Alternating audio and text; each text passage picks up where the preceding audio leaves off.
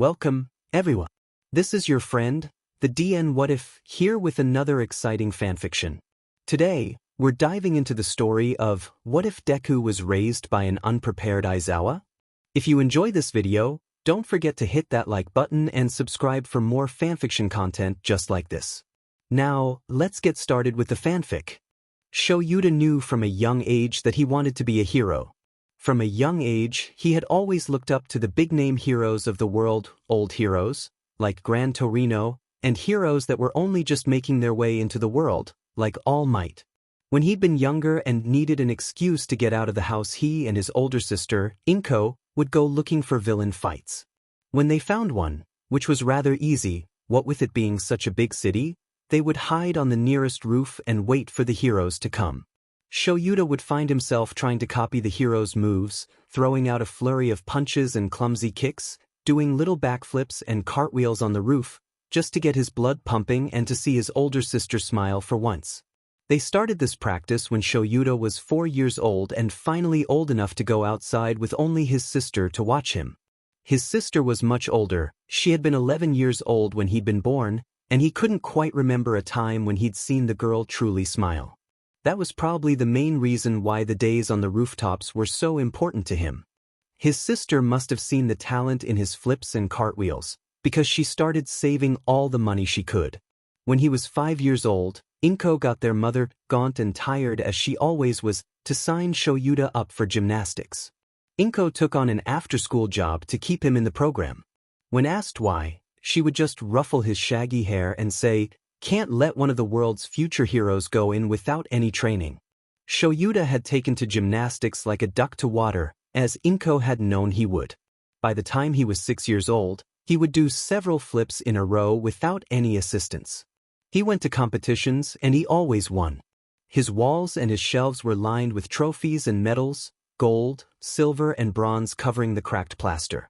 Gymnastics was a good distraction for Shoyuta. The boy was always quite lonely. His dad was never there, always out spending the money that their mother worked so hard to bring home. His mother worked 3 jobs, and she came home late every night only to leave early the next morning. Inko began to distance herself, always focused on school or her new boyfriend, Hisashi Midoriya. If not for the money that was left in the cookie jar periodically for gymnastics and sweets, Shoyuta couldn't be certain whether Inko came home at all. When he was 7 years old, Inko graduated and stopped coming home. The money stopped appearing in the cookie jar, and instead was mailed to them in plain white envelopes with no extra notes to explain herself. His mother took on an extra job, and Shoyuta almost never saw her unless he stayed up into the wee hours of the night. His father stopped coming home. Life at school was miserable, all of the children taunting him because his quirk hadn't come in yet. He was 8 when it finally did come in. He'd been watching another villain fight, and it looked like the heroes were losing. His chest had ached as he watched the underground hero be beaten into the ground. Something had tingled in the very tips of his fingers, and then his eyes had flashed red and his long, shaggy black hair had risen from his shoulders and the green fire that danced along the villain's skin had ceased abruptly. The hero lunged at the villain, and Shoyuta blinked, and his eyes became unbearably dry and achy. His irises, which had previously been a dark brown, were a bright red. But his quirk had been activated. He'd ran home to tell Inko, and had been overwhelmingly disappointed when he remembered that he wouldn't find her there.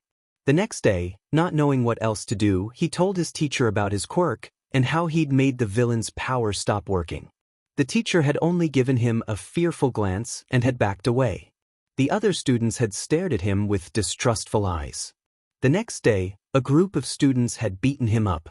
Shoyuta was expelled. The other students weren't.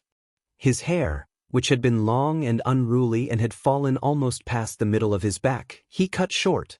It bunched up in the back, wild and unruly now that it wasn't so long and weighed down. Some patches were shorter than others.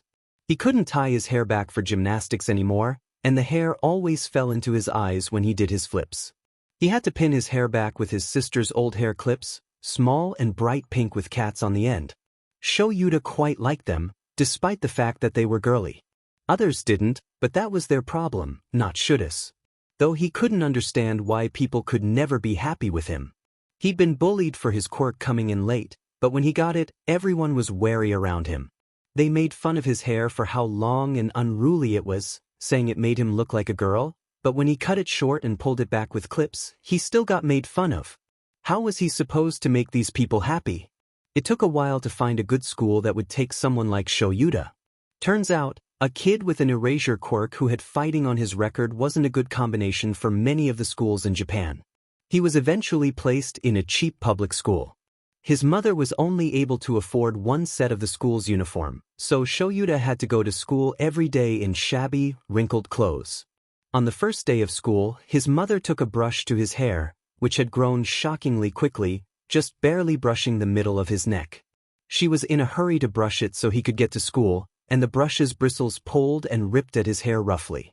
When he went to school, his scalp was unbearably achy and his eyes were puffy. The school was crowded, filled with hundreds of other children. The school had a rule against children using their quirks, but you could often hear the crackle of an explosion or the heat of flames dancing on fingertips. On the first day of school, in the hallway, a boy had extended his leg and had tripped him. But Shoyuta didn't use his quirk, didn't want to. When he got home that night, he went straight to bed. His mother woke him up hours later when she got home, and had dragged him into the kitchen. She'd shaved all of his shaggy hair off with a pair of clippers, right down to the scalp. She'd cut the skin right by his ear in her haste. Shoyuta had hated the way the vibrating clippers had brushed over his still sore scalp. The sensation had made him grind his teeth. At school the next day, a girl in his class called him skinhead. The other children in the class had heard her and thought it was hilarious. By the end of the day, every child in the school called him skinhead instead of his name. It made Shoyuta wonder if they would have made fun of him if they saw the pink, cat-themed hair clips. The days slowly faded into a gray haze, one after another. School was a dull spot in his life, a dark smear on his bright enthusiasm to become a hero, like a pencil mark on plain white paper. He hardly remembered school anymore, though he still made the highest marks in his grade. His life revolved around gymnastics and watching the heroes from rooftops, wondering if someday maybe, just maybe, that could be him. Once a month, his mother would wake him up in the middle of the night to shave his head down to the scalp. The clippers always opened up that same, almost healed-over scab behind his ear. He always walked to school with his ear feeling tender, hot, and irritated. She shaved his head on his birthday. Same haircut as always, right down to the scalp.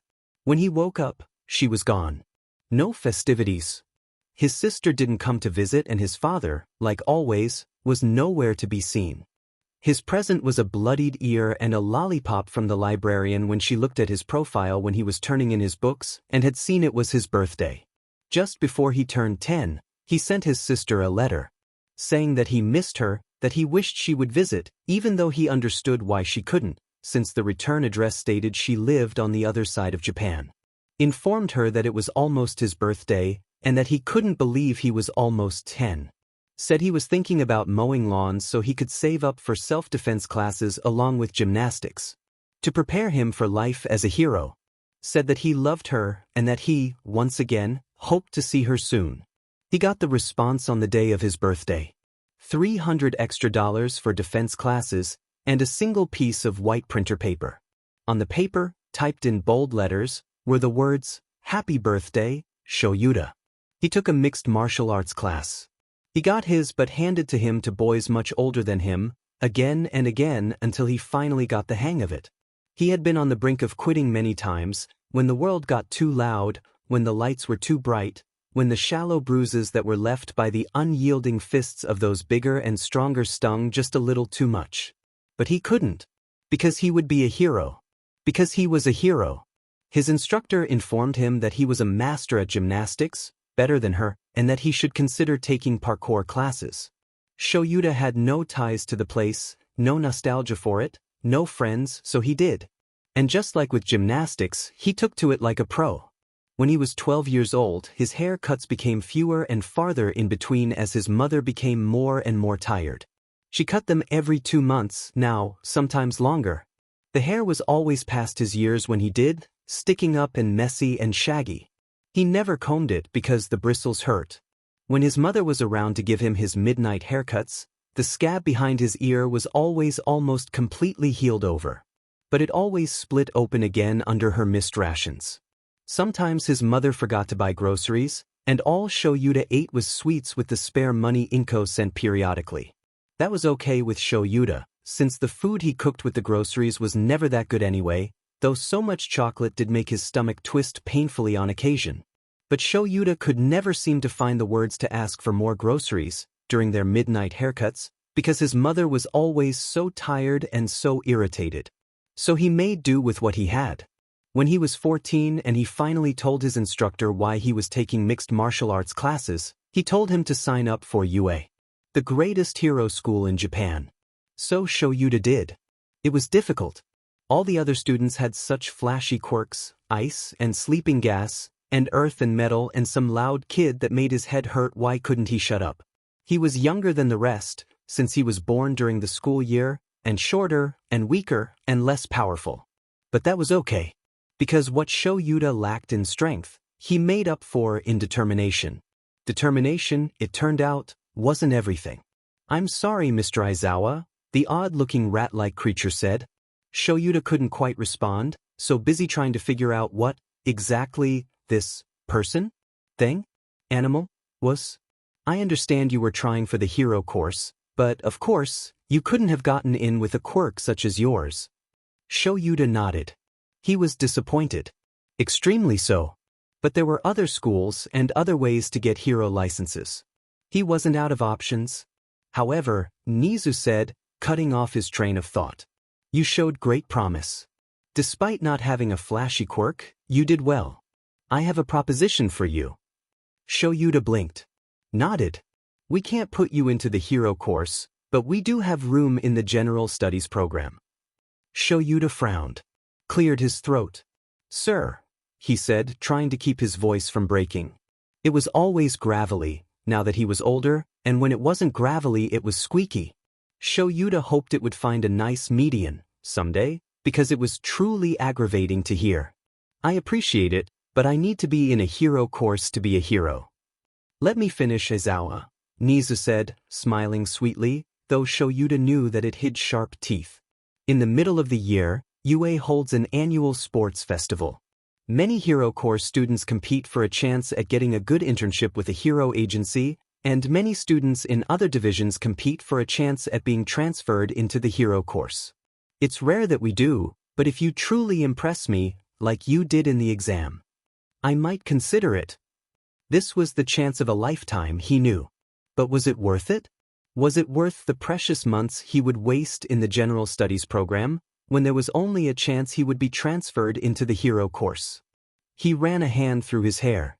It was beginning to grow, since his last haircut, though his scalp was still prickly. He missed his longer hair. Even if he knew, to get back to his longer hair, he'd have to go back to pinning it up with clips. He could do this, right? He nodded to himself, determined. His hands gripped the fabric of his black slacks. He looked up, eyes narrowed. Determination hadn't been enough to get him through the entrance exam, but it could be enough to get him through the sports festival. "I won't let you down, sir." After he started going to UA, his mother stopped coming home so much. Groceries were delivered to the apartment every so often, but his mother was never with them. He still got money from his sister, and Shoyuta doubted she knew that his mother had stopped returning. Before, when he woke up in the morning, there was almost always a dirty cup in the sink, smelling of tea, of hot chocolate or coffee, or whatever else had struck her fancy. These days, the only cups found in the sink were his own. But that was okay. He could adapt.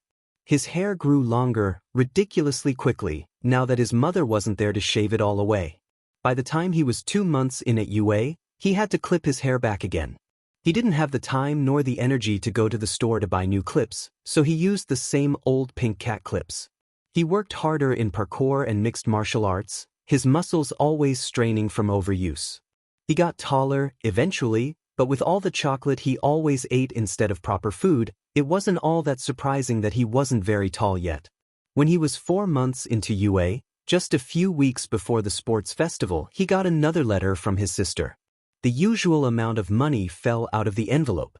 Along with the money was a card. An invitation. Standard, with no touch of personalization. More than likely bought at a dollar store. It was a letter to a wedding. More specifically, Hisashi Midoriya and Inko Aizawa's wedding. The card was pink, just like the ever-present cat clips in Shuta's hair. The address was far away, and he wasn't sure how he would manage to get there, but he stuck it to the fridge with a magnet. Excitement and something like apprehension thrummed through his veins. How long had it been? 7 years since he had seen her in person? He'd have to get a suit. Find some way to control his hair. Get a gift. His teachers liked him well enough. If he missed a single payment, then they wouldn't be too terribly upset. He'd just have to pay them back, somehow. Perhaps clean their establishments after practice, or on the weekends, to make up for it. That's what he would do. The wedding was 2 days before the sports festival. Shoyuta bought a nice suit, charcoal gray with a blood-red button-up and a black tie. He couldn't afford dress shoes along with the suit and the gifts, along with transportation, so he just wore his nicest pair of sneakers. He took gel to his hair, and tried his best to comb it back. The stray hairs that escaped the gel's hold he pinned back with the pink cat clips. He bought Inko a necklace with a moon charm on it. For Hisashi, who he couldn't remember much about besides the fact that he wasn't his biggest fan, he bought a simple watch. Leather strap, soft on the skin. He took a bus to the wedding, and hoped that the seats wouldn't damage his suit. The buses always seemed too loud and dirty. After that bus, he took another bus and then a train. The wedding was in a garden. It was only just starting when he arrived. He kept his present on his person rather than set it on the table designated for presents, and sat at the back of the wedding. The bride and groom wore kimonos, black and white. His sister looked different than he remembered, green hair pulled back into a bun, face powdered and lips painted red. There was a flower in her hair. She looked older, more sophisticated, not like the teenage girl who stayed up with him on rooftops to study the heroes fighting below. The ceremony continued as could be expected. After the ceremony came the reception. The adults drank sake, danced and chatted. It was hard to find Inko over the dozens of bustling people, with the flashing lights and the loud noises. Shuta's skin prickled every time someone got too close. Eventually, Inko sat down, and her new husband went around to talk to business associates. She leaned her head back against her seat, and let her eyes fall closed. Long, black lashes splayed on powdered cheeks. Shoyuta thought she looked odd. Not human. He sat at her table, just looking at her. She didn't notice him, for a while, until she looked up. Eyes widened. Shoyuta nodded in her direction. "Shoyuta?" she asked, voice breathy and bordering on disbelieving. "Hey," he said, not knowing quite how to respond. "You're here," she noted. Is Mom?" "No," Shoyuta said. "Just me. I haven't seen her in a while. Her cups are never in the sink anymore. And Dad? Still gone. When was the last time Mom was there? 4 months. 5 months. I don't know. When I started high school, she stopped coming home at night and stopped giving me my hair cuts." "Ah," Inko said. "So, you're alone?" Shoyuta blinked at her. "No. At home. I have my instructors. And I'm thinking about getting a cat, so I won't be alone then. I'm okay." Inko smiled at him in that way that she had smiled at him before, so many years ago. Chapters ago. Lifetimes ago. Or that's what it felt like. It made something in Shuta's stomach twist and ache, like it did when he ate too much candy, or when he was sad, or scared. He couldn't tell whether she was smiling at him because she felt she had to, or because she was really, truly happy to see him. "You got old," Shoyuta noted. Inko laughed. "I suppose I did." "So did you? You're taller now." "Time tends to do that to a person," Shoyuta noted. "It's funny like that. Are you 25? "Unfortunately," Inko said with a hint of bitterness. "I wish I was 25. I'd be a hero by now. And I'd have lots of cats." "I suppose you would," Inko said. "Still stuck on being a hero?" "Yes," Shoyuta said. "I'm going to UA now. I'm in general studies, but I'm going to transfer to the hero course. I think my quirk will be useful for taking down villains." Inko smiled fondly. "I'm sure it will be, Shoyuta," she said. "How can you be sure?" Shoyuta asked, tilting his head to the side. You don't know what it is. I don't. Because you left. Because I left. It's erasure, Shoyuta said. I can erase people's quirks. No one likes me because of that. But I don't really like anyone else either. That's okay, Shoyuta, Inko said. If they don't like you because of your quirk, they don't deserve you. You left before I got my quirk, Shoyuta said. So why don't you like me? Why didn't Dad like me? I don't know why Dad didn't like us, Inko admitted. That's just how life played out. But I do like you, Shoyuta. I love you. But you left me. But I left you. Will you come back? Shoyuta asked. Shoyuta wasn't sure why he did. He already knew what the answer would be. What she would say. Maybe it was wishful thinking. Or maybe he was just tired of being alone. I know you don't like cats. Unless they're on hair clips. He pointed at the clip in his hair. If you come back, I won't get a cat. I can't come back, Inko said. And you can't come with me. I'm sorry, Shoyuta. Shoyuta hummed. No, you're not. But that's okay. Can you give me a reason? Why you can't? No. No, I don't think I can. Shoyuta nodded. Have a happy marriage, Inko. He handed her the box with the necklace and the watch. The moon is for you. He stood up. Do you have any suggestions? To name my cat.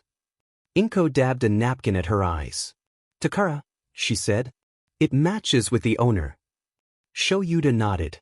You said you loved me. I do. I love you too.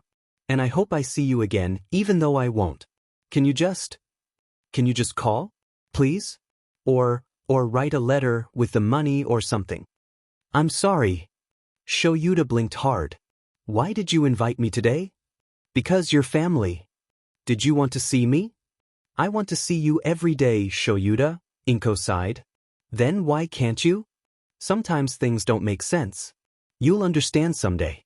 I promise you. I don't think I will. That's okay. Stop saying that. Just. He sighed. Goodbye, Inko. Goodbye, Shoyuta. He did well in the sports festival. He took second place, and hero agencies were scrambling to get their hands on him. He was transferred into Class 1A immediately afterward. They sat him next to a loud blonde and a girl with a rather vulgar disposition who was always flirting with him. Both were several inches taller than him. It made him want to start eating healthier, just so he didn't have to crane his neck to speak to people. Loud blonde and vulgar girl were the only two in Class 1A who were nice to Shoyuta. Apparently, when Shoyuta had transferred to Class 1A, he had replaced a boy that was rather popular among his peers. Loud blonde and vulgar girl, later identified as Hisashi Yamada and Namuri Kiyama, were nice to him because they didn't like the boy he had replaced. Even though he wore girly hair clips and he was always a mess and he was more than likely irritated from not sleeping enough and he talked about his calico cat, Takara, a lot. When the time came to pick hero names, it was Hisashi's idea for Shoyuta to be called Eraserhead. Shoyuta thought it sounded nice enough. Hisashi wanted to be called Presentation Michael, but Namuri and Shoyuta convinced him that it was stupid and he shortened it to Present Mike. Namuri called herself Midnight, and Shoyuta thought it was fitting. Not that he would have opposed the girl, even if he disliked it. He was terrified of her. He got money on his birthday, as well as a black and white photo of a blob about the size of a pea.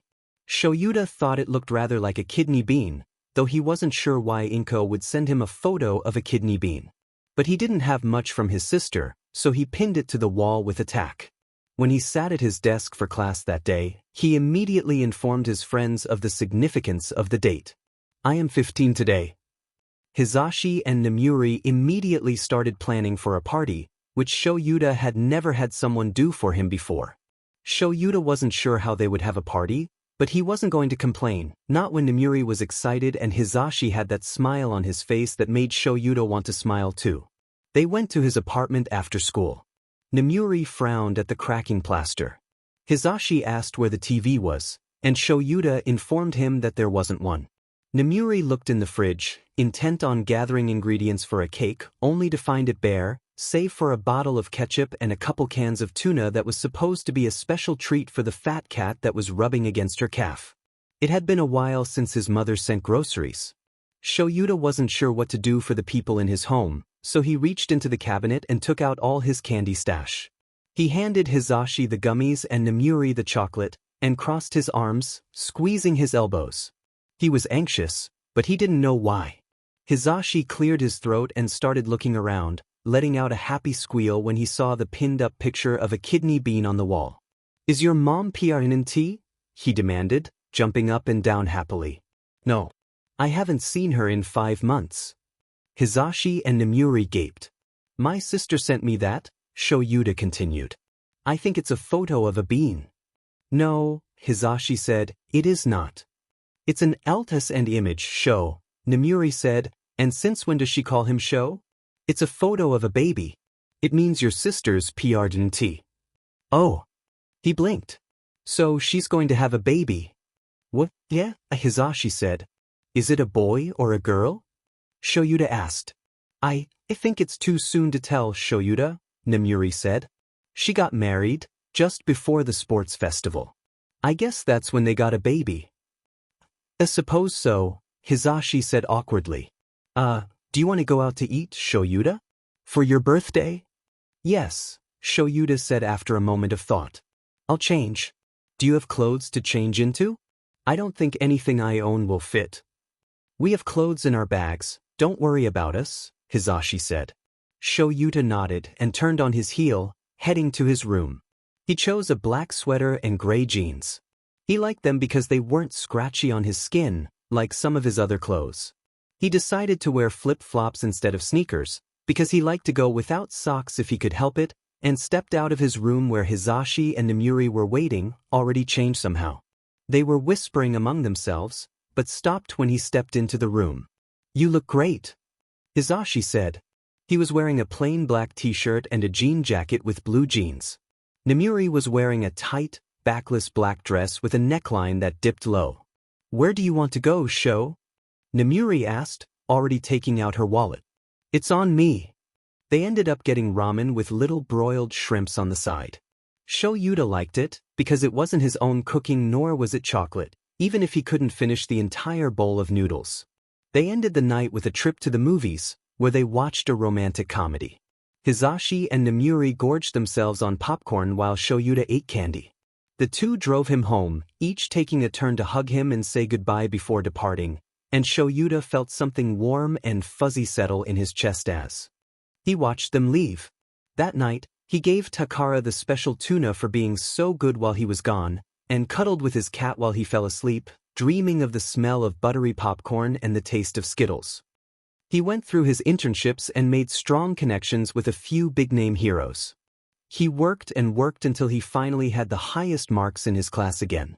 He didn't have a flashy, destructive quirk like the others, but he still remained in the top 3 of his class. Months passed. Summer began.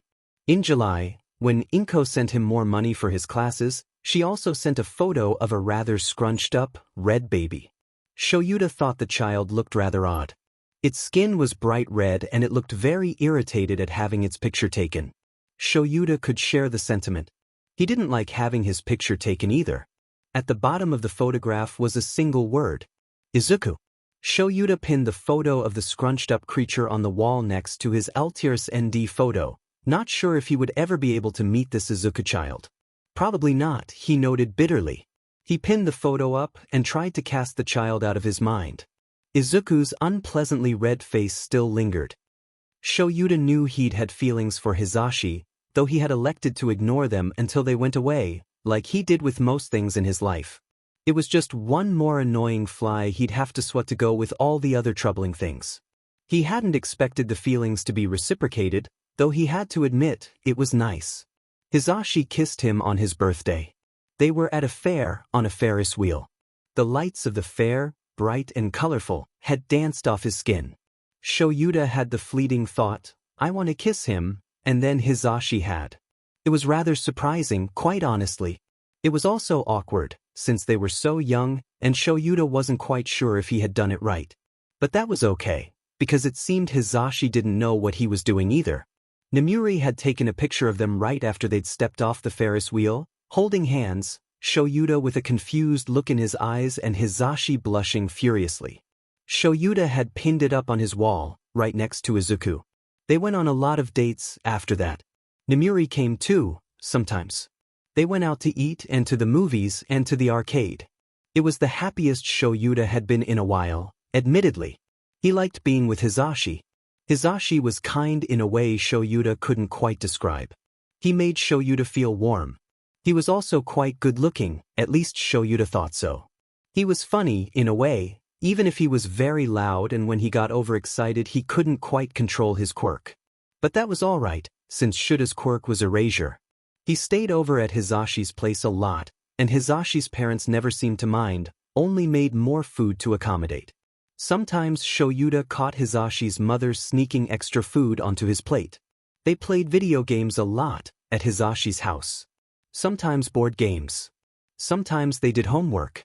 Sometimes they just sat there in silence, Hisashi playing a mindless game on his phone and Shoyuta reading a novel. Hisashi liked to joke that his parents probably thought they were doing something else, though he never clarified on what that something else was. Shoyuta thought he probably meant kissing, though they did do that a lot too. Exams came and went, and then the school year was over. Shoyuta spent more time with Hisashi and Nemuri than he had the previous year, Takara joining a lot. They spent a lot of time at the gym, training to control their quirks or, in Shuta's case, working with weapons. Shoyuta had only just taken a liking to his capture weapon, which he carried on his person quite a bit now, even though it was a bit heavy. It was sort of like a weighted blanket, and Shoyuta could appreciate that, since he loved the weighted blankets that Nemuri let him use whenever they slept over at her house. In July, just like the previous year, Shoyuta came home to find a letter on the mat from Inko. When he opened the envelope, a photograph fell out onto the floor. Another photo of a baby. The same word on the bottom of the photograph. Isuku. He was quite a bit bigger in this photograph, and a bit more human-looking. Shoyuta supposed that was inevitable. He was smiling at the camera. He had exactly 4 teeth. Shoyuta counted. His hair was longer, sticking up around his head in a halo of green and black. He looked like a piece of broccoli, or perhaps a cabbage. Shoyuta unpinned all of the photos from the wall. On the back of the Altars ND photo he wrote kidney bean. In the photo of Izuku as a newborn he wrote creature. In the newest photo he wrote cabbage. He thought it was quite funny, though Izuku might have been offended. He pinned the photos back onto the wall, in the order that he got them, and stared at them for a while. Izuku. Perhaps I should get a sign that says, the life cycle of Izuku. In his 3rd year, he met a boisterous girl named Emi Fukukado. She was funny, he supposed, since everyone else seemed to laugh at her jokes. She had sea green hair, and he liked it, because it reminded him distantly of his sister and even more distantly his father. It made it hard to look at her, sometimes. She seemed to like Shoyuta, for whatever reason, always telling jokes to get her to laugh, and seeming to have more and more fun when she failed. Shoyuta liked her, so he didn't complain when she was around. The 3rd year at UA was undoubtedly the hardest. There was nothing but work. Interviews. Exams. Training. Kept Shoyuta busy, and he loved that. He mastered his capture weapon in that time, as well as his mixed martial arts class and his parkour class, though he still attended to keep his skills sharp, just like how he still did flips around his apartments for gymnastics. He'd knocked over a lot of aces doing that, and his cat hated it, but that just encouraged him to do it more, if he's being honest. He loved it when his cat looked disdainful. The cat hissed at him from under the couch every time he pulled off a triple backflip. When he finally finished UA, he started working as an underground hero. He, Nemuri, and Hisashi worked together a lot, especially when a big-name villain crossed their paths, but Shoyuta was always gone before the press could get a hold of him. 17 years old, and already a successful and respected underground hero. Shoyuta wondered if Inko would be proud of him. In that time, he sold his apartment and sent Inko his new. He pinned his pictures up on the wall and shoved his medals from gymnastics contests long forgotten in a box in his closet. Inko still sent him money. He got a new photo of Izuku. He was smiling at the camera shyly, hugging himself. He was rather chubby, but Shoyuta supposed that was normal for children at that age. His hair was long, longer than it had been last time, and it looked as if it had never been cut or combed. Shoyuta brushed his fingers over the spot behind his ear, remembering the haircuts his mother had given him before she'd disappeared. The ever-present cut behind his ear and the prickliness of his scalp. Shoyuta wondered if she still mailed him groceries ever so often, and if so, if there were bags of rotting food waiting outside of his old apartment for a boy that wasn't coming back home. Shoyuta wondered, briefly, if he should send her a letter saying he didn't live there anymore, before dismissing the thought. He hoped she wasted her money. On the back of the photo he wrote, "Greenstalk." He hung it up next to "cabbage." His face started getting scruffy and prickly with hair after he turned 18, but he didn't like shaving, so he didn't do it often. He didn't think Hisashi minded much. He liked running his hands along the sides of his face and kissing his forehead, for whatever reason, but he wasn't about to complain. Hisashi moved into his apartment right after Shoyuta turned 18. His fridge was filled with groceries, now, rather than just tuna and the occasional half-eaten chocolate bar. He slept in Shuta's bed, and Shoyuta liked that because Hisashi hugged him and traced the scars he'd gotten from hero work at night. Half of the closet belonged to Hisashi, and half to Shoyuta, and you could tell because half of the closet was filled with very bright colors and half were muted grays and blacks. In the bathroom, Hisashi's shampoo sat beside Shuta's, along with his body wash. His hair gel was on the counter. His hairbrush too, along with several hair ties that Hisashi put in the same container that Shoyuta kept his kitten hair clips. His toothbrush shared a space with Shuta's in the cabinet. His razor sat next to Shuta's. All of Shuta's space was being shared by Hisashi, but Shoyuta couldn't find it in himself to mind that much. Shoyuta took day shifts and Hisashi night ones, and they hung out in the few hours in between each, either talking or cuddling or something in between. Hisashi patched up Shuta's scrapes and bruises, and Shoyuta did the same for Hisashi. When Shuta's dry eye was bad after patrol, Hisashi brought him his eye drops, and when Hisashi's throat hurt after using his quirk too much or his ears ached, Shoyuta brought him water, throat lozenges and noise-canceling headphones. It was good. In the summer of Shuta's 18th year, Shoyuta got two things in the mail. His regular letter from his sister and an official-looking envelope. He opened the letter from his sister first. Isuku. 3 years old. He had freckles now. On the back of the photo he wrote, "Sprout," and pinned it up on the wall next to the other photos. Then he opened the official-looking envelope. It looked a lot like the wedding invitation, but less frilly. It was an invitation, but not to a wedding. He put the card on the table and sat on his couch, staring at it. Hisashi found him like that hours later. He sat next to him, opened the envelope, slowly closed it, and put it back on the coffee table, before wrapping an arm around Shoyuta and pulling him close. He tucked his head under his chin, a movement that was awkward now that Shoyuta had finally caught up height-wise and was now only an inch or so shorter than Hisashi's 6-inch. Hisashi hummed some pop song he had played on his new radio show, and Shoyuta stared at the wall blankly.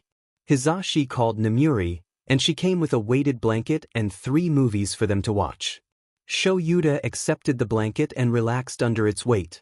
Hisashi and Namuri sat on either side, Hisashi with an arm wrapped around his waist and Namuri leaning against his shoulder. They ate popcorn and Skittles, like they always did when they watched movies. Shoyuta couldn't quite bring himself to pay attention. His parents were dead. His father, who he hadn't seen since he was 7 years old. His mother, who he hadn't seen in 4 years. They were dead. They had died together. He had so many questions and none of them could be answered. Why did they die together? How did they die? Who had invited him to their funeral?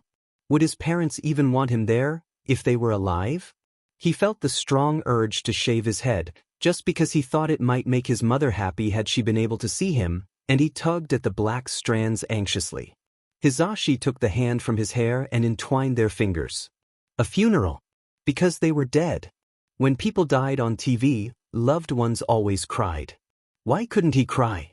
Was he even considered a loved one by these people? His stomach twisted. He felt ill and he pushed away the Skittles. Hisashi kissed his temple. Shoyuta leaned his head against Namuri's and fell asleep. The funeral was 2 days later. Shoyuta hadn't wanted to buy a new suit, since he really didn't have the money, but the suit he'd worn for Inko's wedding really wasn't fitting for a funeral and it was too small. They bought a new suit. Black pants, black suit jacket, black collared shirt and a blood-red lapel. He didn't wear a tie. He took a razor to his face and shaved his beard, something he usually only did once a month or so, the same schedule his mother had shaved his head all those years ago. They didn't own a pair of clippers now, and Shoyuta was glad for it, since he wasn't sure if he'd be able to stop himself from taking them to his head. Instead, he washed his hair thoroughly, blew it dry and combed out all the tangles before tying it back up into a half knot. In the minutes before it would be time to leave, he paced the room relentlessly. Adjusted the lapels of his suit jacket, washed his face repeatedly, adjusted his hair.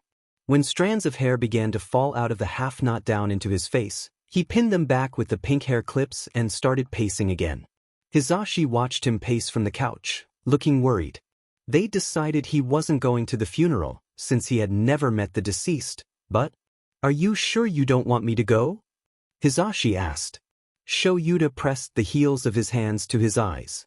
He felt like scratching at his skin, felt like clawing his way out. He flexed his fingers.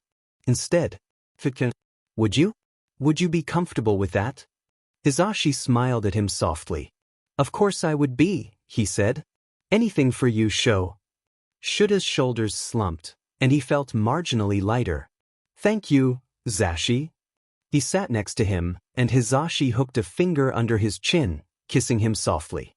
His other hand held his cheek, and his thumb stroked over smooth skin. Shoyuta blinked his eyes open when Hisashi pulled away, smiling slightly. Something came to his mind and Shoyuta, having no filter whatsoever, said it. "I love you, Hisashi." Hisashi's eyes widened to the size of dinner plates. Shoyuta felt a blush creep up his neck, and his ears burned. His heart started thrumming in his chest. "Stupid, stupid, stupid." Hisashi opened his mouth to say something, but the alarm on his phone cut him off. Shoyuta stood up from the couch quickly. "Time to go," he said, hurrying out of the house. Hisashi sat there for a moment, stunned, before running after him. They were halfway to the funeral when they realized Hisashi wasn't wearing a suit and had to drive back. The funeral was crowded, filled to the brim with unfamiliar people, and Shoyuta found himself reaching for Hisashi's hand involuntarily. They sat in a pew at the back. Hisashi kept a hand on Shuta's leg, and Shoyuta covered the hand with his own as the funeral's proceedings went on. Almost everyone in the room was crying, and Shoyuta wondered what it meant if all these strangers were crying for his parents, but Shoyuta, their son, couldn't manage a tear. A woman walked up to tell a speech, and a hush falled over the crowd. Shuta's eyes widened in shock. Hisashi looked utterly confused as Shuta's shoulders began to shake. Inko Midoriya began her speech. "My parents were incredible people," she began. "They were kind and always there for me. I was lucky to have them. My dad taught me to ride a bike, my mom taught me to bake cookies. They worked hard to support me and—" Her eyes, which had been sweeping across the room of people, met Shuta's. Her speech stalled. Why does she lie? She swallowed. They had their ups and downs, but they came together again 4 years ago, and I think they're happy to have died together too. They've been nothing but kind to me, my husband and their grandson these last couple years. She blinked hard. "I'm sorry." She wiped at her eyes. A little boy with long, curly green hair suddenly ran forward and hugged her leg. "Mommy-don, sitabu." Shoyuta gasped. "The cabbage."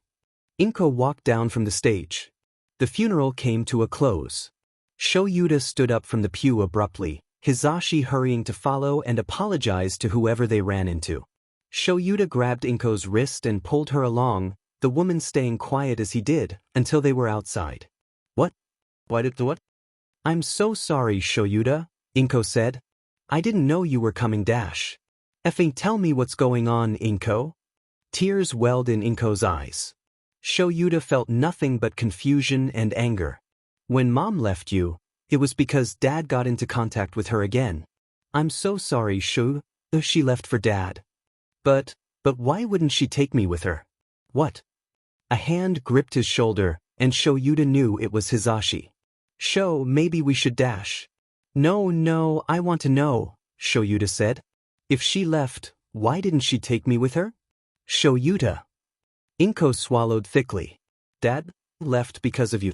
And Mom missed Dad, even though he was barely around to begin with, and when he said he wanted her back she just.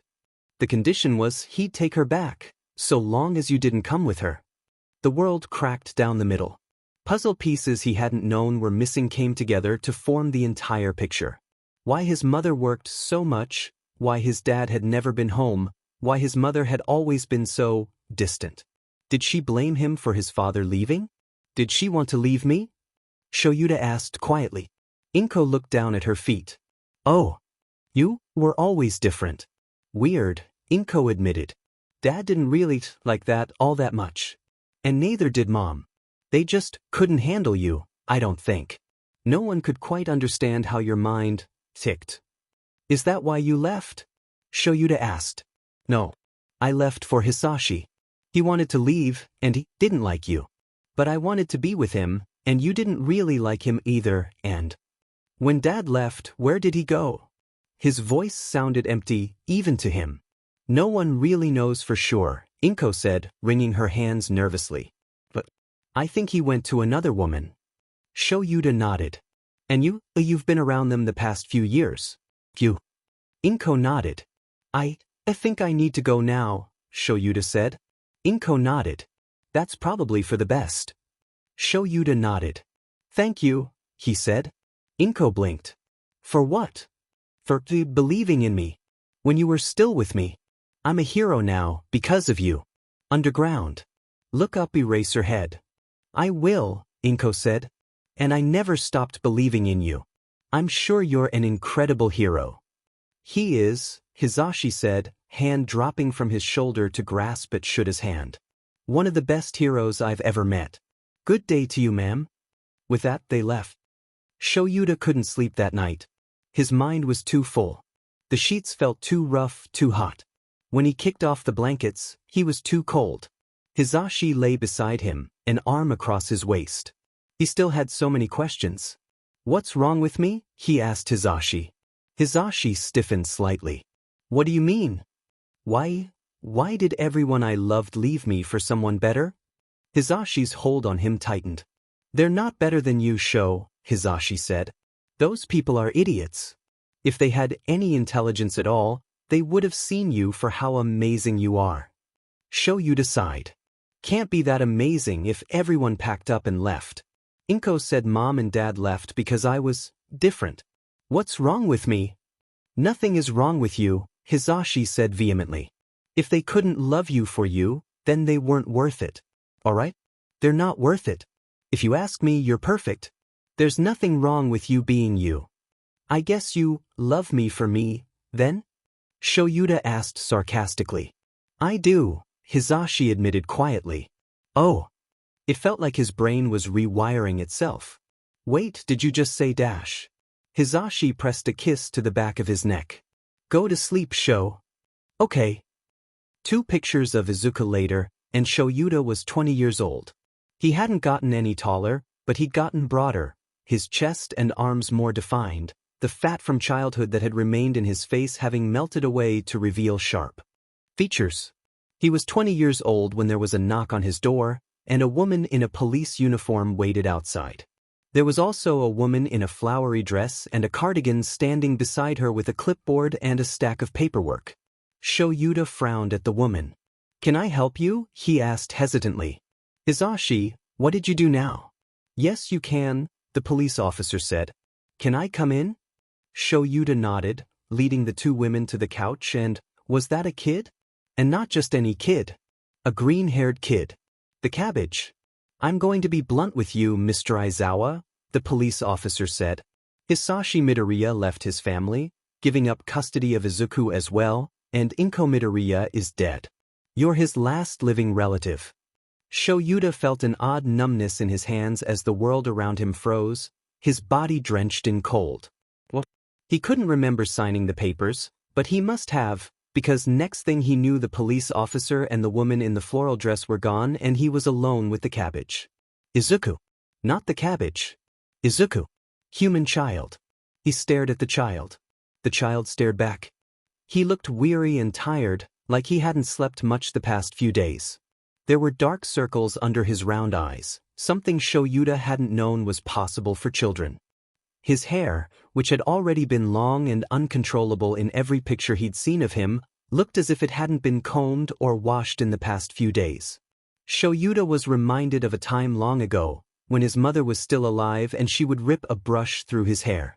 Shoyuta had the strong urge to reach forward and poke the child, just to make sure this was all real. Shoyuta didn't think that would be appreciated. "Hello," he finally said. His voice rumbled in his chest, and he saw the child flinch. Shoyuta supposed that was understandable. He was rather scary looking on good days, and his voice was quite deep. Had he been the child's age, he'd probably be a bit frightened too. "Hi," Isuku said. The child's voice was high and tinny, and somehow his voice seemed to match his appearance. "My name is Shoyuta," Shoyuta said, because he wasn't sure what else he was supposed to say. I believe I am your uncle." The child nodded. "What is your name?" He already knew his name, but the child might appreciate pleasantries. Or perhaps not. He didn't know much about Isuku, after all. "Zuku," the child said. Shoyuta wasn't sure if he just couldn't pronounce all the syllables of his first name or if everyone called him Zuku. He wasn't sure how to ask. "That is a nice name." His voice sounded dry, even to his own ears, and Shoyuta hoped the child was not offended, since that's how his voice sounded all the time. "Are you going to take care of me now?" His words were clumsy and round, and there were W's where there shouldn't be W's. Shoyuta wondered if he should get the child in speech therapy. "I think so," Shoyuta said. "If that's all right with you." But was it even all right with Shoyuta? Would it be all right with Hisashi? Did he even have a choice at this point, after signing those papers? "Okay," the child said. "Where do I put a child?" "I guess I could put him in the guest bedroom, but that's where Nemuri usually sleeps." "I'll buy a futon," Shoyuta muttered, "for Nemuri. And you can sleep in the guest bedroom. I'll buy a bed for a child. Or a crib if you still use those at this age. And a dresser." "A child dresser? Do children need dressers?" He dissolved into mutterings and questions directed to no one other than himself, Isuku waiting on the couch for him to finish, gazing at him warily. The boy looked very pale. His freckles stuck out too much. "I'll make food," Shoyuta decided, quickly standing up. He walked to the kitchen swiftly and took a Tupperware container out of the fridge. He was planning on having it for lunch, but he supposed the child needed it more. He shoved it into the microwave for 30 seconds and leaned against a counter, his arms crossed against his chest, hands gripping his elbows. Hisashi always said that was how he knew when Shoyuta was anxious or irritated, but Shoyuta just did it because he found it comforting. It was like being hugged. The child walked into the kitchen from the living room and stood across from him. Large eyes looked at him inquisitively. They were green just like his hair. Just like Inko's eyes. And his father's eyes. Who were both dead. He felt like he could feel clippers buzzing along his scalp. He tugged at a strand of hair. "You're 5 years old." The boy nodded. "What do 5-year-olds like?" The boy frowned as if in thought. "I like heroes." He said the word, heroes, like there was a W just before the O. Shoyuta felt hope begin to blossom in his chest. He could talk about this. "Like All Might." "I used to like All Might too when I was your age," Shoyuta stated. He wasn't quite as popular back then as he is now. But now he's the #1 hero. Again with the added W's. "I'm a hero," Shoyuta informed him, and Izuku gasped, suddenly looking like an excited puppy. "Underground. I went to UA. That's basically a hero high school." "What's your hero name?" Izuku said, practically bouncing in place. Shoyuta felt himself relax, slightly. This he was good at, because he was Izuku 15 years ago. Starry-eyed and always talking about the heroes of the world.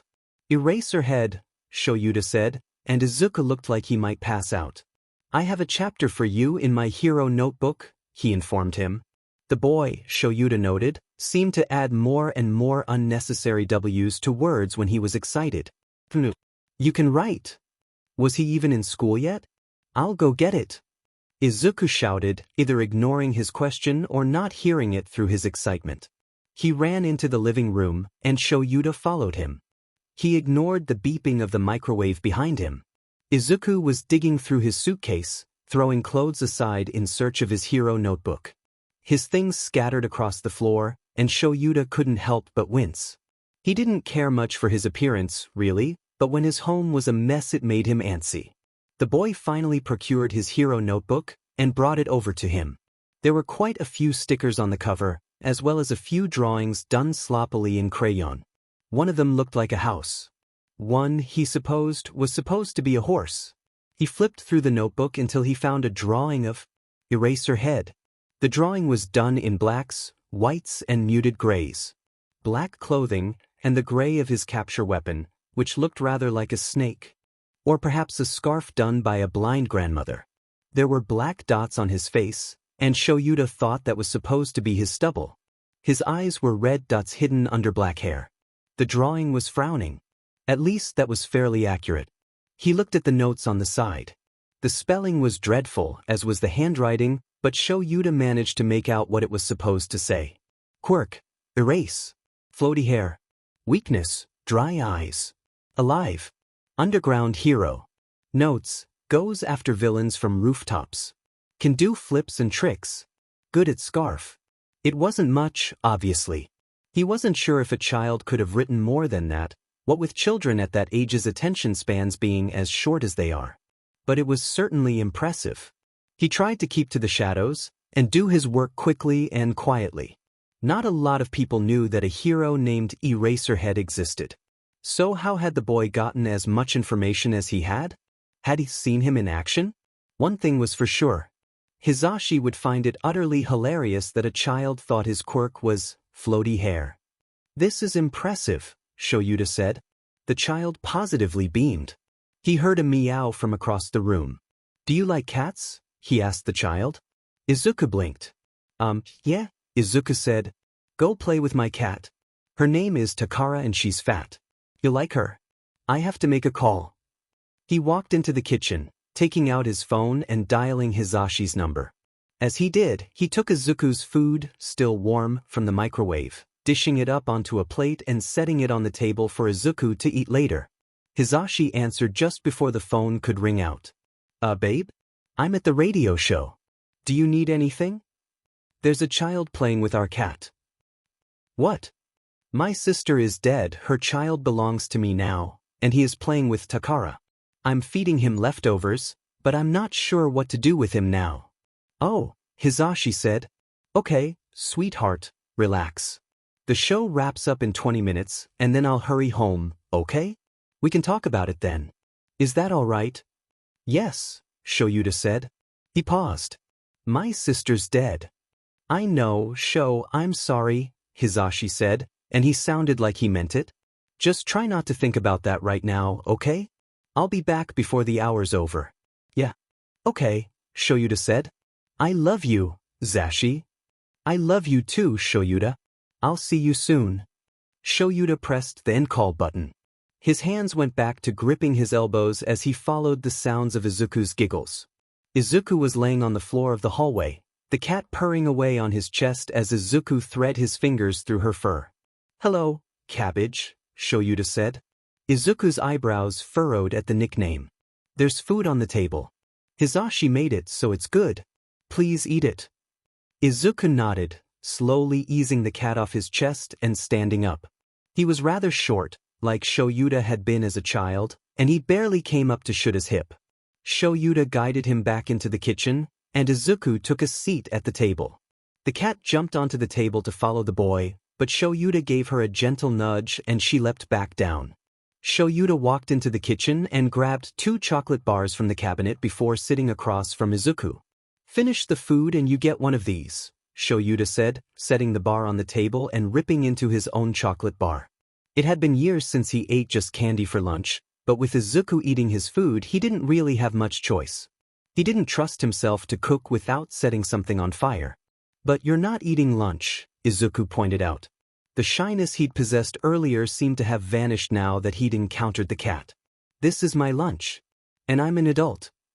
It wasn't often he thought of himself as an adult. It sounded fake. How old are you? Izuku asked, taking a bite of his food. I turned 20 last November. That's really old, Izuku noted. Shoyuta frowned, feeling a little hurt. It's not that old, Shoyuta said. I'm only 15 years older than you. Wow, Izuku said. Shoyuta narrowed his eyes. Eat your food, he said, taking a large bite out of his candy bar. He wanted to get out of this topic of conversation. Do you like sports? He hoped not. Not really. Thank God. Shoyuta tried not to look too relieved at that. Sports meant he would probably have to attend games, and sports games always seemed too loud and too bright. Namuri and Hisashi had taken him to a sports game once. He'd gotten a headache that was so bad, he'd almost thrown up and they'd never suggested it again. Me neither, Shoyuta confided. They're very... He couldn't find the right word. He moved on. But I was in gymnastics. I like gymnastics. Like flips and stuff? Basically, Shoyuta said. I did flips on roofs a lot, so my sister put me in gymnastics. Izuku looked very sad suddenly. My mommy put you in gymnastics? He asked, his voice sounding small. Shoyuta frowned. Yes, he said. She saved up money so I could go. She's probably the reason I'm a pro hero. Izuku sniffled. Are you okay? I miss my mommy, Izuku said, and Shoyuta felt suddenly incredibly stupid. I'm sorry. About your mother. I miss her too. Can you tell me stories about her? Izuku asked. Someday? Not today, but someday? I miss her, he said to him. Shoyuta felt very uncomfortable. He was never very good with crying people, especially not crying children. He wasn't sure what to do in this situation. Hands gripped elbows.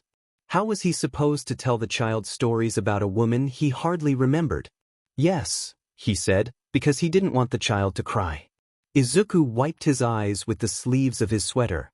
Please stop crying. Izuku's eyes welled up with tears again, and he looked like he was just short of wailing.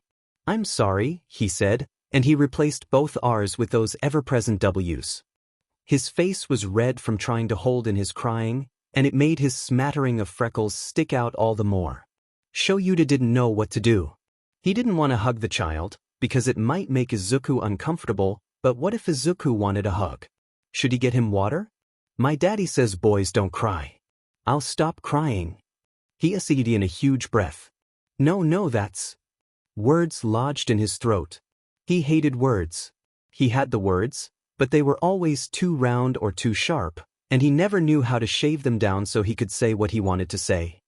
Cry. If you need to cry. I know you're going through a lot. I shouldn't have asked you to. Stop crying. Izuku whimpered. He was still holding his breath like that. Would help. Please breathe. He checked his watch. Hisashi's radio show would just be ending now. It took him 30 minutes to drive home. Shoyuta almost hoped he would speed. He looked at the child's plate. Eat your food and you get chocolate. Chocolate makes me feel better. Izuku nodded, continuing to pick at the food on his plate. His eyes were still red and puffy. Are you married? Izuku asked. Shoyuta almost choked on a bite of chocolate. No, Shoyuta said slowly, drawing out the word. I'm 20 years old. That's old enough to get married, Izuku pointed out. Still too young for me, Shoyuta said. My mommy and daddy were married, before my daddy had to leave for work, Izuku said. I see, Shoyuta said, feeling something bitter and ugly grow in his gut at the mention of Izuku's father. Maybe it was from his anger at his own father for abandoning him. Maybe he just hated all negligent fathers. Maybe he just disliked Hisashi Midoriya. Maybe all three. I am dating someone, Shoyuta said. Really? Izuku asked. What's her name? Hisashi. And it's he. We've been together for 4 years now. That's nice, Izuku informed him. Do you love him? He drew out the word love. Very much, Shoyuta said seriously. Do you want to marry him? This child asked too many questions. Maybe one day. Does he want to marry you? Not sure. Maybe. Why did this child have him questioning his relationship? No more questions, please. Your food's going to get cold, Aizawa said. Remember, if you don't eat your food, you don't get candy. Izuku ate. Shoyuta unwrapped the candy bar for him. He felt Takara curl up around his feet, her purr vibrating against his ankle. He finished the candy bar much faster than he finished the food. Would you like to play with the cat more? Shoyuta asked. He would have offered to play a movie, but he wasn't sure if children were supposed to watch TV at that age. The cat was a safe bet, and it would give him a chance to read the file Izuku's caseworker had left before hurrying away. Izuku nodded and turned onto his stomach, sliding down from his chair. It only reminded him of how small Izuku was. Had he been that short at Izuku's age? Probably shorter. While Izuku sat on the floor and played with the cat, Shoyuta walked into the living room and sat on the couch. The file was on the coffee table. It reminded him of a day 2 years ago, when he'd gotten the invitation for his parents' funeral. His parents had died in a gas leak, in their home on the other side of Japan. When they'd found them a few days after their death, they had been laying in bed together, holding hands. They'd had a house together. They'd loved each other so much, they had held hands, even in death. Shoyuta didn't regret his life. He was happy with where he was today, and he wouldn't change anything. That didn't stop the wave of grief that washed over him at the thought of his parents, at the knowledge of why they had left in the first place, at the brief glimpse into a life he never had. He opened Izuku's file. At first, it was just basic stuff. His height 3'0". His weight 17.4 kilograms. Hair color, eye color, green. He was up to date on all his shots. He had 20/20 vision, and he could read and write despite not being in school yet. He flipped through until he found the page about Izuku's parents, Inko, not being about to staunch his curiosity. He turned to the page on Hisashi Midoriya first, not quite able to look at his sisters yet. It said what he already knew. Hisashi Midoriya. Age, height, 6 foot, weight, 170 pounds. The notes: Hisashi Midoriya abandoned Inko and Izuku Midoriya 2 months prior, signing away all his rights, which many believe was the main trigger for Inko's S. He snapped the file shut. S. He didn't know if he'd be able to read the rest of the word without screaming. The hands gripped his elbows tighter, and he could feel his nails digging into his skin through the fabric of his shirt. Hisashi's fault. My fault? Hisashi's fault. In that moment, Hisashi Midoriya wasn't the annoying brother-in-law or the negligent father who had abandoned his 5-year-old son, 2 years younger than I was, oh God, but a villain. A villain who had, however indirectly, killed his sister. Shoyuta didn't get angry often. He got irritated a lot, yes, but that was practically in his job description. He was furious. He didn't think he had even been this angry at his parents' funeral. A squeal of laughter sounded behind him. He reopened the file and skipped Inko's section. Notes about Izuku. An intelligent, albeit sensitive, boy. Cries very easily. Quirkless. Found his mother's body. Shoyuta felt ill. Izuku knew that his mother was dead. That much was obvious. But he didn't know that his dad had left. He thought he was working. Was that what Inko had told him? What Hisashi had told him before he left? What was he supposed to say, should the boy ask where his father was, when his father would come and get him? Quirkless. Was that why Hisashi had left? You were always different. Weird. His father had left him because he was different. No one could quite understand how your mind ticked. How similar were Izuku and Shoyuta after all? Inko had said, 1,000,000 years ago, that they couldn't figure out how his mind ticked. Had Hisashi made the same excuse for Izuku? He snapped the file just again and threw it on the table like the paper burned. Quirkless. Different. Tick. He scratched at his scalp. He could still feel the buzzing. He wasn't quite sure when Hisashi walked into the house, only that Izuku was sitting on the floor next to the couch rather than on the floor of the kitchen, and he looked concerned. His cat was laying on his feet. Shoyuta, I'm here. Hisashi said, peeling off his jacket and hanging it up on the coat rack. He was panting slightly, like he had run up the stairs from the parking lot. Izuku gasped. You're present, Mike, he squeaked. Hisashi grinned, that grin he saved for younger children and fans. Right you are, Hisashi said. He walked over and shook the boy's hand. But please call me Hisashi. What's your name, little listener? Izuku was practically vibrating in place after meeting two heroes in one day. Izuku Midoriya, the boy chirped. I have a chapter in my hero notebook about you. Hisashi's eyes widened slightly. Oh really? Can I see it? Yeah, the hyper cabbage said. Let me go look for it. And with that he took off out of the living room. Takara hissed from where she was, laying across Shuta's feet. Hisashi sat on the couch next to Shoyuta. Are you okay, Sho? He asked quietly. Shoyuta didn't know the answer to that question. He was angry, and his elbows ached. His head was pounding and so was his heart. And he felt sad, but he didn't think he needed to cry, and that only made him angrier. I don't know, Shoyuta answered, because he didn't. That's okay, Hisashi said, because it was. Shoyuta was reminded of green hair pulled back into a bun, red painted lips, and a white kimono. Please stop saying that, Shoyuta said, feeling 14 years old again. Do you want a hug? Hisashi asked, and he didn't know the answer to that either. He leaned against his shoulder. Hisashi's hand ran through his hair. It felt much better than the buzzing. It didn't sting, and there wasn't any blood dripping down from behind his ear. Izuku ran back into the room, holding his notebook like it was his favorite child. He flipped through the pages until he found Hisashi, shoving the notebook at him afterwards.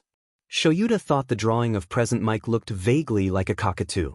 Hisashi obviously thought the same, if his strained smile at the child's drawing was any indication.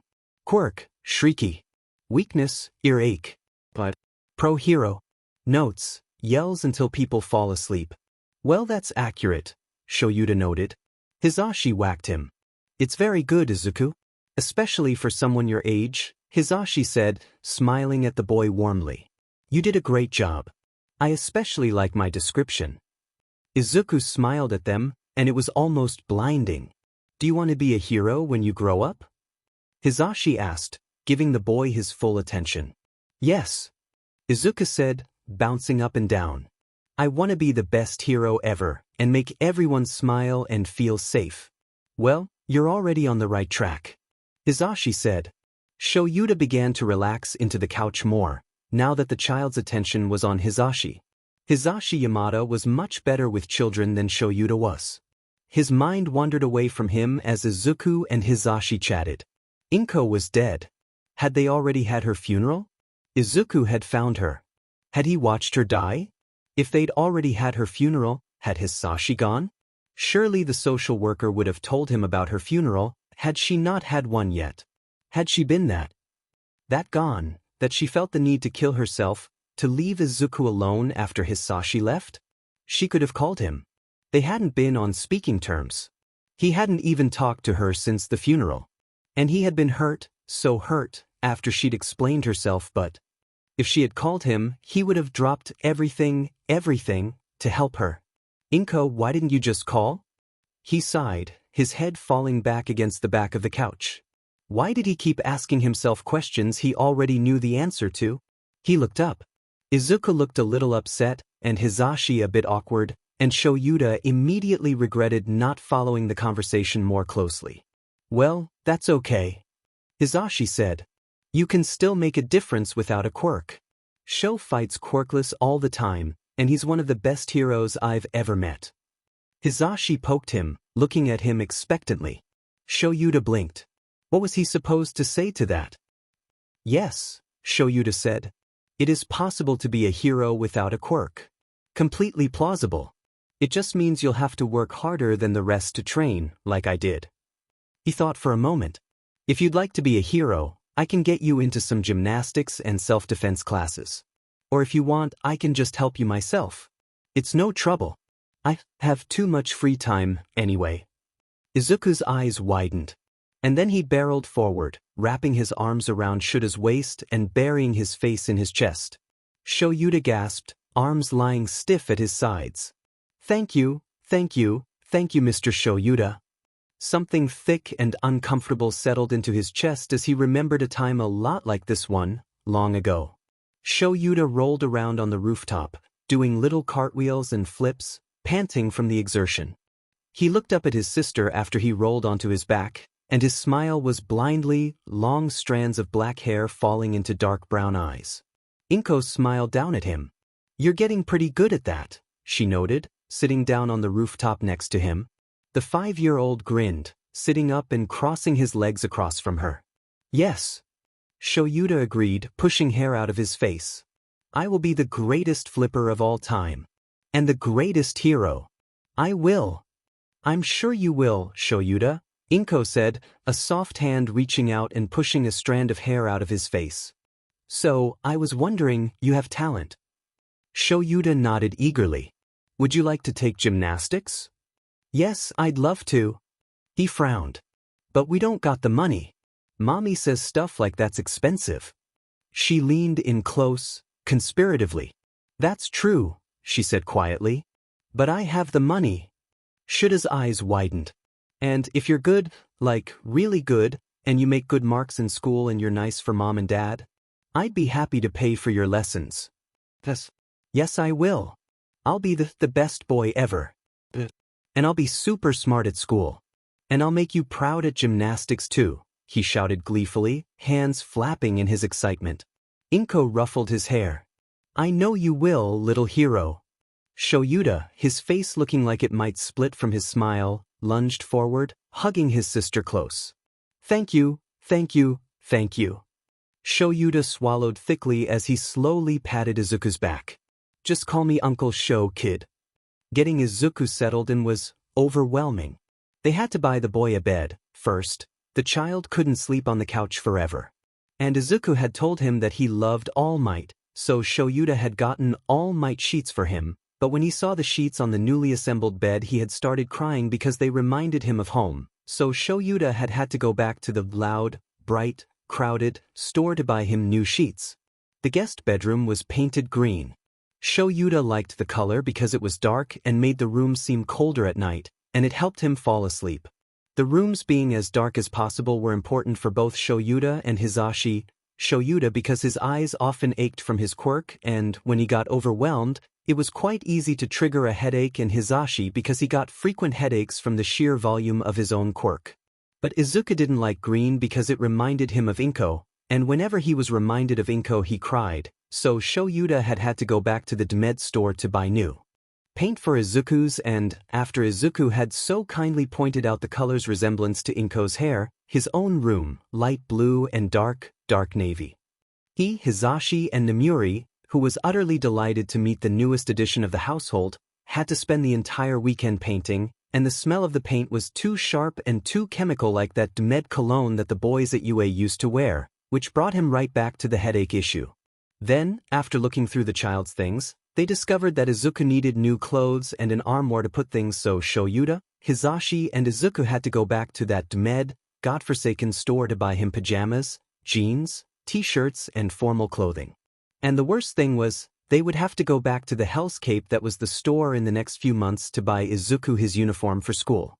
It was exhausting mentally and physically, in all the worst ways. But they got it done, and Izuku's, and Shuda's, room was finally, blissfully done the following Monday. It was painted a light, sky blue. The sheets matched the walls and were patterned with clouds and little smiley faces. He had a net hanging from one corner of the ceiling that held a variety of stuffed toys and action figures. The armoire and his dresser held all his clothes, old and new, and the closet held extra sheets and blankets, as well as shoes. Overall, they looked nice. They had their first real dinner on Monday night, and, after so much shopping and painting, it was quite possibly the best thing Shoyuta had ever tasted. Namuri's absence was painstakingly obvious to the adults. The purple-haired woman had joined them for almost every dinner she had time for. But, what with Izuku being so new to the house and so overly sensitive after his excitement over living with heroes and the grief after losing his mother had truly started settling in, they didn't want to overwhelm him with Namuri's presence. After all, the child had only met Namuri once and had almost fainted. As Shoyuta ate the food Hisashi had prepared, he couldn't help but wonder why he wasn't crying. Izuku could hardly go an hour without tearing up. The bright, happy child they had encountered for a few precious hours had long since faded away to a sniffling little boy with watery eyes and a near-constant pained look on his face. And Shoyuta was sad, but he couldn't bring himself to cry for the woman. For years, Shoyuta had considered Inko his best friend. Even after she had left him for Hisashi, and the only way he'd known she even still remembered him were the letters that appeared in his mail periodically. He had loved Inko. He had really, truly loved her. And he thought he still did, despite everything. But he couldn't bring himself to mourn for her, not really. The Inko he knew had died the day she left him for her boyfriend. He had grieved for her after the wedding, and he had buried the image of the woman she was into the far recedes of his mind at the funeral. The old Inko's casket had been lowered to the ground when he'd said goodbye to the woman for the last time, 2 years ago, 2 million years ago, and it had been buried far away under a landfill of hurt, left to rot in a place he didn't like to think about. And he couldn't mourn for her more than he already had. Hisashi was chatting excitedly to Isuku, keeping it up even if the boy only responded in hums or grunts. Hisashi seemed to be making it his mission to distract the boy, never getting discouraged. Shoyuta was reminded once again of how good Hisashi was with kids. "May I be excused, please?" "W's. You haven't finished your food," Shoyuta said. "I'm not very hungry," Isuku admitted. "I'll put your food in the fridge in case you want it later," Shoyuta acquiesced. "I probably won't." The child seemed to replace every R with a W. "I'll put it in the fridge." Isuku nodded, turning over in the chair onto his belly and sliding to the floor. "Are you going to sleep?" Hisashi called after him. "Yeah," Isuku called from down the hall, and it sounded a little choked. "We'll see you in the morning, little listener," Hisashi called. His response was the door to Izuku's room clicking shut. "He's crying," Shoyuta noted. "His mother just died," Hisashi responded, taking another bite of his food. "He was the one that found her after she..." Shoyuta cleared his throat. "I know, I read the file. I really am sorry. I'm not sure how that will affect him. We could look into psychiatrists if he needs them. Needs someone to talk to. Holding stuff like that in isn't healthy, is it?" "No," Hisashi said. "It's actually pretty bad for you. Talking about what's bothering you is supposed to make things easier." He took a sip of water. "Do you need to talk about things?" "Did he?" His sister had died. He could talk about that. Probably needed to. Or about Inko leaving. About his parents leaving. That hadn't really been addressed, had it? "This isn't about me," Shoyuta finally said. "This shouldn't be about me. We're talking about the kid now."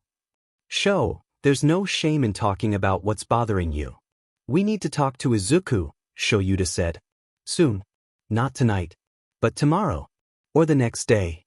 Just soon. About Inko." "Hisashi. He thinks the reason his dad's not here is because of work." "Is that what you thought when your dad left? Is that what your mom told you?" Hisashi asked, never one to drop a topic of conversation. "Hisashi. This isn't about me," Shoyuta said. "I dealt with my problems years ago. Focus on the bigger issue here." "So your problems aren't important? Is that it?" Hisashi asked. "It's just a question, Sho." Shuta's irritation was replaced by a thrum of anxiety between one heartbeat and the next. He didn't want to talk about this. He didn't. His hands gripped at his arms involuntarily, fingers tapping at his elbows. "Hisashi. You are making me very uncomfortable. Please stop." And Shoyuta hadn't had to say something like that in years.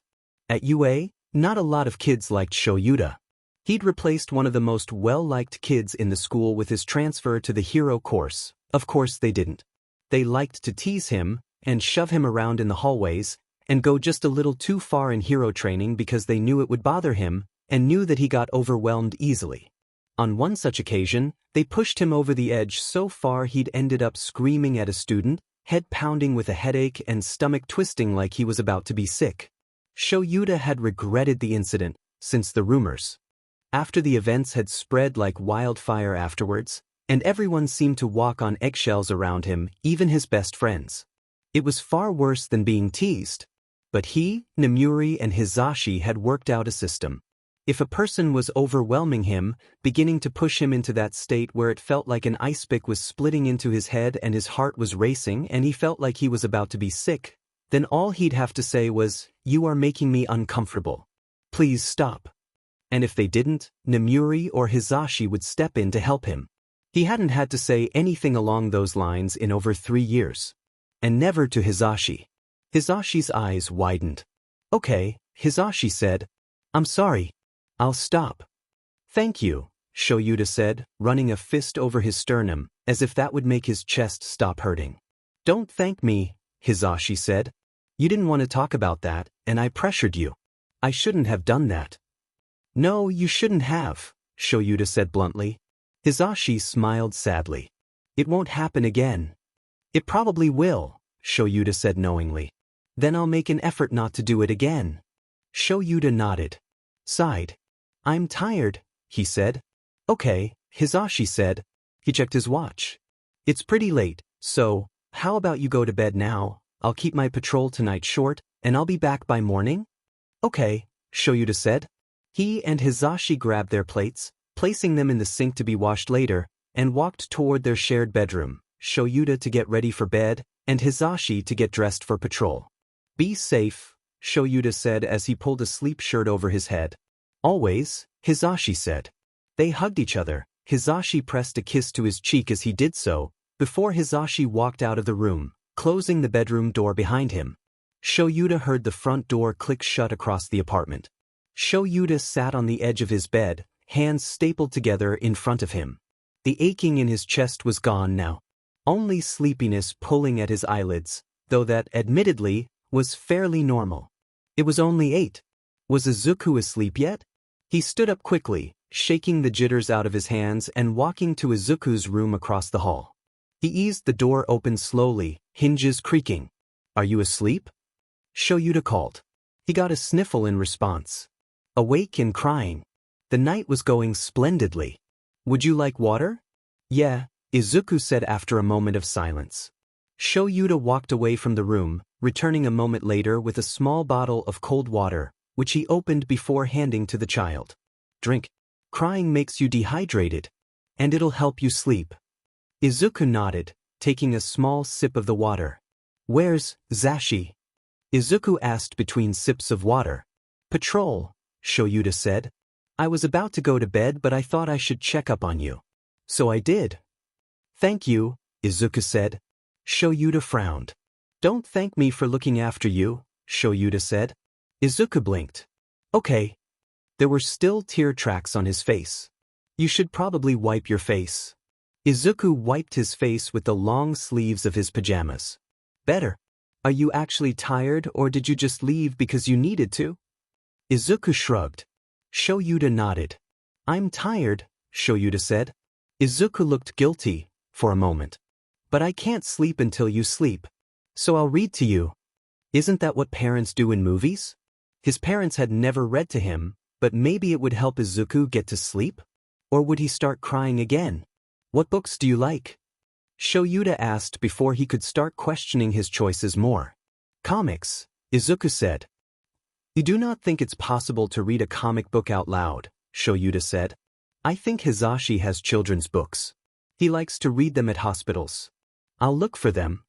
He walked out of the room stiffly, returning a few minutes later with a book about a tortoise and a hare. "I like this one."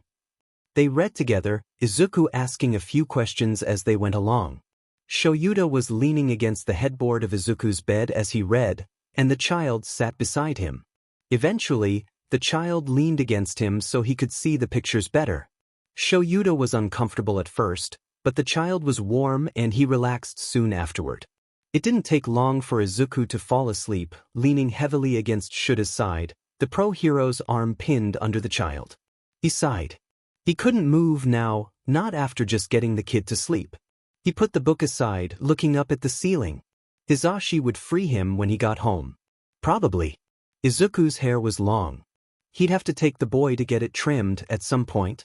His eyelids felt heavier, like they had before he'd gone into Izuku's room. It wouldn't hurt to rest his eyes for a bit. Just until Hisashi got home. They fell closed. When he woke up, he was covered in a gray blanket. The child was still asleep next to him, but he had shifted in the night, sleeping in the space below his arm instead of on his arm. Shoyuta slowly pushed the blanket aside, easing his way out of the bed. When he opened the door, he heard something clunking around in the kitchen. Hizashi was flitting around in the space, dishing up plates. "What is it?" Shoyuta asked, grabbing a mug from the cabinet for coffee. "Onigirai," Hizashi replied. On the plastic plate, which he assumed was Izuku's, the onigirai had a little smiley face drawn on it. Shoyuta set his mug by the coffee maker and grabbed the food, putting his and Hizashi's in their usual places and Izuku's in the spot he had claimed as his own. "Should I wake up the cabbage?" Shoyuta asked. "Probably. I'll get our coffee fixed if you take care of him." Shoyuta nodded, walking back to the boy's room. He knocked on the still open door. "Wake up." Izuku groaned. "There's food." Izuku mumbled something incomprehensible. "If you don't wake up, I'm eating your food." No, he wouldn't. "Cabbage. Wake up time. Come on." The boy sighed, sitting up slowly and slipping off the bed. "I have to get dressed," Izuku informed him. Shoyuta nodded, leaving the room and shutting the door behind him. Hizashi was sitting at the table, sipping his coffee. Shoyuta sat across from him and began to drink his own, his hands feeling less dull and tingly with sleep after getting his caffeine fix. The child walked out of his room a moment later, and he and Hizashi's eyes widened when he saw him. The child was wearing bright yellow pants, and since when had he gotten yellow pants? And a dark red t-shirt. His feet were enclosed in electric green socks, and his hair was an absolute mess. Even Shoyuta, who knew next to nothing about clothes or how they matched, could tell that wasn't it.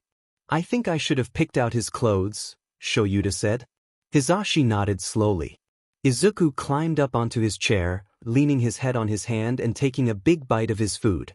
Hizashi and Shoyuta slowly turned back to their own food, talking quietly amongst themselves. "I think we should cut Izuku's hair," Shoyuta said, "and start researching schools." Hizashi hummed. "Do you want a haircut?" Shoyuta asked. Izuku looked slightly uncomfortable at the prospect. "We wouldn't be shaving it or anything. A trim, at most, to make it easier to manage." "Your hair is long," Izuku said. "I'm an adult, and my hair doesn't go in all directions." "Your argument is null." "We're not going to cut it if you won't want to," Hizashi cut in. "It just might look better and be easier to take care of if we trimmed it a little shorter." "Okay." Izuku. "But not shaved." He said the last part sternly, like that needed to be clearly expressed before they proceeded. "Of course," Hizashi said. "I'll call a hairstylist. But in the meantime, kid, you gotta change your clothes." "Why?" Izuku asked through a bite of food, making a mess everywhere. Shoyuta passed him a napkin. Hizashi said, clearly trying to find a way to phrase it nicely. "They don't exactly match. You look like a stoplight." Shoyuta. "Oh," Izuku said. "But I like my clothes." "At least change the pants." But I like yellow." Shoyuta shrugged. "Then the shirt." "But Unki Sho, I like the shirt." Shoyuta froze. "Did you just call me Unkai Sho?" "Oh my goodness, that was the cutest thing I've ever heard." "Can I please keep my clothes, Unkai Sho?" Izuku said, flashing him puppy dog eyes. He knew what he was doing. Shoyuta was sure of it. Shoyuta narrowed his eyes right back. Well, at least the child wasn't crying for once. "Change your socks." Izuku grinned, jumping up and hugging Shuta's arm before barreling back to his new bedroom to, presumably, get new socks. "Did you buy him yellow pants?" "Why on earth would I buy him yellow pants?" Shoyuta sighed. "It's too early for this. Set the appointment with the hairdresser, please." Hizashi pulled out his phone just as Izuku came back into the room, this time, mercifully, wearing black socks, to finish his breakfast. The phone call lasted a good 5 minutes before Hizashi hung up, smiling. "We've got you scheduled for 2 hours from now, little listener." Hizashi said. "How about you go and brush your teeth and then we can watch a movie until it's time to go, yeah?" Izuku nodded, quickly eating the last bits of his food, before walking back down the hallway to the bathroom. "Do you mind combing his hair while I do the dishes, Sho?" Hizashi asked. We can't take him to the hairdresser's with his hair all tangled up. Shoyuta nodded, standing up. He knocked on the bathroom door before entering. Izuku was sitting on the sink so he could see the mirror above it while he brushed his teeth, precariously close to the edge. "I've got to brush your hair," Shoyuta said. Izuku spit out his toothpaste. "This one's non-negotiable, cabbage." "My head hurts when people brush it," Izuku said. Shoyuta sighed. "I know. I'll try not to yank it, okay? I know it hurts." "My mommy said I'm tender-headed," Izuku said. "You probably are," Shoyuta replied. "I don't know about Inko, but it used to take a lot of trouble to get my hair brushed when I was your age. Still hurts a lot. But I'll try and be careful, okay, kid?" Izuku nodded. He turned around and faced the mirror, and Shoyuta stood behind him. He sprayed a surplus of water onto the boy's hair and tried to carefully run a comb through small sections of hair rather than trying to run a brush through the entire thing, stopping when he saw the child wince in the mirror. "You're good at this," Izuku said. "My mommy had to hurry to get to work a lot, so it always pulled and hurt me." Shoyuta winced. He remembered a brush tearing through tangled hair, crying at school because the ache in his swollen scalp was nigh unbearable. The sound of hair ripping through the bristles of a brush. "Yes, I know. It's horrible, isn't it? Your grandmother used to do the same thing to me. Until she started shaving it all off." "Really?" Izuku said. When he said it, it sounded a lot like he was trying to say, "Wheelie." "I don't remember Grandma much. She went to heaven when I was really little." Shoyuta sighed. "I don't remember much of her either." He combed a tangle out of the last strand. "Done. Do you need help getting down?" Shoyuta said, putting the comb and spray bottle back into their original places. "Yes, please." Shoyuta grabbed the boy under his armpits and hauled him down from the counter, setting him down on the ground carefully. He wasn't sure how durable children were. "Thank you, Unkai Sho." Shoyuta wondered if the child was just going to call him Unkai Sho from now on. "It's no trouble." The ride to the hairdresser's wasn't a long one, maybe 30 minutes or so, thanks to the traffic in the city. Short enough for Shoyuta and Hizashi to get there and get back quickly before Shuta's patrol shift. Izuku became friends with the hairdresser immediately. Hizashi's hairdresser was a petite woman with purple and blue dyed hair cut into a pixie cut and tattoos that ran up the expanse of her arms. She was funny, to adults and children, and she didn't try and patronize Izuku because he was so young. Shoyuta thought he would have liked to have her as a hairdresser, had he not cut his hair himself. When they told him they just wanted a trim for Izuku, she got to work. It was done fairly quickly, since it wasn't that complicated of a haircut. The hairdresser, the cabbage and Hizashi talking amongst themselves while Shoyuta watched her cut Izuku's hair. In a matter of 15 minutes, they had paid the woman and they were back in the car heading to a fast food place for a quick bite to eat before heading home. They got the food through the drive-thru and ate it in the parking lot of the restaurant, Izuku falling asleep in his car seat in the middle of eating. "Hizashi," Shoyuta said while they drove home. Hizashi said, using the turn signal. No one knew. Hizashi blinked at him confusedly. "What?" "When my father left, no one knew. He was already gone so much, we just thought he was off doing whatever he did when he wasn't home. We only realized he left for good when he'd been gone for 3 months. "Shoyuta, you don't have to dash." "You asked," Shoyuta said. "And I didn't think my dad left because of work because he didn't work. And my mom wasn't at home enough or really cared enough to sugarcoat things to give me an excuse. That just wasn't how we worked." "Oh. Just. You said you weren't comfortable talking about that. Why did you?" "Because I love you and I wanted to be honest," Shoyuta said. "And because I didn't want you to ask again." The drive home was quiet. Izuku loved his dad. Dad always took Izuku and Kaken to the park every Wednesday after work, and then took them to get their favorite ice creams from the ice cream shop. On the weekends, he always found the time to spend with Izuku, whether it be watching movies, playing catch in the yard, teaching him to play catch, or going out for food. On his birthdays, his dad always took him out to adventure parks or superhero museums. He helped him with his quirk analysis notebooks, and he helped design Izuku's future hero costume. Dad was Izuku's favorite person in the entire world.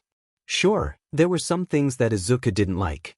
He didn't like it when his dad came home every day and asked him if his quirk had come in yet, since he already felt kind of bad about not having one yet when his entire preschool class's quirks had developed. He didn't like when his dad told him not to cry, because mommy cried when she got sad too and dad never said anything to her.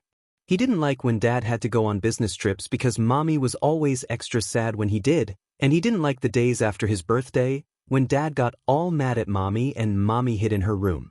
Mommy and dad always argued around his birthday. Mommy had a brother that dad didn't like because he was a freak. Izuku didn't know what a freak was, but the kids at preschool who had already gotten their quirk called him it sometimes and it didn't sound very nice. Izuku was 5 years old when mommy took him to the doctor and the doctor told him he couldn't be a hero. The doctor had said he had something wrong with his foot, a bone or something, and it meant he couldn't have a quirk. Mommy had cried and cried and cried. When dad had found out, he was mad. He and mommy had argued, again, like they always did when dad got mad, but this time it wasn't about mommy's freak brother, it was about Isuku. When the yelling finally died down, the house was really quiet except for mommy's crying, but Isuku was too scared to go and check on her. Then he'd heard something heavy dragging across the floor in front of his bedroom, and the door was slammed shut, and mommy had only cried harder. When mommy had stopped crying and Isuku had come out of his room, mommy told him that dad had gone to work and that he wouldn't be able to come home for a few days. Izuku had wanted to ask mommy how many days, but mommy looked like she might start crying again, so he didn't. Izuku started counting days on the calendar after that, until dad could come home and he, Kaken and dad could go to the park together like they always did and eat ice cream. But the day that Izuku's dad usually took them out for ice cream came and went, and dad still didn't come home, so Izuku started counting down to the next day, and the next. Kaken asked Izuku if his quirk had come in yet, and Isuku had tearfully explained that his foot was weird so he couldn't have a quirk, and Kaken had looked at him weird, like he was unsure of something. The next day, Kaken looked like he was upset about something and wouldn't even look at Isuku. The day after that, he started acting mean every time Isuku tried to talk to him. Mommy started working more since dad's work hadn't given him any more money, and she didn't have any more time in the morning to help Isuku take a bath and brush his hair, and Isuku didn't know how, so he couldn't. The kids at his preschool called him gross, and it made Isuku feel gross too, and that just made him sadder. Isuku had had a friend in Kaken, but now Kaken didn't want to talk to him, and no one else wanted to talk to him because he was a freak, and because he was quirkless, and because he was gross, and dad's trip for work was really far away so he was never home to spend time with Isuku anymore, and mommy was always working and crying, and it felt like Isuku didn't have anyone. Mommy didn't come home for dinner one night, so Isuku tried to wait until she did. But after a while his tummy started hurting, and he couldn't wait anymore because it felt like he might be sick. So he got bread from the counter and he tried to get peanut butter from the shelf, but he couldn't reach it.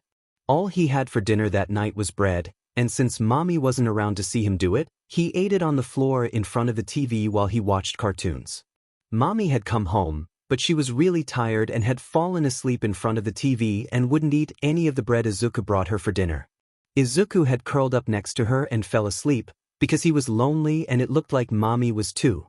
His dad had been gone for a whole month. Isuku counted the days off on the calendar. When he'd been gone for a month, mommy got really sad and stopped leaving her room, even to go to work. She always said she was too tired, and she wouldn't drive Isuku to preschool so Isuku had to walk all the way there. He'd felt like a grown-up after, and he'd told his mommy all about it, but she'd just told him to go to his room and play with his toys and went back to sleep. He'd waited for her to make him something to eat for dinner, but she hadn't, so he ate bread again. Everyone at preschool started teasing Isuku more because he was gross, so Isuku tried to take a shower like a big kid. But the water was too hot, and then it was too cold, so he'd had to hurry to take his shower, and when he'd gotten out, there was still lots of soap in his hair. He didn't want to get back in the shower though, so he tried to clean it all out with a towel, but it hadn't worked and he'd had to go to school with the soap suds still in. Everyone had teased him more after that.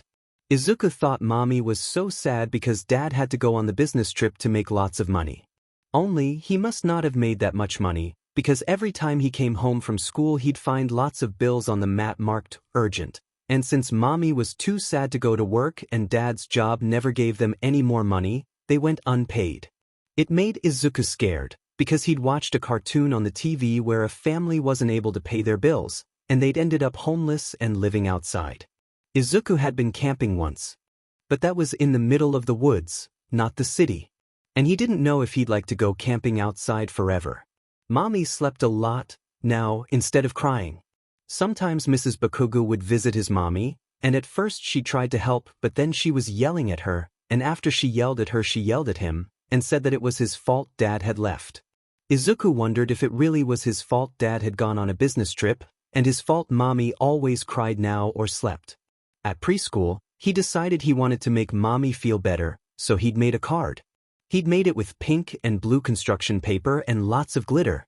Even Kaken had helped a little, once he told him why he was making it, and had helped him spell the words. And he had the teacher look at his note. She'd said it was very nice and his handwriting was excellent. Izuku wasn't sure what excellent meant, but it sounded better than freak, so he figured that was a good thing. He had shown Mommy the card, but Mommy hadn't even looked at it. She told him to set it on her nightstand and that she'd look at it later, but when he came back a couple hours later with food for her, she hadn't even opened it. When he'd asked her when she would, she told him to go to his room and to leave her alone. Izuku didn't know why, but he missed his Mommy. She was always in her bedroom, laying in bed and sleeping, but still he missed her.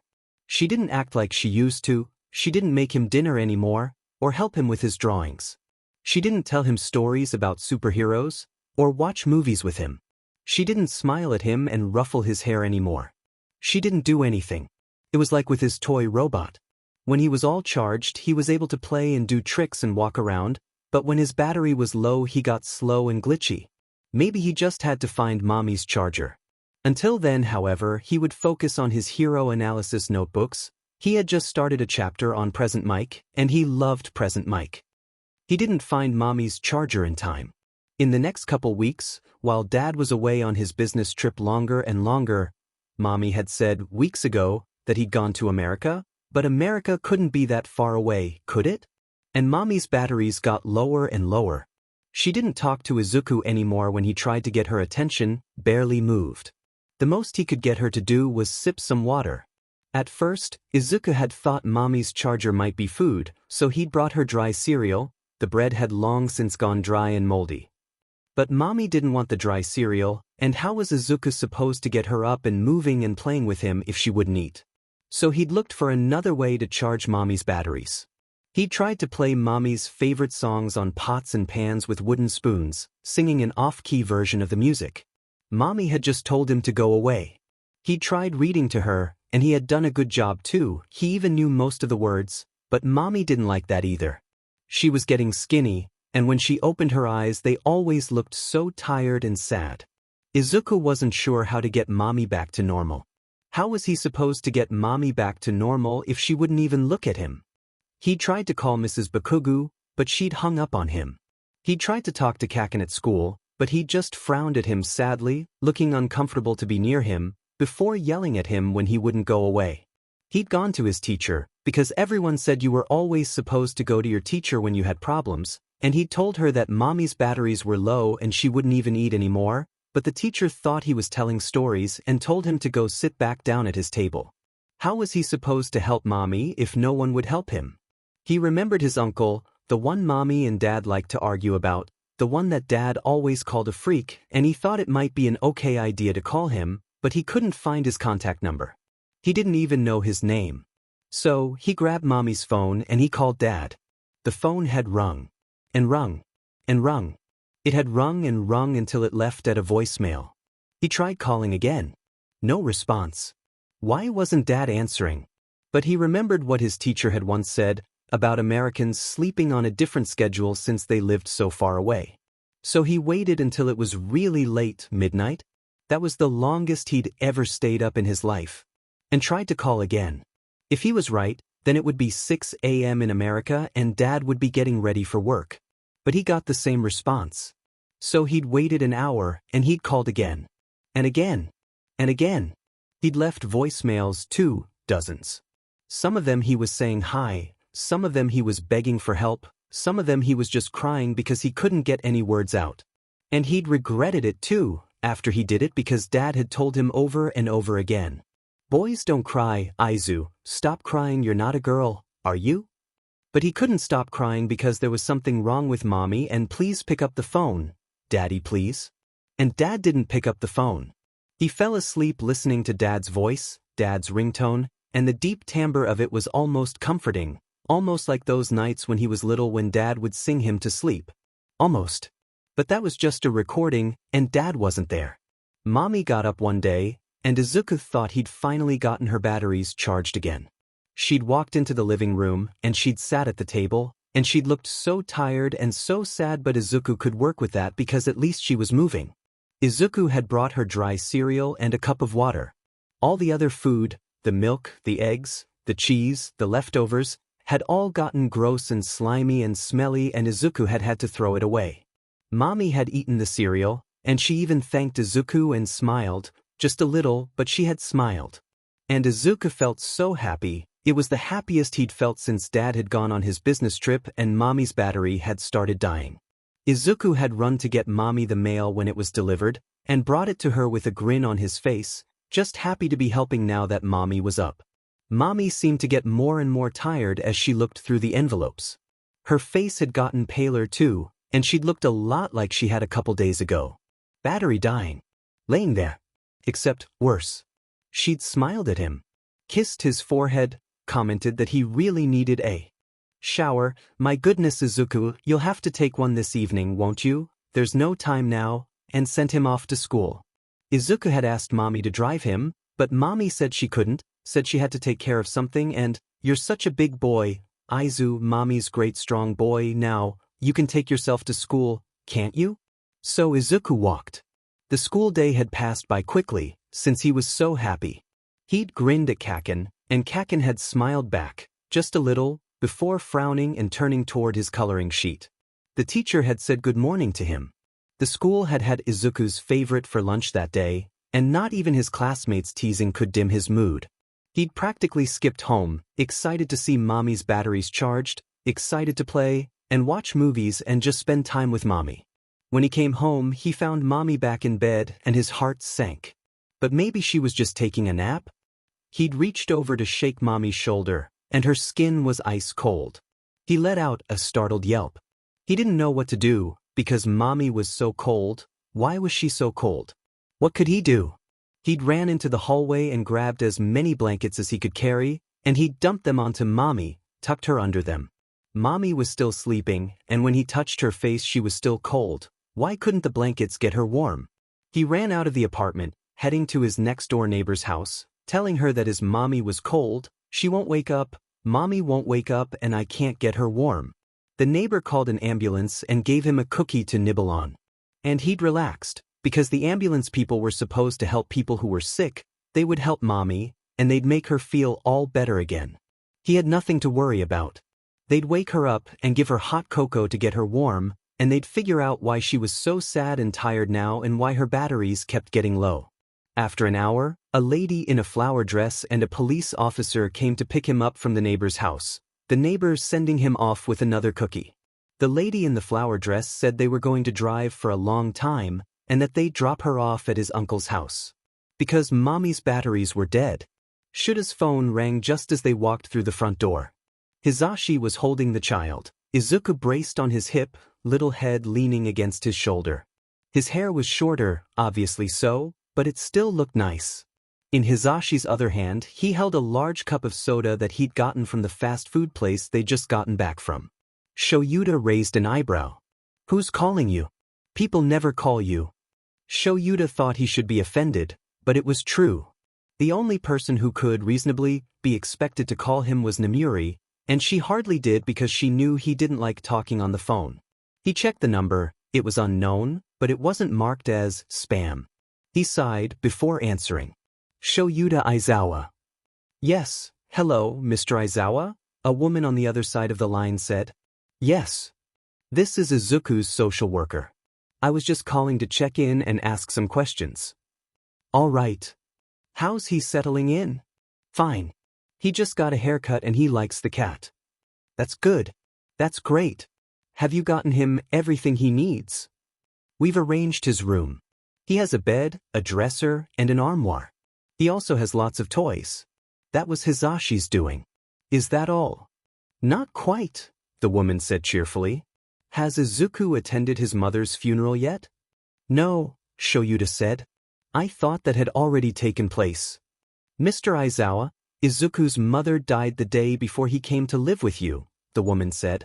It was your job to arrange the funeral as her remaining living next of kin. Oh. Shoyuta thought for a moment. I don't know how to do that. I'll give you some numbers to call, to help you out, the woman said easily. She listed off a few phone numbers for funeral homes, and Shoyuta quickly wrote them down. Is that all? Shoyuta asked. I have to get going.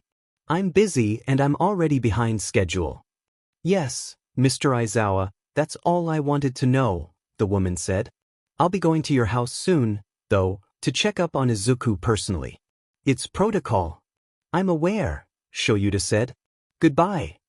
He hung up the phone, slipping it back in his pocket. I have to plan a funeral, he informed Hisashi. I'm not sure how to do that, but I have phone numbers now. That's good, Hisashi said quietly, carefully easing Izuku down and laying him on the couch. He took a blanket from the back of the couch and covered him with it. I'll help you in any way I can. I appreciate it, Shoyuta said. He glanced at the clock on the wall. I'll be late for my shift. Better hurry, Hisashi said. Hisashi pulled on his hero costume, which was really just a black tracksuit and his capture weapon, before putting his goggles on. Hisashi hugged him, like he always did before one of them had a shift. Be safe. And text me if you won't be able to come home before dinner, so I can put it in the fridge for you. Shoyuta nodded, leaving the apartment after quietly easing the door shut behind him. As soon as he was out of the apartment building, he took to an alley and climbed up to a roof.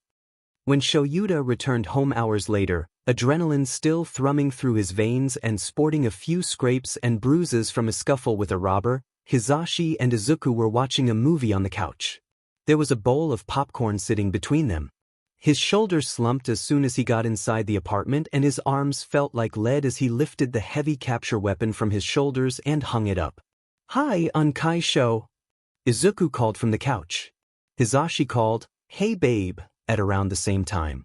Hello, child, Shoyuta said, collapsing on the couch next to Hisashi. The man in question started playing with his hair. Rough patrol? Hisashi asked. Tiring. I'll be fine. I'm just very tired. You should probably go back and try to get some sleep, Hisashi said. It felt like he was braiding a strand of his hair. You've got a busy day tomorrow. But he was supposed to plan a funeral. That was happening. Shoyuta said, slowly standing up from the couch. Your dinner's in the fridge. I'm not hungry. Lunch for tomorrow then. Shoyuta walked towards the hallway that held all of their bedrooms before stopping just at the entrance. He checked his watch. 7. Probably too early to send the kid to bed, and the kid's bedtime was at 8 o'clock and Hisashi's. Shift started around 30 minutes after that. He was so tired. Child, Shoyuta said. Izuku turned around on the couch to look at him. It's almost your bedtime, he had to fight back a yawn. So why don't you get ready for bed and I'll read you something? Izuku frowned, slightly. But, me and Unkai Zashi are watching a movie. Sleep is important. Especially for cabbages. Hisashi snorted, and Izuku just looked even more confused at the ever-present nickname. Bedtime. Hisashi has a shift soon, and his hair alone takes an inordinate amount of time to fix. Hisashi pouted, clearly offended. What's inordinate mean? Izuku asked, sounding the word out slowly. Unusual. An unusual amount of time. He paused for a moment. Izuku still looked confused. He wasn't sure how to explain this to a child Izuku's age. Large. It takes a large amount of time to comb and style. Izuku nodded. Okay. Izuku said. Well, this movie will take an unordinate amount of time to finish, so we gotta wait till later for bedtime. He regretted teaching this child new words already. Nice try. Not happening. Come on, kid. Izuku pouted sadly, shuffling down from the couch and into the bathroom. Shoyuta turned to Hisashi. Does he need help brushing his teeth? Hisashi shrugged hopelessly. He'd seen the child brushing his teeth on his own before, of course, but he was only 5 years old and you were supposed to brush your teeth for 2 minutes and floss, and he wasn't sure if someone the cabbage's age could do that. Maybe he should set up a timer. Izuku ran out of the bathroom with toothpaste on his chin and a onesie on. All done, he chirped. Shoyuta nodded, leading the child to his bedroom before heading to his own to grab another children's book from Hisashi's collection. This time, he chose one about dragons. He didn't make the same mistake of leaning against the child's headboard, this time. Instead, he sat on the side of the bed and opened the book on his lap. Izuku scooted over and leaned against his shoulder so he could look at the pictures. The giant purple dragon flew over the bright blue sky, jets of green fire shooting from his mouth. Shoyuta was halfway through the book when he felt Izuku begin to get heavier and heavier against his shoulder. When he glanced over at the child, his eyes were steadily trying to slip shut while he tried to keep a grasp on consciousness. Shoyuta glanced at his watch. 7, at least he'd be in bed on time. Shoyuta fought back another yawn and continued to read to the sleepy child. Izuku started snoring quietly just as his watch ticked from 7:59 to 8 o'clock, and Shoyuta slowly eased the book closed. He wasn't sure how to get the child off of his shoulder. He put his hand between the child's head and his shoulder and pushed outward, the child immediately flopping to the side and falling onto his pillow. Shoyuta shrugged. He fell on the pillow. He was probably fine. He stood up and grabbed the child's blanket, tucking it around his shoulders, and turned his head to the side so it wasn't quite so face-planted on the pillow. He wouldn't want the child to suffocate. His feet dragged against the carpeted floor as he headed to his and Hisashi's bedroom. Hisashi was in front of the mirror, checking his hair and putting on his leather jacket. His sunglasses were hooked on his shirt. "Hey babe," Hisashi said, not looking away from the mirror. Shoyuta made a vague sound in response that didn't sound like any recognizable human language. "Zuku go down easy?" "Emchim." "He liked the book?" Shoyuta flopped down on the bed, not bothering to change out of his tracksuit. "Pajamas, Sho. You can't sleep in your clothes." "Nye." Hisashi chuckled. He walked over and kissed Shuta's forehead, like he always did, unclipping his sunglasses from his shirt. "Sleep well, sweetheart." "Be safe," Shoyuta murmured, already slipping to sleep when the door to their bedroom closed behind Hisashi. "Yes, I need to purchase a casket and a plot. I also need to rent out a place for a funeral." "How do I do that?" "No, I called because I need help with that. A social worker gave me your number." "Yes, Child Protective Services." "I don't have that much." "No, I don't have insurance." "Sir, I'm 20, I didn't really see the point of getting insurance yet." "No, I'm not." Yes, I'll get insurance, but do you have anything that won't cost 980,000 yen? "Sir?" He looked at the phone. He'd hung up on him. "Ah." He ran a hand through his hair, breathing in deeply. "Of course." "You all right, Sho?" Hisashi called from the couch where he and Izuku were playing with Takur. Yes, I'm fine." Hands on elbows. "How much do we have in our bank account?" Enough to cover bills until our next payment from the agency." "Why?" "The average price for a funeral is 900,000 yen. We do not have that much money to spare. We have to pay rent and dash." He took a deep breath. Fingers on elbows, tap tap tap. "Zuku, can you go play with Takara in your room for a few minutes please?" Hisashi asked. Izuku nodded, picked the large cat up and walked toward his bedroom. "Breathe. It's gonna be fine. Just sit down, we'll figure this out." Did Inko have any money set aside for final expenses? She was 31, Zashi, she wasn't thinking about her funeral. He rubbed a hand over his face. "We've barely even started out at the agency, Hisashi, we don't have enough for this. We'll figure this out. Okay? We could take longer patrols, or do 2 patrols a day or..." That might have been possible before, but how are we supposed to do that with the cabbage? Chances are, those shifts are going to overlap. We could go for cremation. That might be cheaper. Hell, it might be required in our area, for all we know. "Hisashi, if it's not required, we're not going to cremate my sister just because it's the cheaper option. I don't see any other way we can do this." Could take out a loan, Shoyuta noted. Yeah, and be in debt. That's not gonna work. Besides, Izuku has to go to school soon, and we'll have to deal with expenses from that. Tap tap tap. We could take out the loan and get side jobs, doing something else along with the hero work. Namuri would probably be alright with watching the child, right? Probably, Hisashi said. He tapped his foot. Okay, we can do that just until we've got the money covered. That'll work. Can you call the place? Shoyuta asked. What? Would I even be allowed? She was your sister, Sho. Phone manners are not the best. The man on the phone hung up on me after I lost my patience. You got impatient with the funeral director. He kept calling me young man and telling me to get life insurance. I see.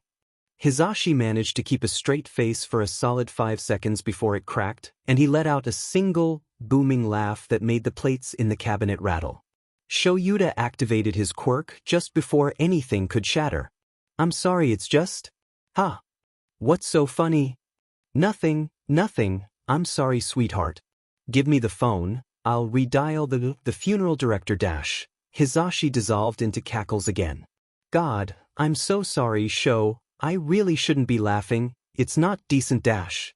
Shoyuta gave a long-suffering sigh. Just call the place, please. It took far too long and far too much paperwork to get a loan from the bank, and even then, they were only able to cover about half of the cost. That, along with added expenses such as suits, the rent of the place, bills, Izuku's school uniform, they'd have to keep a close eye on their money for a while.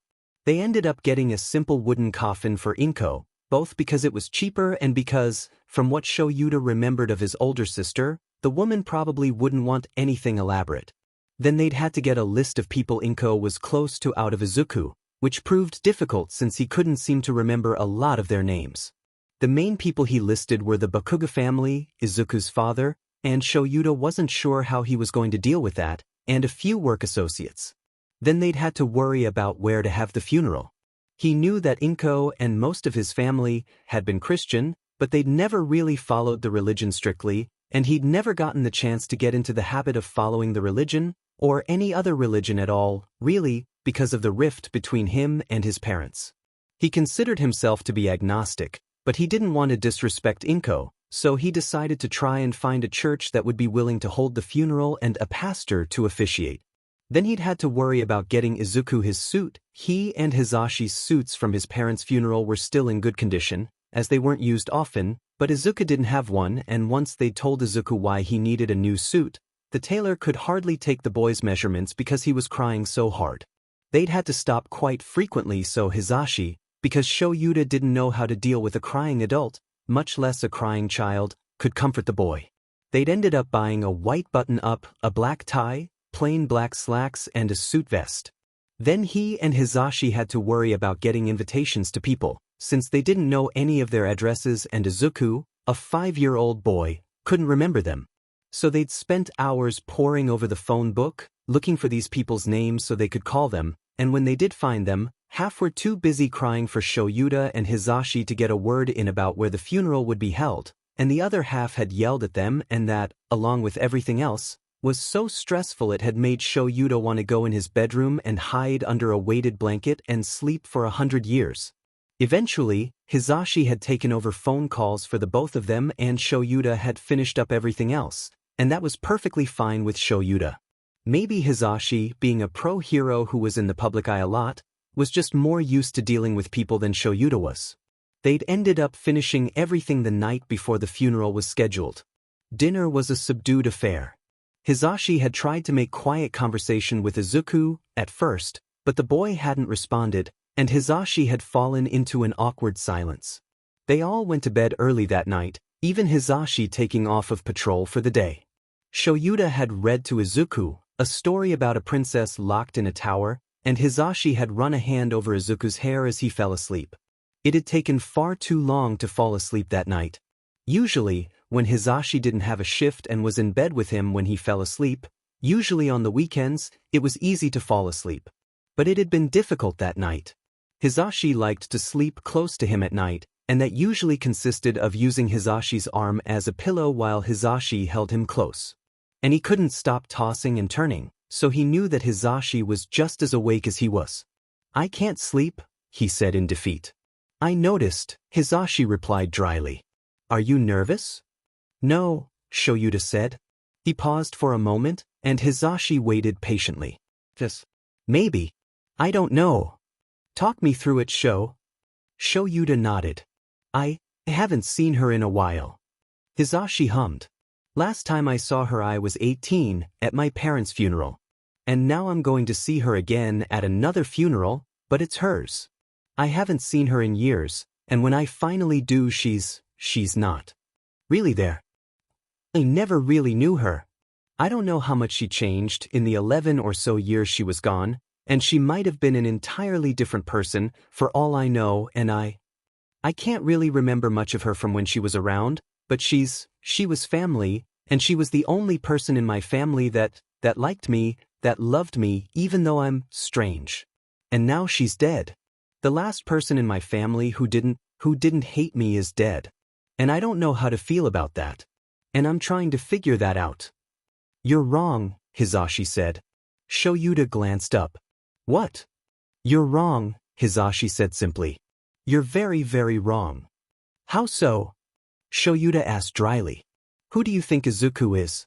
A neighbor?" Hisashi asked. "He is your family. And he doesn't think you're strange. Or, if he does, he doesn't automatically dislike you for it. And family isn't just the people you're related to. Forgive me if I'm overstepping here, but I like to think me and Nemuri are your family too, and we still love you. And we don't think you're strange." Shoyuta raised a disbelieving eyebrow. "Okay, you're a little odd, but that's not a bad thing. Everyone's a little weird, "That's true. We love you, Shoyuta," Hisashi said. "Me and Nemuri and—" Hisashi cleared his throat. "And I think Izuku does too. Or, he cares about you at least." "Okay," Shoyuta said. He was quiet for a moment. "I appreciate it, but I still probably won't get much sleep." "Yeah, I figured as much." The next morning, Shoyuta shaved off his beard and tied back his hair into a loose knot. Loose strands of hair fell in his face from his bangs, like they always did, and he pinned it back with the cat clips. They were mostly hidden by his hair and his ears, but he knew they were there, and that was surprisingly comforting. He changed into his suit, and he helped Izuku change into his own, buttoning up his shirt and tying his tie before helping him get the vest over his head. Then he placed a towel over his shoulder and grabbed the spray bottle and a little hairspray. He sprayed the boy's hair until it was damp before combing it back, close to his head, being careful not to pull too much. Then he quickly attacked it with the hairspray before it could dry and return to its original puffiness, trying not to wince at the sharp smell. When he got into the living room, Hisashi was already ready, scrolling through his phone. He was wearing a charcoal gray suit with a black tie and a navy blue tie, as opposed to Shuta's tie-less black suit and blood-red lapel. His hair was in a bun, loose strands spilling out down his back and shoulders. "My collar's weird," Izuku said. Shoyuta glanced at him. "Is it stiff?" Izuku said, sniffing as he fidgeted with it. "And the tie's hurting me." "I can't help with the collar, but I'll loosen the tie," Shoyuta said, crouching down to adjust the tie accordingly. "Better, cabbage?" Izuku nodded, smiling gratefully, though his eyes were still teary. Hisashi crouched down by Shoyuta. "Are you ready to do this?" Hisashi murmured to the boy. "It's okay if you say no. We'll figure something out." Izuku sniffed. "I'm scared," the boy admitted. "I miss my mommy and I don't want her to get buried." "I know, baby," Hisashi said. "That's just the way life played out. I know it's not fair. I'm so sorry, Zuku." A few tears spilled out of Izuku's eyes, and Hisashi pulled a handkerchief out of his suit pocket, dabbing at them. "I want to go say bye to mommy," Izuku said, determination clear in his voice even if tears still rained down. "You're a very brave boy," Hisashi said. "Me and Uncle Sho are very proud of you, Izuku." "I'm not brave," Izuku said. "If I was brave, I wouldn't be scared." "Brave isn't about not being scared," Shoyuta said. "To be brave is to be courageous, And to be courageous is to do something, even if it makes you mad or sad or if it hurts you. Does it hurt? Yes, Isuku said. He tapped his chest. It hurts here. He tapped his head. And here. Hisashi looked like he was about to start crying. But you're doing it anyway, Shoyuta said. That's why you're brave. Okay. A fresh wave of tears fell, but Izuku fixed his jaw and met his gaze head-on. Okay. The drive to the church was an hour long, and they still had 2 hours and 30 minutes until it started. Izuku fell asleep in his car seat on the way there, like he always did when they had to go on a long drive. You're good with him, Hisashi noted. I'm not, Shoyuta stated. I know nothing about children. I have no experience with children. I have no idea how children are supposed to be raised, or how to talk to them. I'm just trying to try my best, and use logic and reasoning as I go along. Well, your logic and reasoning is certainly helping him, Hisashi said. Shoyuta shrugged. I'm proud of you too, you know. Shoyuta felt his ears go red, and he was thankful they were hidden by his hair. Be quiet so I can drive. The church, thankfully, wasn't very crowded when they got there, save for a little boy and his family and a few other people. Izuku waved to the little boy, who had very spiky hair and looked like a very angry child, who looked to a similar-looking woman, whose back was to the boy, before waving back tentatively. They sat in a pew in the back. A cross sat at the front of the room, and an image of Jesus was carved into it.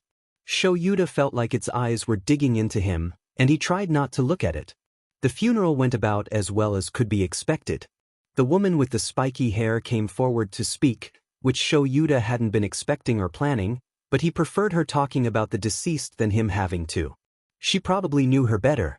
The woman talked about how lovely of a woman Inko had been, her kindness, and her motherly nature. She ended it by saying she missed her dearly, and Shoyuta heard Izuku choke on a sob next to him.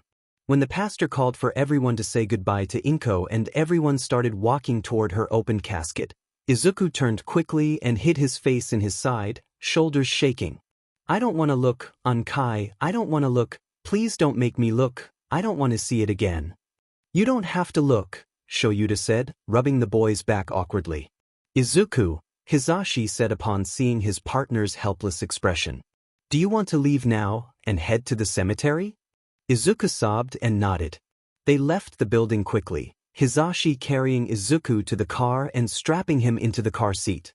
Shoyuta passed the child a bottle of water from the front as they started driving, and the child didn't fall asleep this time, instead watching the world pass by outside the window as tears streamed down his face.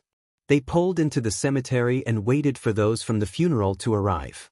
When they did, they got out of the car, Hisashi unbuckling Izuku from the back. Izuku held onto Hisashi's pant leg as they headed toward the freshly dug funeral plot, and he had one hand hooked in Shuta's belt loop. Izuku stared at the ground as they lowered the casket into the ground, and Shoyuta stared at the sky. He remembered years ago, staring at the sky with his sister from rooftops while they waited for villain fights to fall into their lap. He missed that Inko. The crowd dispersed as the pastor finished his prayer. A tall woman with spiky hair walked toward them. You're Inko's brother, she said by way of greeting. She never mentioned you. She wouldn't have. I see. She turned to Izuku. I don't like that kid. But you'd better take care of him. Her voice had a threatening tone to it. She looked at Izuku, and her face was that of distaste, before slowly softening. I'm sorry about your mother, Izuku. Izuku nodded. That's all I wanted to say. She marched away. Shoyuta stared after her. A boy cleared his throat. He looked down. The angry-looking boy. I don't like Deku either, he proclaimed, but he didn't seem too sure of himself. But, be nice to him please. He nodded.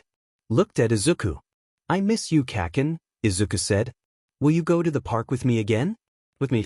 And Unkai Sho and Unkai Zashi? You live far away but dash. I can't nerd, the boy said. She won't dash. He visibly cut himself off. I'm sorry about Auntie. He looked back up at Shoyuta again, this time threateningly. Remember what I said. Be nice to Deku and take care of him, like Mom said too. He marched away in a way that was eerily similar to how his mother had. You have interesting. Hisashi hesitated for a moment. Friends, Isuku. Isuku sniffed. Emchim. Come on, listener, let's get you home. We'll get ice cream on the way home, Shoyuta said. Do you want ice cream? Yes, please. We'll get you a sundae then. After the funeral, Hisashi and Shoyuta both applied for day jobs, Shoyuta signing up for night shifts as well. It was exhausting, and it barely left them enough time to tuck Izuku in before they had to run to patrol, but what had to be done had to be done. Hisashi seemed to take the extra work a lot better than Shoyuta did. Shoyuta had signed up for day shifts because he needed all the sleep he could get, but now that he had a side job he'd had to transfer his 4-hour-long shift to almost immediately after he came home from his day job. Then he just barely had time to change into night clothes, thank Nemuri, and get a few hours of sleep before running back to the restaurant, where he now worked as a waiter. It was the same with Hisashi: work, sleep, and patrol. It left him frazzled and irritated. After only a week of trying to pay the money back for the bank, who only seemed to pile on more and more ridiculous amounts of interest the longer it went unpaid, it felt like he didn't have the energy to do anything anymore. Even tucking Izuku in at night felt like a monumental task. Sometimes, it made him wonder why he still did it. Then he looks at Izuku and he remembers. Izuku tried to help in any way he could, in his own way. When Shuta's legs hurt from being on his feet all day, he would hug him and ask him to feel better soon. When he was simply too exhausted to sleep, Izuku seemed to be able to sense it and would give Shoyuta one of his stuffed toys just before he left for bed. When Hisashi's head hurt, Izuku would bring him bottles of water, and when he seemed to be in a bad mood, Izuku would try and tell him funny stories to get him to smile. The stories were rarely funny, at least by adult standards, but something about watching the little boy gesticulate animatedly while he talked was amusing. Overall, Shoyuta didn't regret taking on the extra job to pay off his debt, not when it was for Izuku. He only wished it hadn't cost him so much energy. And not having enough energy was a very dangerous thing for patrol. His goggles were one of his favorite possessions, both because of who had given them to him and because of their dual purpose. They helped him use his quirk without other people knowing who he was using it on, and they helped with visual input and went a long way to keep him from getting overwhelmed. Their only real downside was that they slightly inhibited his peripheral vision, which was why, when he was fighting a group of villains in a warehouse after busting them for illegal distribution, he didn't see the pole flying his way until it hit him right in the knee. He felt his knee jerk backward, and then a loud crunch. The villains, who he'd done a good job keeping at bay until now, slowly rose back to their feet once they saw that they'd inhibited him. Shoyuta activated his quirk on the nearest one as he walked closer, trying not to look down at his surely broken leg. The shock and adrenaline was keeping him from feeling the pain, but he knew, as soon as he looked at it, it would be near unbearable. The one who walked closer to him seemed to be the one that had thrown the pole at his leg. He seemed to have a strength quirk, large muscles rippling under the skin of his arms, with shaved hair and a thick head. Even with his quirk cancelled, with the amount of physical training the man had obviously done, he would probably be able to administer grave injuries. Shoyuta felt his anxiety spike. His hands were covered by a stretch of his capture weapon. He slowly reached toward his watch, pushing a button, sending a distress call to any heroes in the area. His hands gripped his capture weapon. Distantly, he remembered kicking this man in the face near the beginning of the fight. There was still blood caked under his nose, down his chin. Now he looked like he was after Shuta's blood.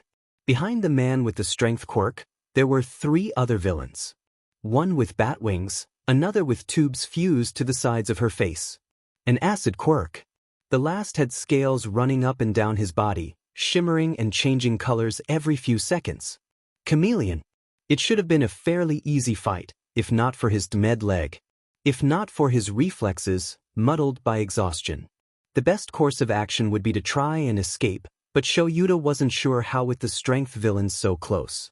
The ceiling was too high for his capture weapon to wrap around a support beam. He couldn't run, not with his leg which was bending the wrong way. Shoyuta felt an ache spark up from his knee. The other 3 villains, hiding behind the strength villain, were laughing. Shuta's ears buzzed with the noise. His watch beeped, quietly, a response to his distress call. He could wait it out. He just had to hope the strength villain didn't kill him before then.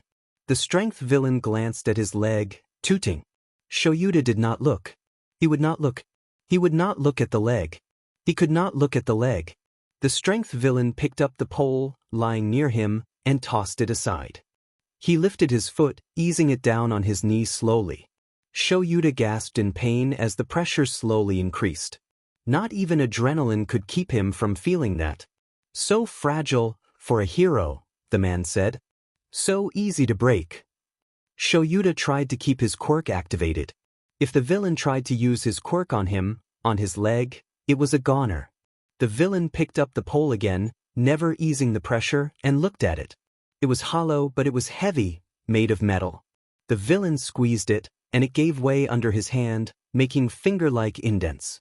I could crush your skull, like this, with or without my quirk, the villain said. Crush it as easily as a soda can. He held the pole with both hands, and it bent it almost in half. And I could break every one of your limbs as easy as twigs. He unbent the pole, twisted it. I could rip them off and throw them away, and no one would be able to save you. Even the other villains, behind him, looked surprised. Shoyuta wouldn't blink. He would not blink. He could not blink. This villain was waiting for him to blink. His foot pressed down again, and Shoyuta felt something pop. Then something wet, pooling under the limb. He pressed the distress call again. 2 beeps back. If they were coming, then where were they? They couldn't be far. Or, the villain continued, I could get Mermeek. Get her to spit acid at you, get her to melt off every inch of your skin. He lifted his foot. But I don't think I will. He couldn't blink. I think I'll just leave you here. He brought the foot crashing back down onto his leg, and Shoyuta felt something in his leg rip. To bleed out. Or die from infection. Whatever comes first. The other 3 villains stared at his leg in fear and disgust. The one with the wings looked like he was about to throw up. Sadistic. Very, very sadistic. Shoyuta felt like he might throw up too. The villain with the strength quirk shoved money at the villain with the wings. He took it, never once looking away from Shuta's leg. Shoyuta wasn't sure if it was because of morbid fascination or because he simply couldn't look away. He wondered how bad it really was. Don't blink. The strength villain marched out of the warehouse. Acid and Chameleon followed him numbly. Wings shuddered before flying out the warehouse window. Shoyuta let out a breath and blinked. He had been holding himself up before, but now he collapsed backward. The warehouse floor was cold concrete, but Shoyuta could feel a warm liquid under his back. Creeping upward. Wetting his hair. Shoyuta couldn't help it. He had to treat the wound. The world was already growing fuzzy around the edges. He looked down at his leg and he almost threw up. He couldn't tell much because of the black fabric of his tracksuit, but the gigantic pool of crimson blood under him spoke volumes. He held in a breath, closed his eyes, and his mind went numb as he felt along his utility belt, taking out a small knife. He didn't like knives, he wasn't good with them, but it was useful in this case. He cut at the fabric of his pant leg, ripping it off and throwing the soaked fabric aside. He couldn't even see the color of his skin, it was all covered by deep red blood. A jagged, white piece of bone stuck out of the skin, and the wound pumped out great globs of blood as it did. His knee was squashed, and he couldn't bend it, couldn't move his leg at all, really. He took his capture weapon and rolled up more of his tracksuit, tying it up at his upper thigh, as tight as his cold hands could get it. He tried not to cry out as his leg gave a sharp stab of pain, as the gray material digged into his skin. His skin was buzzing. His ears rang. He looked at his bracelet. 3 heroes had pinged it, saying they were coming to the scene. Midnight, who was supposed to be watching Isuku, what the hell dash, Present Mike, why him, why does he have to see this, why, and a hero who had just applied for their agency, Vlad King. At least heroes were coming. He just had to stay awake. He couldn't move, he couldn't walk, but he could stay awake. He had to anyway, so he could adjust the tourniquet. He hoped Midnight hadn't left Isuku home alone. He pushed his goggles up and they got his bangs out of his face. He stared up at the ceiling, at the cobwebs of intersecting support beams. How long would the healing process be? Not long, surely. He'd find someone with a good healing quirk. Might even send a letter to Recovery Girl. The old woman was fond of him. Well, fond of Hisashi. She could help. His heart started beating rapidly, and his hands started shaking as the numbness in his brain melted away, slightly. His fists clenched, slightly. The warehouse had hanging lights blaring overhead, and they were too bright. The sound of his own breathing was too sharp, too loud. His leg ached too much, and the remaining numbness in his brain scared him, and his chest hurt. The smell of his blood was overbearing, moist and coppery, and it made Yuta want to vomit. A headache reared its ugly head. His arms were heavy as he lay there, heart trying to beat its way out through his chest. Stay awake. His eyelids felt weighed down, forcing them back open a struggle. Stay awake. The pain was almost unbearable, and he felt like he could pass out from it alone, even though his mind was still a little cloudy and numb. Stay awake. His hands were growing cold. Stay awake. Yuta wondered if this was how he would die. Stay awake. He heard a loud bang, and then 3 familiar faces were standing over him. He felt someone grab his hand. Yuta was glad. They were so cold. Stay awake. Yuta couldn't stay awake. Yuta came to in a hospital bed. There was a steady beeping next to him, and he felt odd and floaty. His hands were still cold, but someone was holding one of them, and it made it feel better. It took him a while to open his eyes. Hisashi was sitting beside him, looking exhausted and run down. There were dark circles under his green eyes, and Yuta could see them even through his glasses.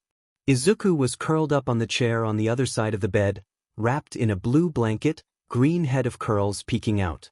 "Zashi," he murmured. Hisashi looked up, and his shoulders seemed to slump in on themselves in relief. "Oh, thank goodness," he said. "Good God, never do that again, oh God." "What?" He looked down the expanse of the hospital bed. Hospital gown. IVs. Pads on his chest, monitoring his heartbeat. Further down, a large cast covering his leg. Memories came rushing back, whether he wanted them to or not. "Oh. Yeah. Alright." Hisashi shook his head. "You almost died." "Feels like it," Yuta grunted. "No, you don't understand, you almost bled out. The doctor said something about an artery behind your knee being damaged when it was crushed, and they had to do a blood transfusion, and you nearly died." How long have I been asleep?" 12 hours. You've been in and out, but I doubt you remember. This is the most lucid we've seen you." Yuta nodded. "Is the child okay?" "Is the child? Yes, the kid's okay." "Why wouldn't the kid be okay?" "You should be worried about your leg. You won't be able to walk for weeks after this show." But the debt, what about Inko's funeral bills? How are we supposed to pay them with me laid up? Can't they just get someone with a healing quirk in here?" "Yuta, that BSTRD shattered your knee. He snapped the bone in your leg. In half. It was in so many pieces, they had to take you back for surgery to rebuild your knee. They said they can't heal it that fast, or there could be damage. You'll just have to heal naturally for a few weeks, maybe a couple months, and then they'll heal you the rest of the way." "Did the agency fire me?" he asked numbly. Hisashi sighed. "No," Hisashi said. "No, I don't think so. But you're out of the field for however long you're hurt. And they're requiring 2 weeks of physical therapy afterward. You'll still get paid, they're putting you on temporary disability, but it probably won't be enough," Yuta finished. "Yeah.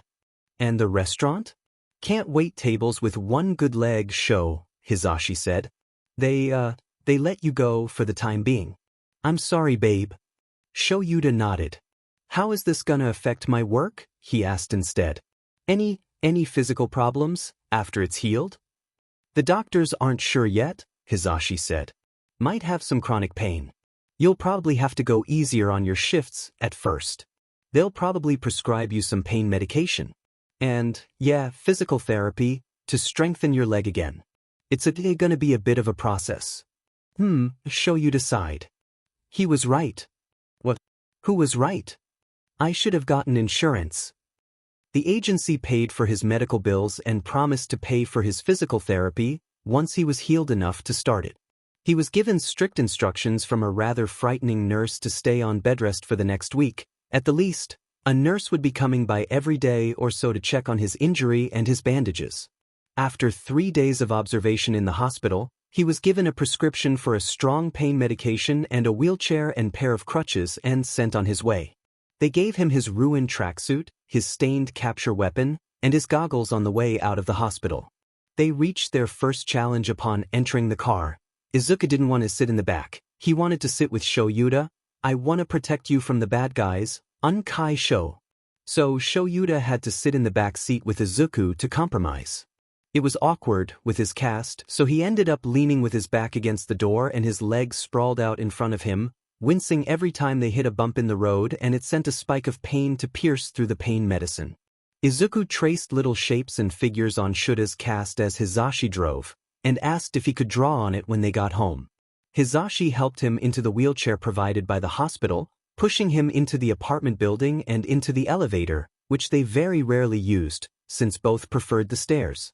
Izuku held his hand and looked around the elevator suspiciously as they rose up in floors, like he was expecting villains to pop out of nowhere and attack Shoyuta again. Hizashi knocked on the apartment door, and Nemuri answered it. She was wearing tight black pants and a see-through shirt, the sleeve of which fell off of one shoulder. Shoyuta was tempted to cover Izuku's eyes. Takara was resting in her arms. "Auntie Nem!" Izuku shouted excitedly, rushing forward to hug the woman's leg. "Hey, Tiger!"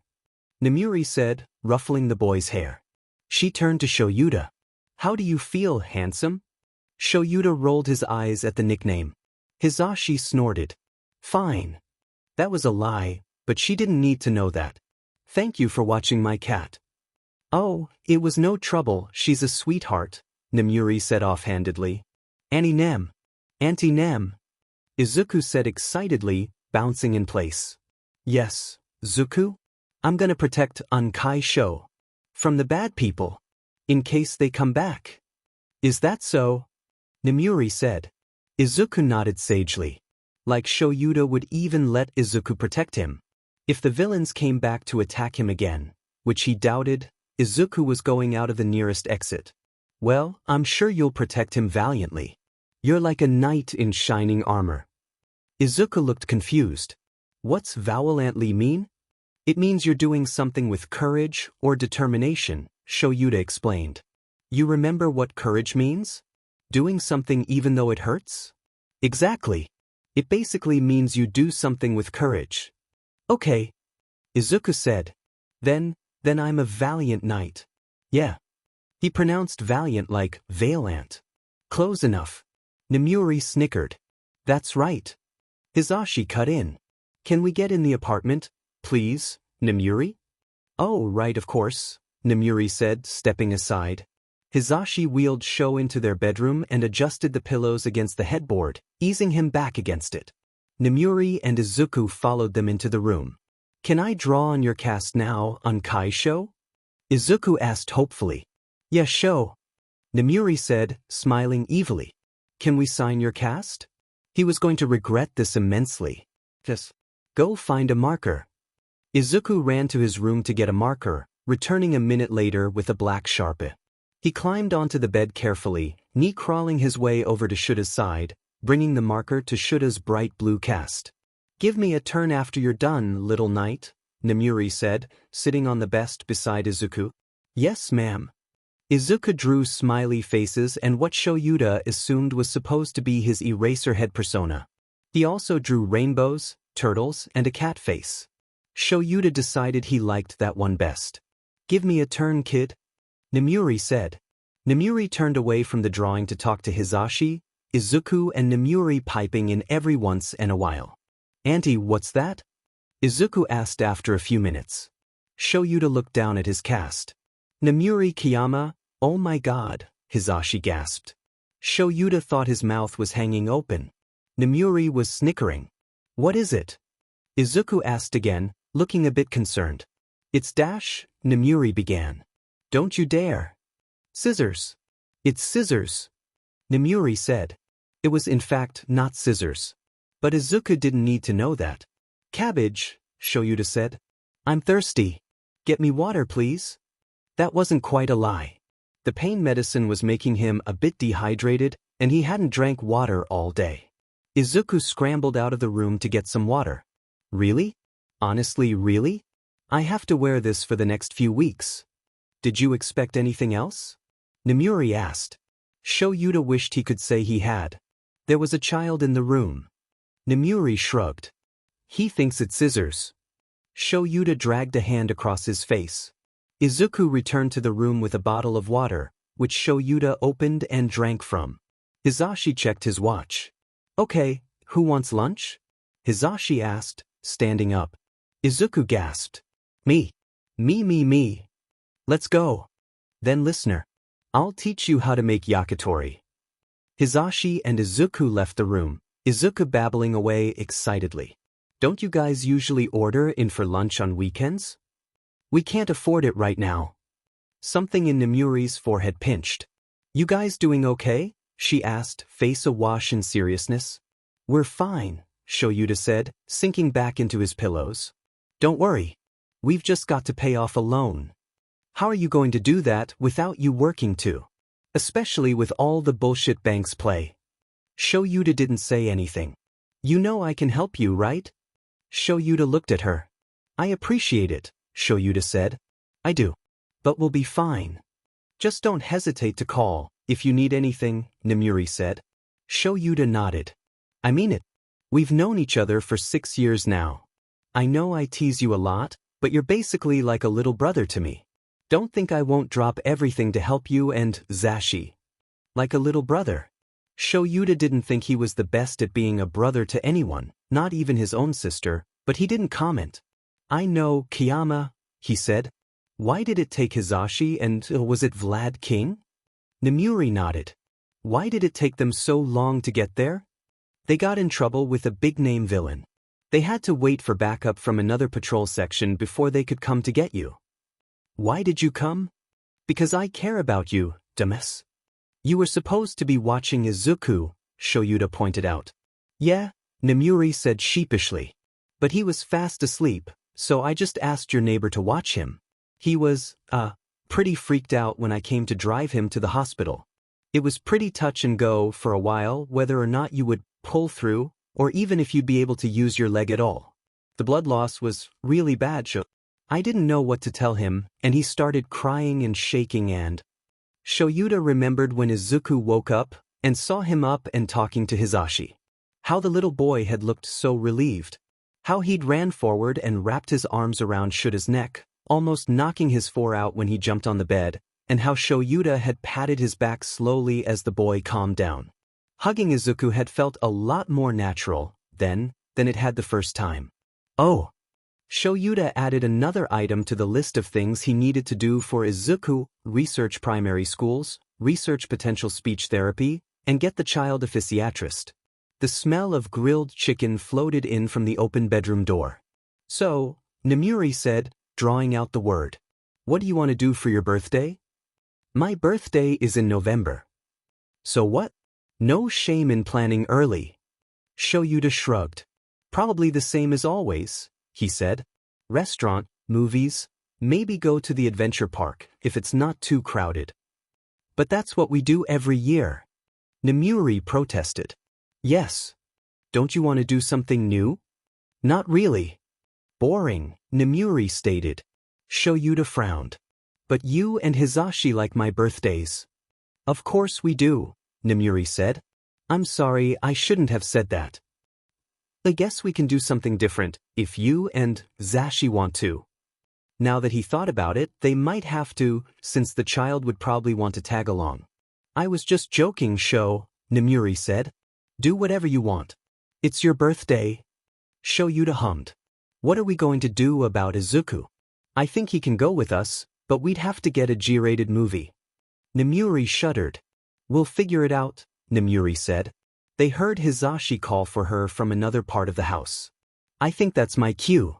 I'll go get your food, okay, Sho? Sho Yuta nodded.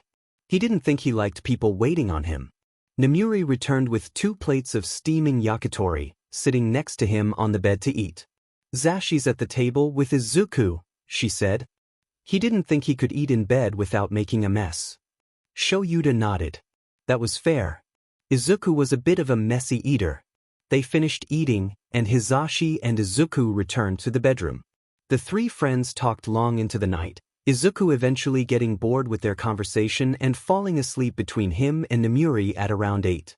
Nemuri finally left their bedroom to sleep on the futon at around 11 o'clock, since it was far too late and too dark out to drive home. Hisashi didn't mind moving Izuku, instead letting the boys sleep in between them, at least for tonight. Recovery was painful. After a week of bedrest, he began to slowly move around the apartment on crutches.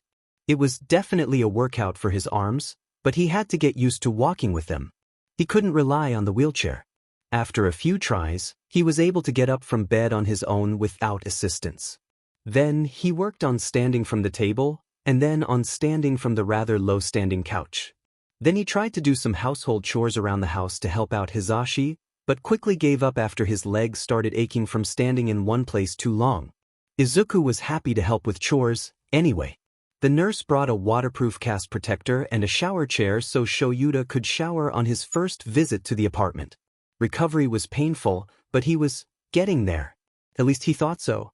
2 weeks in, and they replaced the cast with a lighter one after cutting it off to take out the stitches, the doctor raising an eyebrow at the rather creative drawings Nemuri had left. Shoyuda had grinded his teeth the entire time the saw was running, wincing at the vibrations that ran up and down his arm from the saw cutting at the cast. Izuku, too, had looked upset at the noise, though he blocked it out with hands over his ears. Shoyuda had been surprised at how utterly awful the knee looked, still swelled up and purplish and pale with dead skin and pink indents from the cast. Then they'd replaced it with another cast, and he'd been sent on his way with further instructions to try and walk around the area with his crutches and to get lots of rest. He'd started walking around the city. After that, Izuku and Hisashi were always following in case he needed help. Izuku had tried to bring Takara, too, on a leash, but the cat seemed to prefer getting a good nap on the couch while the humans were gone. It was around this time that Shoyuda started getting antsy, now that he wasn't allowed in the field. The walks helped a lot. For weeks in, and the pain in his lower leg had eased up quite a bit, while the pain in his knee still raged on as it healed. His leg felt stiff in the mornings, and Shoyuda worried about that carrying over after the cast was removed and everything was healed. It could interfere with his work. At 5 weeks, he started doing chores around the house again, folding the laundry and putting it away and doing the dishes. Izuku had actually been a big help around the house for Hisashi while Shoyuda had been on bedrest, and they decided he was about old enough to get a chore sheet to teach him responsibility. Just simple stuff, like cleaning his toys up when it was a mess, making his bed, and feeding and watering Takara, which Shoyuda kept a close eye on when he did, so Izuku didn't overfeed her. At 6 weeks, they x-rayed his leg again. They said that his knee would still take a few weeks to heal, maybe a month, but that his leg could be completely healed in the next 2 weeks or so. Of course, he'd still have to keep the cast on for his knee, but it was still good news. Shoyuda tried to ignore the fact that, even after the knee was completely healed, he'd still have to wear a knee brace until he could build the strength back up in that leg.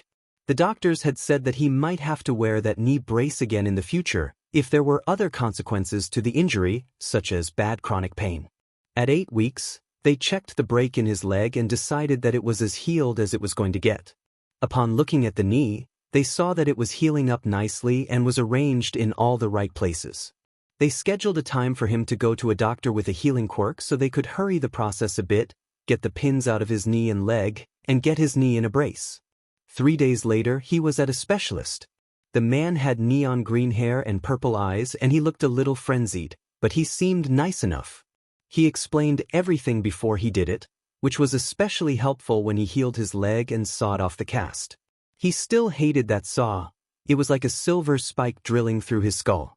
After he got the cast off, he started the healing process, which was a lot more unpleasant than he'd been expecting.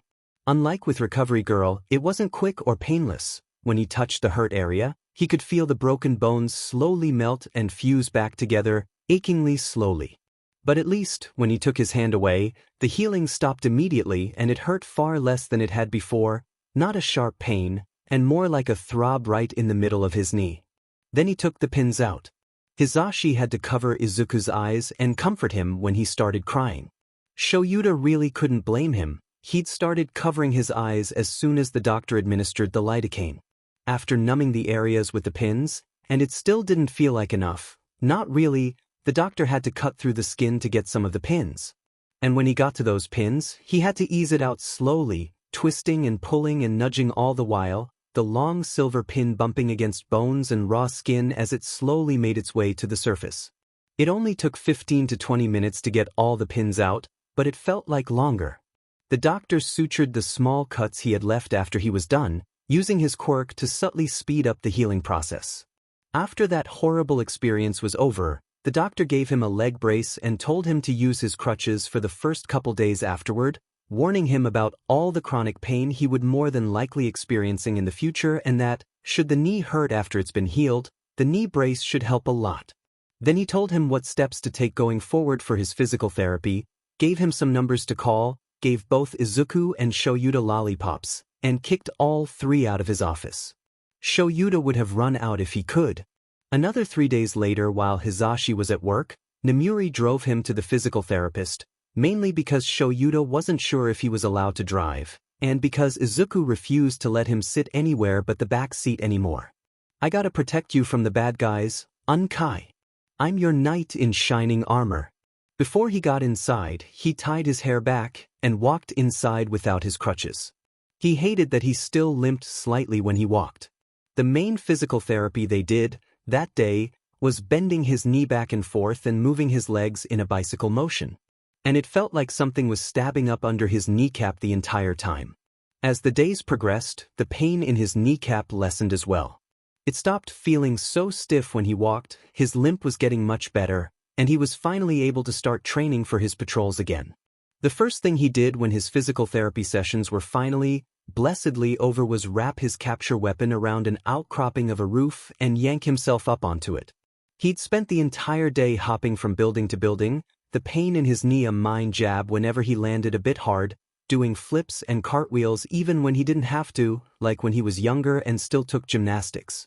When he got home, the brace went back on his leg, but he couldn't bring himself to mind. Because he was back to normal. For the most part. 2 days later, and he was getting ready to go back to patrol, approved by the agency and taken off of temporary disability.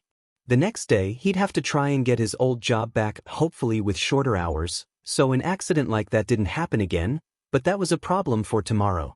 He had just changed into his new tracksuit after tucking Izuku into bed, and both he and Hisashi were headed out the door, Nemuri flipping through channels on the couch, when something heavy knocked into the back of his uninjured leg, small arms trapping around it.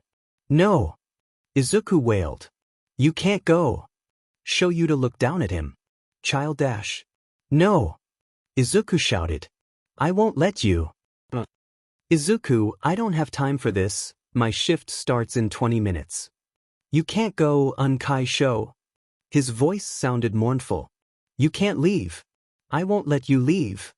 He looked into the child's eyes, and they were filled with tears. His voice warbled. "The bad guys will get you again, Unkai, please don't leave me." "Cabbage dash. I gotta protect you. I said I would protect you from the bad guys. I can't make sure you don't get hurt by those meanies again if you leave." Izuku dash. "It's dangerous, Unkai." The boy had only just learned the word dangerous, he still pronounced it wrong as dangerous. He was getting there. "Izuku, I have to go." "Baby, shoulda's going to be fine dash," Hisashi tried to reason. Izuku only wailed louder, breath stuttering. In his chest. "CCC can't dash. Cabbage dash. Tiger, please calm down dash.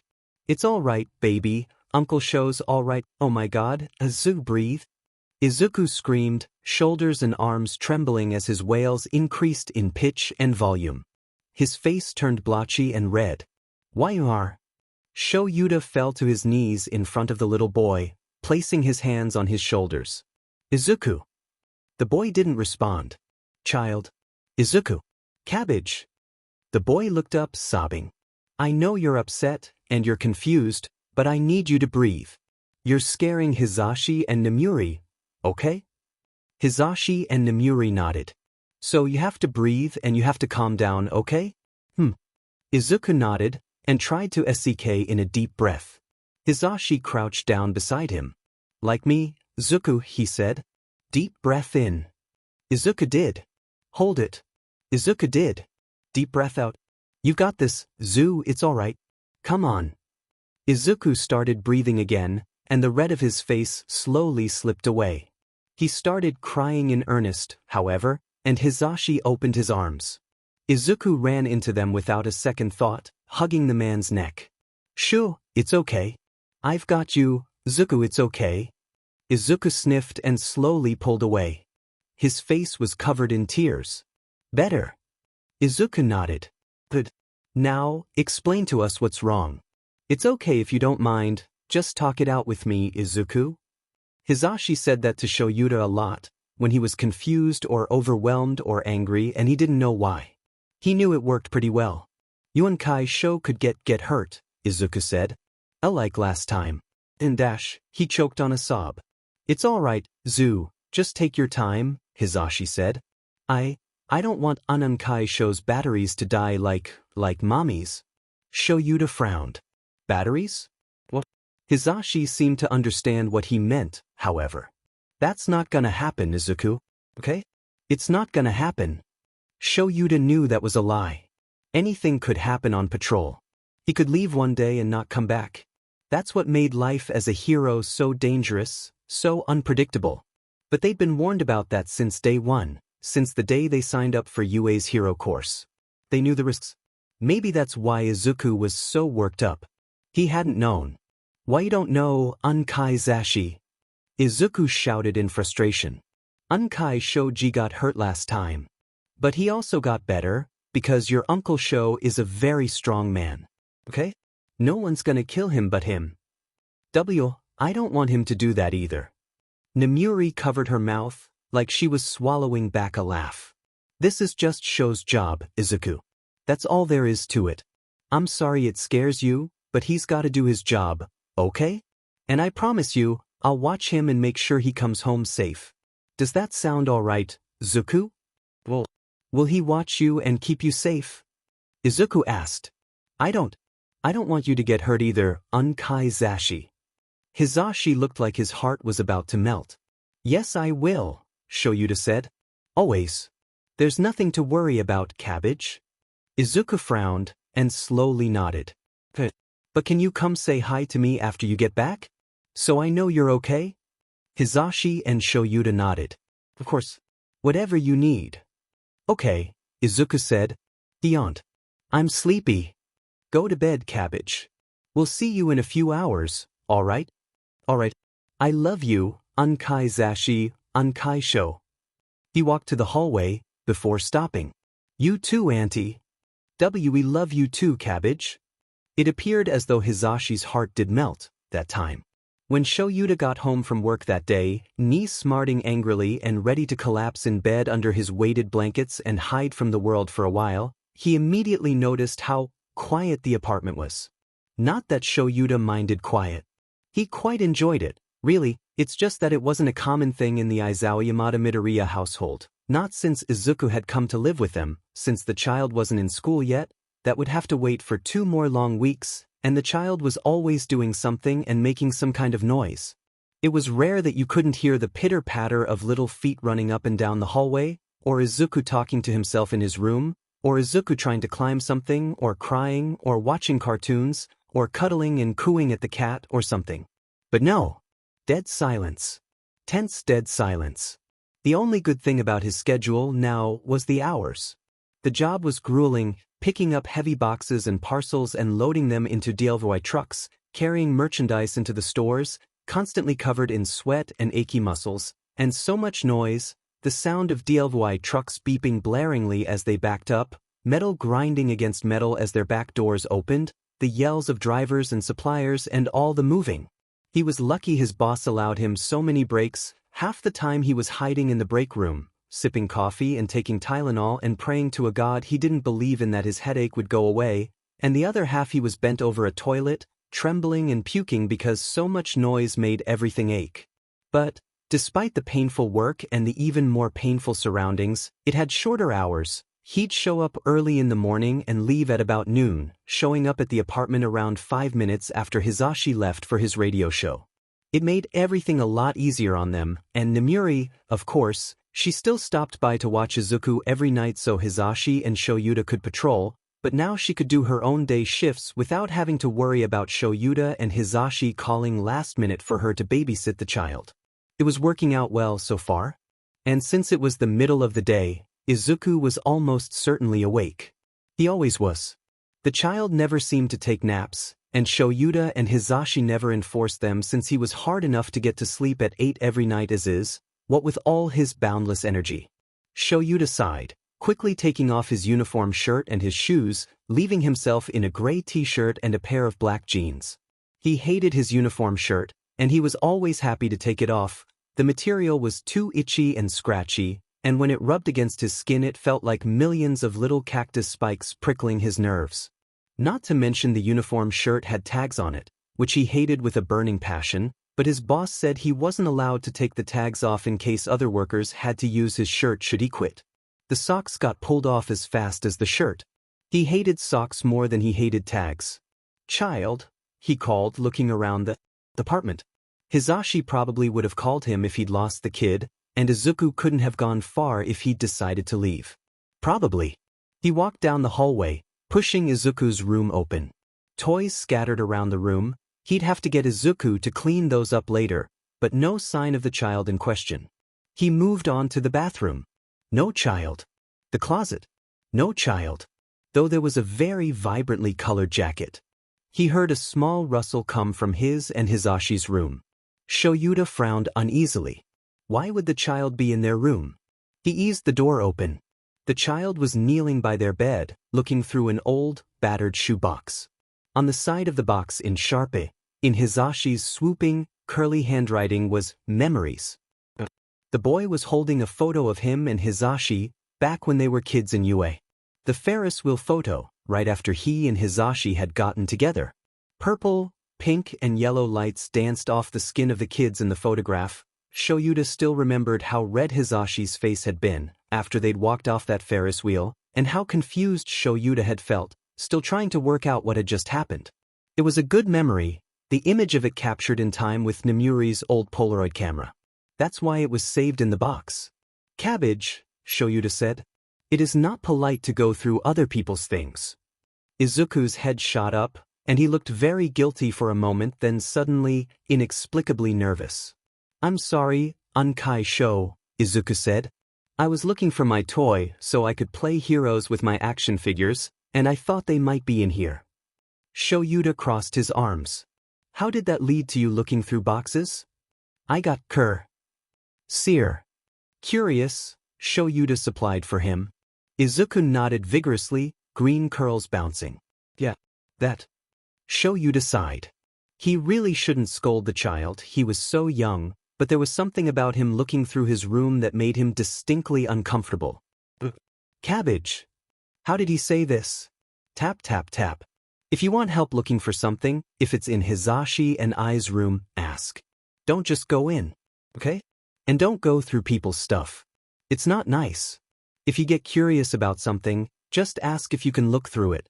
Got it, child?" Izuku nodded sadly, eyes on the floor. He looked chastised. "I won't do it again, Unkai," Izuku said again. "I'm sorry." He frowned for a moment. "But, who's this baby?" He pointed to the photo of newborn Izuku, sitting nestled between all the other little frozen pieces of history. Shoyuta and Hisashi had taken the photos down from the walls immediately after Izuku had started living with them, partly because they didn't know how destructive the child would get once he was comfortable with them, and partly because it would be hard to explain why Hisashi and Shoyuta already had photos of him. "That's you," Shoyuta said simply. "Right after you were born. You probably don't recognize yourself. You looked like a very dried-out tomato back then." "You met me before?" Izuku asked in wonder. "No," Shoyuta said. He decided the one time he saw the boy at his parents' funeral didn't count. "Your mother sent those to me on your birthday every year. I guess she wanted me to know you existed." Shoyuta shrugged. "But no. I never met you." "Oh," Izuku said. "Did Did you not want to? Shoyuta blinked. What makes you think that? I don't know. I dunno. I was young when you were born, Izuku. I had no way of going to visit you. I wanted to at first, but I knew I wouldn't be able to. After that I was pretty indifferent to you. What's indifferent? It just means I wasn't that involved in your life. And I'm sorry about that. Izuku hummed. My dad didn't like you much, I don't think. Mommy and him were always arguing about you. I know he didn't like me, Shoyuta said. And that's okay. Izuku tilted his head to the side. You're not sad he didn't like you? No, Shoyuta said. I can't make everyone like me, and he liked me for something I couldn't control, so it doesn't matter. He felt like he was directly reciting one of the speeches Hisashi had given to him, time and time again. He called you a freak, Izuku admitted. Lots of people have. I've been told I'm an odd person. Well, I don't think you're a freak, Izuku said, puffing up his chest. I think you're the bestest ever. I appreciate that. Immensely. Shoyuta hoped he hadn't offended the boy by how dry his voice sounded. Izuku just looked confused in that way he did before he asked a question. What's immensely mean? Shoyuta considered getting the child a dictionary. You remember when extremely means? Izuku nodded. He'd learned what that word meant a few days ago. It means I appreciate it to a great extent. I appreciate you not thinking I'm odd very much. Izuku smiled, and it was like the sun was looking up at him. Can we look at more pictures? I want to see what I looked like when I was little. Look in a mirror. Izuku's shoulders slumped, and he pouted up at him. Shoyuta sighed, sitting on the edge of his bed to get the weight off of his leg. Okay, cabbage. Izuku grinned, climbing up on the bed beside him and bringing the box of photographs with him, handling them carefully, like each photograph was the most delicate, expensive thing he'd ever held. It made Shoyuta wonder why he wasn't this careful with cups and plates. Hisashi was always having to rush forward during dinner time to save a porcelain plate or a glass cup that was dangerously close to the edge. He picked up the most recent photo next. He held it carefully and looked at it sadly. I remember when this was taken, Izuku said. Mommy did it. She loved taking pictures. He placed the photo aside, next grabbing yet another one taken back in Shuta's high school days.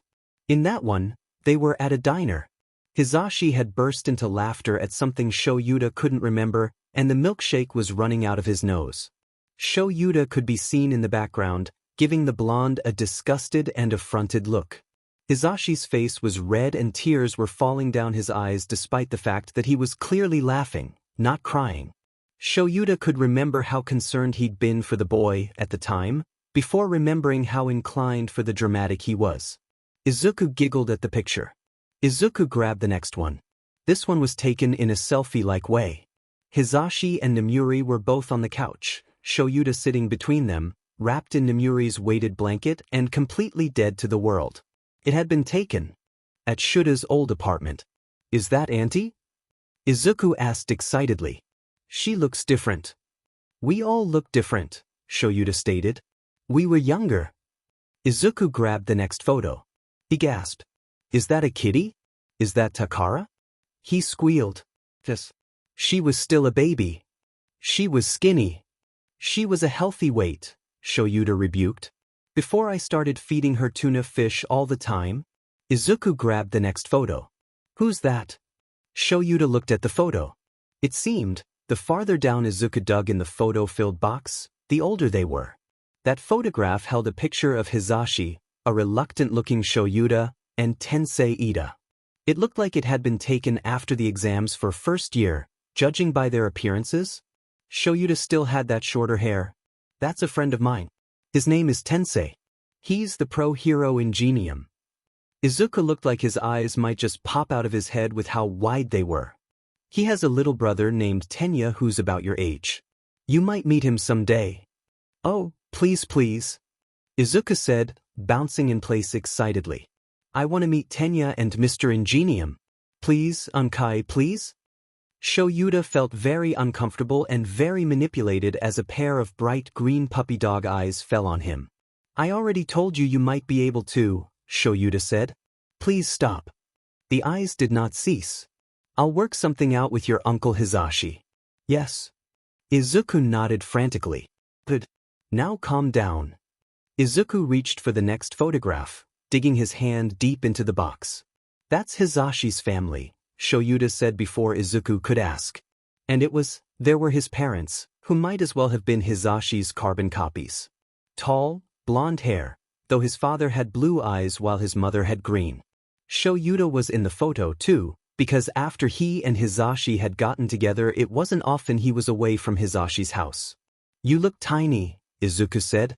And Shoyuta supposed that was true. As a child he'd been fairly short because of his eating habits, and that photo was taken just before he shot up to 6'0" and got taller than Nemuri. Yes, Shoyuta said. I was a child. And Hizashi's parents are both very tall. Izuku hummed, grabbing the next photo. Graduation. And this? First patrol. He pointed at another. The second sports festival. What about this? That's just a tree. Izuku kept going through photos until he came across the last one at the very bottom of the box. Who's this boy? Izuku had pulled out a photograph of a tall boy with bright, floating blue hair and a wide, Cheshire cat grin. He'd been a friend. Not as close as Nemuri and Hizashi, but a friend nonetheless, though their group never hung outside of school grounds. He still blamed himself for his death, for not being there. Someone I try not to think about, Shoyuta said simply. No more photos. Have you eaten? Unkai Zashi gave me leftover onigiri for lunch, Izuku replied. Go play with your toys, and then clean your room. There are toys scattered everywhere. Izuku nodded, scurrying out of the room and down the hallway to his own. Shoyuta sat there for a moment, not quite willing to stand up yet until the itchiness eased its way out of his knee.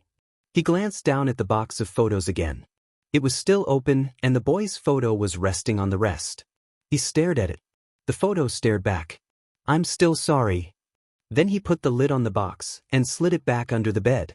He couldn't be blamed if he wanted to forget about some of the memories resting inside. It was one of their few days off from their hectic schedule, Sunday. Hizashi's radio show didn't play on Sunday, and Shuta's boss was a firm believer in the fact that no one should work on that day. He had no such qualms against working on Saturday, but Shoyuta wouldn't complain. It was one of those quiet Sunday mornings, where everything was slow like melting butter and it was quiet for once. No yelling from Izuku, no talking from Hizashi, not even any sound coming from the TV. Just quiet. Shoyuta took a sip of his coffee and tried to revel in the calmness and quiet of the morning for as long as he could.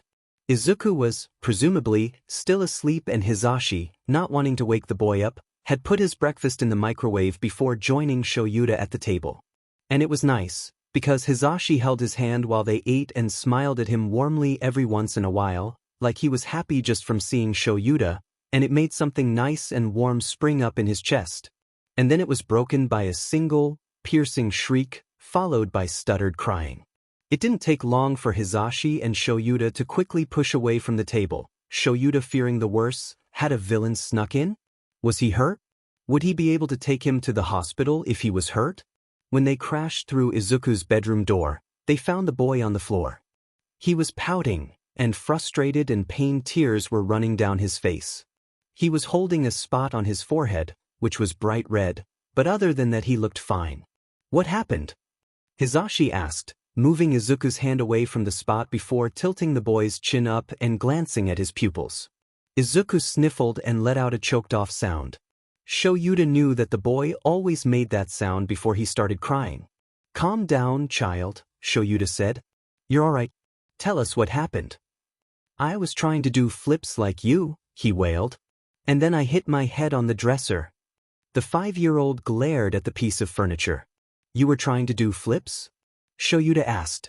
You can't just do flips without knowing how, especially in such a closed-off space. It's not safe. Why you said why you'd teach me gymnastics? But you've been busy, so I wanted to learn to do flips by myself so I could be a her hero like you and Unkai Zashi and all might and dash, he wailed loudly. Child, if you really wanted to learn all that you should have just reminded me. I would have found the time, Shoyuta said, feeling slightly guilty. That was silly. That was silly. You acted silly. He wasn't sure if he should say the word, stupid, in front of a child. Izuku looked just as upset by being described as silly.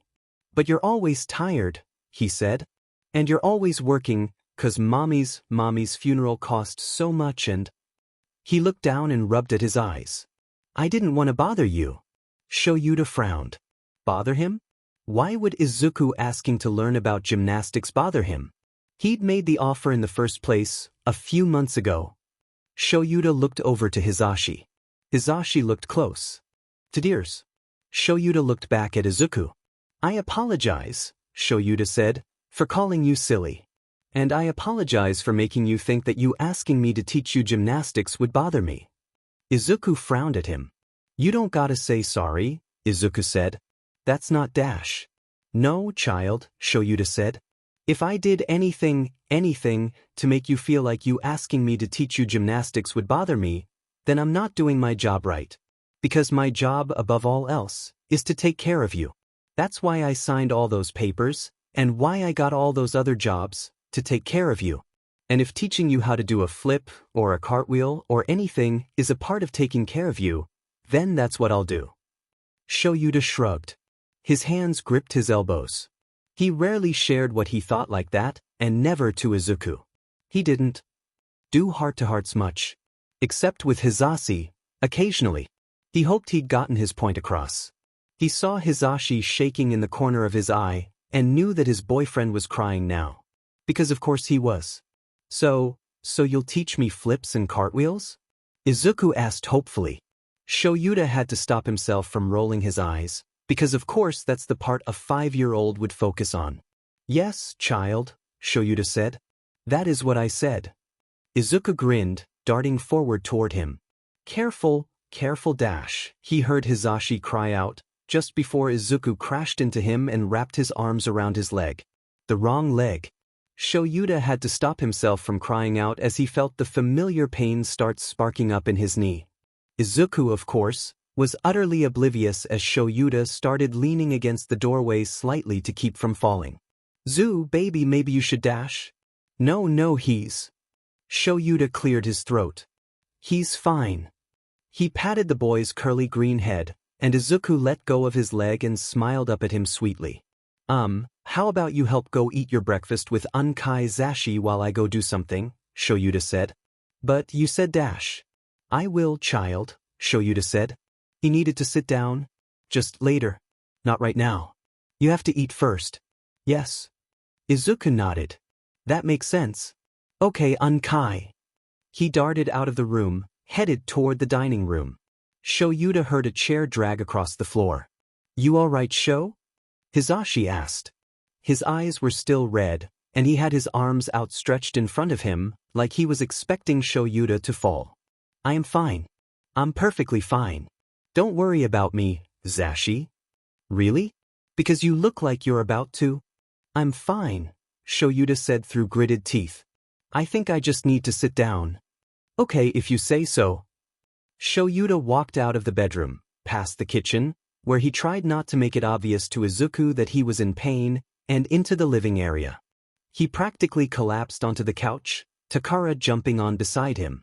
His leg was outstretched in front of him, feeling stiff and still aching sharply. He could hear Hisashi in the kitchen, reminding Izuku to be careful about Shoyuta injury. He ran his fingers through Takara's soft fur. Demon that villain. Izuku ran into the room as soon as he was done eating, leaving Hisashi to deal with cleaning up. He was bouncing in place as he stood in front of him, looking eager.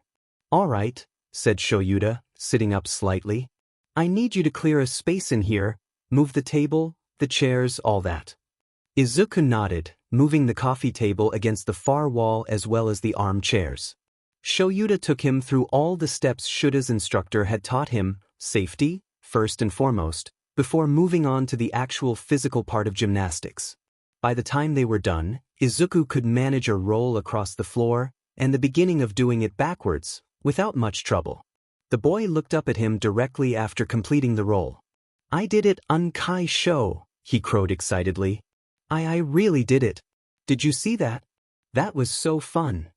Quiet down, child, Shoyuta said. We have neighbors.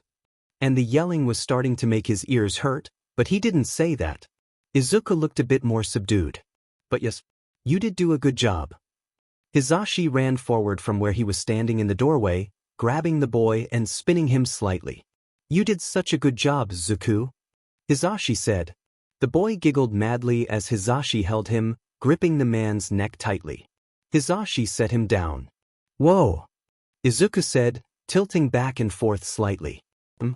Dizzy. He fell onto his back. Hizashi snickered, darting forward and tickling his stomach mercilessly.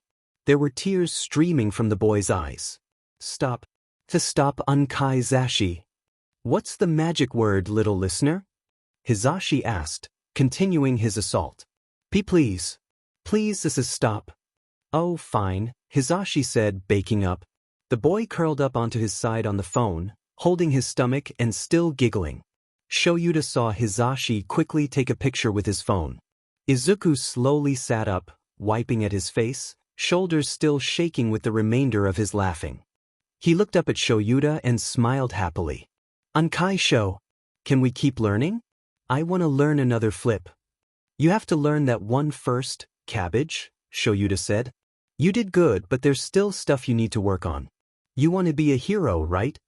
Izuku nodded vigorously. A hero is only as good as their abilities. And since you don't have a quirk, your physical abilities will have to be better than everyone's. Yes. Izuku nodded, still smiling, before it fell slightly. Do you think I can really be a hero without a quirk? I think anyone can be a hero, cabbage, Shoyuta said honestly. Izuku frowned. There's never been a quirkless hero before, he said, frowning. Shoyuta really did roll his eyes that time. Then just be the first. Izuku blinked up at him, startled. What? Nothing. Just, thank you. Shoyuta said, feeling awkward. Doesn't matter if you don't have a quirk. Plenty of heroes have pretty useless quirks for battle, and they do fine. Alright? If anyone says that you can't be a hero without a quirk, they're a thick-headed ignoramus. Izuku blinked. Ignoramus means an ignorant or stupid person. Izuku nodded. Am I allowed to call someone an ignoramus? Izuku pronounced the word ignoramus, and Shoyuta heard Hizashi wheeze from where he was standing. Absolutely not. By dinner, Izuku had improved exponentially, and Shuta's leg had finally stopped hurting. It was lucky he didn't have patrol that night, honestly. What Shoyuta and Hizashi hadn't known was that, once Shoyuta taught him to do a simple roll, he would start rolling where he wanted to. Go instead of walking. Which was unexpected, admittedly. Shoyuta couldn't quite remember doing that as a child. First, he rolled from the living room to the table, then he tried to roll from the floor onto the chair. Thankfully, he gave that up and just climbed onto it. Then he rolled back into the living room and started rolling around the room everywhere while Hizashi and Shoyuta watched a movie on the TV. You remember that old video game? With the blue hedgehog? Hizashi whispered to Shoyuta. Shoyuta hummed. I think that's what he's going for. Child. Shoyuta called to Izuku.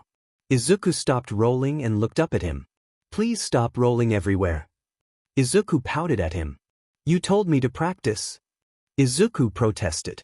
I didn't mean to use it as a form of transportation. Your head is going to start hurting from the floor soon. What's transportation? Someone or something moving from one place to another. K. He went back to rolling. Child. It was a bit of a lengthy process to get the child to settle down. Izuku, just sit down. Cabbage, please. Zoo, for God's sake, dash. Get down from there. But Unkai. The worst thing was trying to get him to sleep. He was simply too excited about his newfound ability to go down. Shoyuta had read to him, Hizashi had sung, they'd given him stuffed animals, warm milk, everything they could think of. Then, when his eyes had finally closed and he'd gone down and Shoyuta and Hizashi had returned to their movie, they still heard him rolling around in his room. By the time he was really, truly asleep it was 10 p.m., Hizashi and Shoyuta were exhausted, and Shoyuta was idly considering jumping out of the nearest window. I never want children, Hizashi said, throwing the extra pillows on their bed aside. Never. That was hell. That was the purest definition of hell. You already have a child. Technically, you're the only one who has guardianship over him, Hisashi said as he climbed into bed. I'm just around for the ride. If you think you're getting out of helping me raise him, I'm not saying that, Hisashi said. Relax. I'm just saying in the future, if we get married. Or whatever.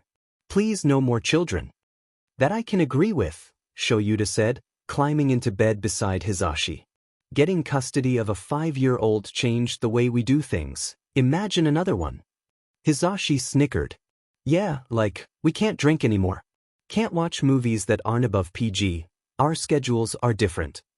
Can't go out with Namuri as much, Shoyuta added. Less sleep. No more naps. Can't swear. Not that I swear a lot, but you and Namuri must be struggling. Hisashi barked a laugh. Yeah, that's true, he said. He hummed. You want to know another thing we haven't been able to do much since Isuku? He asked. There was a hand on Shuta's face, Hisashi's thumb stroking over his cheekbone. Can't do that, Shoyuta protested. The child will hear. He's asleep. Hisashi reminded him, and Shoyuta hummed. That was true. There was a hand on this hip, now, and Hisashi was pulling him close, and just before their lips touched. The sound of a child rolling across the floor of his room and hitting the wall. God damn it. Shoyuta had never regretted taking custody of a child more than he did that moment. Work for Shoyuta had started at 4 a.m. before, but now that Izuku was finally going to school, he had to go through the lengthy process of changing his work schedule. Then he'd had to scrounge up all the spare money he could, trying to ignore all of the ridiculous amounts of interest piling up on their debt, to get the boy his uniform. Then he'd had to take a day off of work, something his boss had not been happy about at all, to enroll Izuku into the nearest primary school. Then he'd had to worry about lunch money and books, and new shoes and a haircut, because apparently Izuku's hair was too long, and then he'd had to figure out how to get him to school on time while also getting to his job on time. It was enough to make him want to rip his hair out. Or hide in a dark room for a few years. That was how he found himself where he was. It was 6 a.m., and he was nursing a cup of coffee and trying to tame his shaggy black hair with the hated hairbrush before throwing it back in a bun and clipping his bangs out of his face with the cat clips.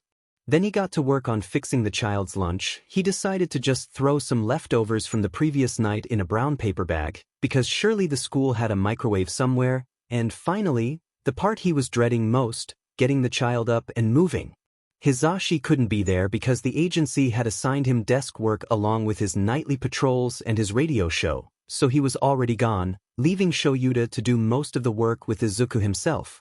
Logically, he knew that the desk work was a good thing because the agency was paying him for the extra hours he did and they really and truly needed all the money they could get, but it didn't make him less upset at having to get the child up and ready by himself. Shoyuta opened the boy's bedroom door, flipping the overhead light on. Izuku groaned and rolled over, burying himself in his pillow. Up, he said. Izuku ummed pitifully. Get up, cabbage. No movement. If the child was this bad in the mornings, maybe he should make his bedtime an hour early. Cabbage. Get up. Gra. What does that even mean? Cabbage. It's the first day of school. Time to wake up. Izuku muttered something that didn't sound like Japanese. Shoyuta sighed. He walked over to the boy, ripping his blanket and sheets off and tossing them aside. Please. Izuku sighed, sitting up and rubbing his eyes tiredly. Why do I gotta go to school? He whined, climbing out of bed and heading to the closet. Your uniforms are hung up on the far right side, Shoyuta said. And because you need a quality education. What's quality mean? Izuku asked, pulling off his night clothes and changing into his slacks and uniform.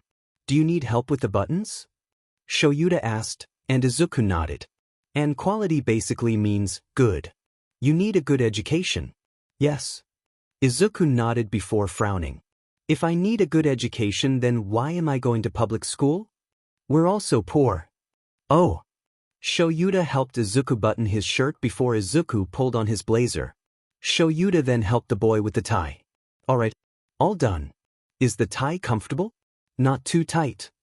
It's fine, Unkai, Izuku said. Thank you. You're welcome, child, Shoyuta said. Come on, bathroom. Izuku sighed tiredly, trailing behind Shoyuta to the bathroom where they stood in front of the mirror. Shoyuta grabbed a comb and a spray bottle, drenching the boy's hair with water, like he did almost every morning. To be fair, the boy's hair had to be combed every morning. It got tangled far too easily. Don't yank, Izuku warned him through a yawn. I know, child, Shoyuta said, sectioning off the hair and running his comb through it. Izuku fiddled with his fingers as he did, glancing around the room. He looked anxious. Shoyuta finished combing the boy's hair, swooping the green curls to the side. He knew that, by midday, Izuku's hair would be just as wild and curly as it had been that morning. What's wrong? Shoyuta asked, putting the spray bottle and the comb to the side. You look agitated. I'm a little nervous, Izuku admitted. He had learned what the word nervous meant recently too. About what? Shoyuta asked, walking out of the bathroom and into the kitchen. There were eggs in the microwave, left by Hisashi before he'd left for the agency. What if no one likes me, 'cause I'm quirkless? Izuku asked, still fiddling with his fingers. Shoyuta didn't answer for a moment, plating up the eggs. Then they're bigots and they don't deserve your attention, Shoyuta stated simply. If anyone upsets you, just tell me and Hisashi. We'll take care of it. Yes. Izuku nodded. What does bigot mean? Shoyuta thought for a moment. A very foolish person who is too attached to an opinion, Shoyuta said, sitting at the table. There were a lot of bigots at my school. My quirk came in late. I was 8, and everyone made fun of me for it. That and I was, and still am pretty odd. That's not nice, Izuku said, frowning. It's just the way the world is, Shoyuta said, shrugging. But that's not fair. Izuku protested. You're right. It's not. I'm sorry. I wish it was different, Shoyuta said. He glanced down at the boy's plate. Eat your eggs, you need breakfast. Can I have coffee too? Izuku asked. Hisashi said you drink it because it makes you happy and less sleepy. No, Shoyuta said. It stunts your growth. Do you want to be 3 feet tall for the rest of your life? Izuku's eyes widened comically, and he shook his head vigorously. Didn't think so. Why is the world so mean? Izuku wondered. I'm not sure, Shoyuta admitted. Some people have different opinions, and sometimes those opinions aren't very nice. And when they clash with other people's opinions, sometimes it can bring out the worst in people.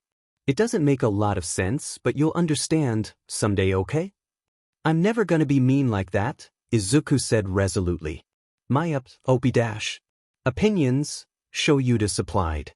Yeah, those, Izuku said. They're gonna be nice ones. Good, Shoyuta said. He glanced at the wall clock. Time to go. Backpack, shoes, car seat, let's go. Izuku nodded, running to slip his new shoes on and grab his bag. By the time Shoyuta had slipped into his work uniform, tags, Izuku was in the living room, waiting impatiently by the door. They went down to the parking lot, Izuku climbing into the back seat and buckling himself up. Shoyuta climbed into the front, starting the car before peeling out of the parking lot. Driving was just another thing on the list of things Shoyuta hated doing, but sometimes it simply couldn't be avoided. It took them 20 minutes to get to Izuku's primary school, pulling into the parking lot at 7. Shoyuta climbed out of the car with Izuku, helping him grab his stuff and walking him into the building, unsure of what he was supposed to do. There was a receptionist in the front office. Hello, the receptionist said warmly. Hi, Shoyuta said, feeling awkward. I'm here to drop off the child. Where do I take him? Well, what's his name? The receptionist asked warmly, turning toward her computer. Izuku Midoriya, Shoyuta answered. I'm his guardian and his emergency contact. Backup emergency contacts are listed under Hisashi Yamada and Namuri Kayama. The woman nodded. Yes, here he is, the woman said. He'll be in Mrs. Suzuki's class. It's down the first-year hallway, just past the bathroom. You'll know it when you see it, dear. Yes. Thank you, Shoyuta said. Come on, child, he said to Izuku, opening the door and walking out of the office. It didn't take much work to find the correct classroom. Once he opened the door, a wave of noise hit him full force. There were 12 other small children in the room.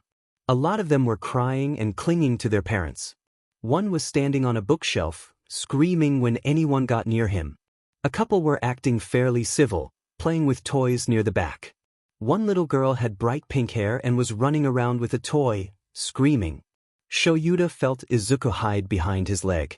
The teacher saw them and hurried over. "Hello," she said hurriedly, looking rather tired. "Is your son in my class, or are you asking for directions?" "He's not my son, he's my nephew," Shoyuta said. "And yes, he's in your class." "Great," the teacher said, looking pained. "Well, the young man can go to a table and sit down, maybe color in one of our coloring books. Does he have school supplies?" Shoyuta nodded. "Excellent. Tell him to hang up his bag over there, please." Shoyuta nodded. He turned to the boy. "Cabbage," he said. Izuku looked up at him. "Behave. Be nice to your classmates and try to make friends. Remember what I told you this morning." Izuku nodded. "Your Uncle Zashi will pick you up this evening, after his show." "All right." Izuku nodded. "Put your stuff up and sit down after I leave." Izuku nodded. "Try to keep the cartwheels to a minimum." Izuku nodded. "And when you go out to recess, don't bring anything from outside to the inside." "Yes." Izuku nodded. "Good. I have to get to work." "I love you, Unkai Sho," Izuku said, looking a tad bit nervous at being separated from him. "I'll miss you." "I love you too. And don't bother missing me. I'll see you this evening after work, yes? I get off at 4. Izuku nodded, though it looked shaky now. "I'll see you then, Izuku, okay?" Izuku nodded again, before darting forward to wrap his arms around Shuta's leg, the good leg, this time, since Hizashi had lectured him after the last incident. "Bye-bye," Izuku said before turning to sit at one of the tables. Shoyuta turned to the teacher. "He has bad anxiety. Don't mention his mother or his father. If he starts crying, remind him to breathe. If he hyperventilates, call me. If he wants a hug, then hug him, please." The teacher nodded, looking surprised. "He has a sack lunch, but it will need to be microwaved, that is all." Shoyuta then turned on his heel, speed walking to the car so he could get to work in time for his shift. Izuku wanted to make his uncle proud, so he immediately set out to make a friend. And there were lots of friends to choose from. He didn't think he wanted to talk to the little boy standing on the bookshelf, since he looked like one of the scary dogs on the television that slobbered and bit you. A few of the kids looked big and mean, way bigger than Izuku, and they scared him.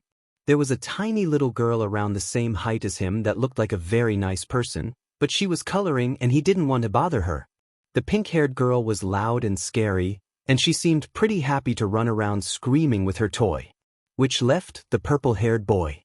Izuku had noticed the purple-haired boy when they walked in because he was clinging to the leg of a tall man with the same colored hair in a lab coat. But the boy was crying now, albeit quietly, and he looked scared of everyone, so Izuku didn't know if it'd be all right to talk to him either. Maybe talking to the nice-looking girl would be better than upsetting the purple-haired boy or getting yelled at by the crazy girl. But he also remembered what the boys at his old school said about girls, how they said that they were all gross and that they didn't know how to play like boys did.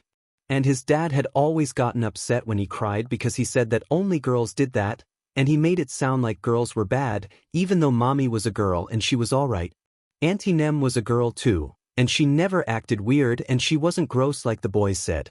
So maybe they were wrong. Or maybe they had bad opinions, like Unkai Sho said. So he walked to the nice-looking girl and sat next to her. The girl looked up from her drawing. Her brown hair was cut short and the longer strands were pinned to the side, like Unkai Sho's hair sometimes was.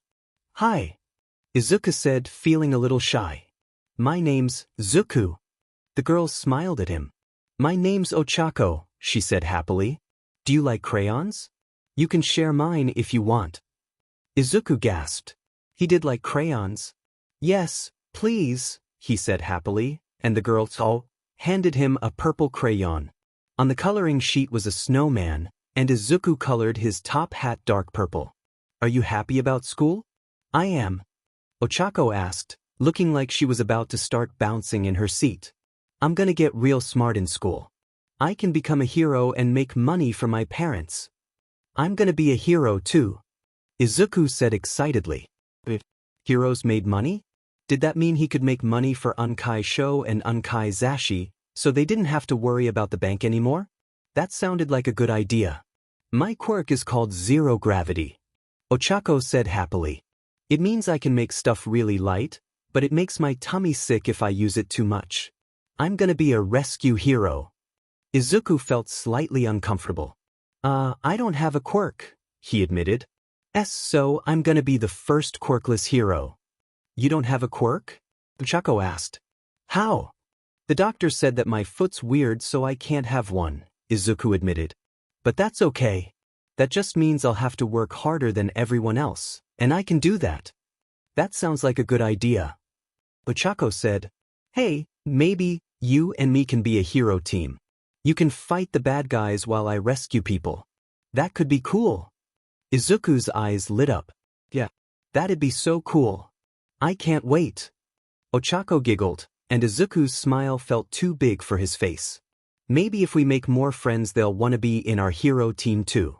Ochako gasped. Yeah. And so, the two abandoned their crayons, locked in their plans to be the heroes of the future. Izuku didn't think he liked school much.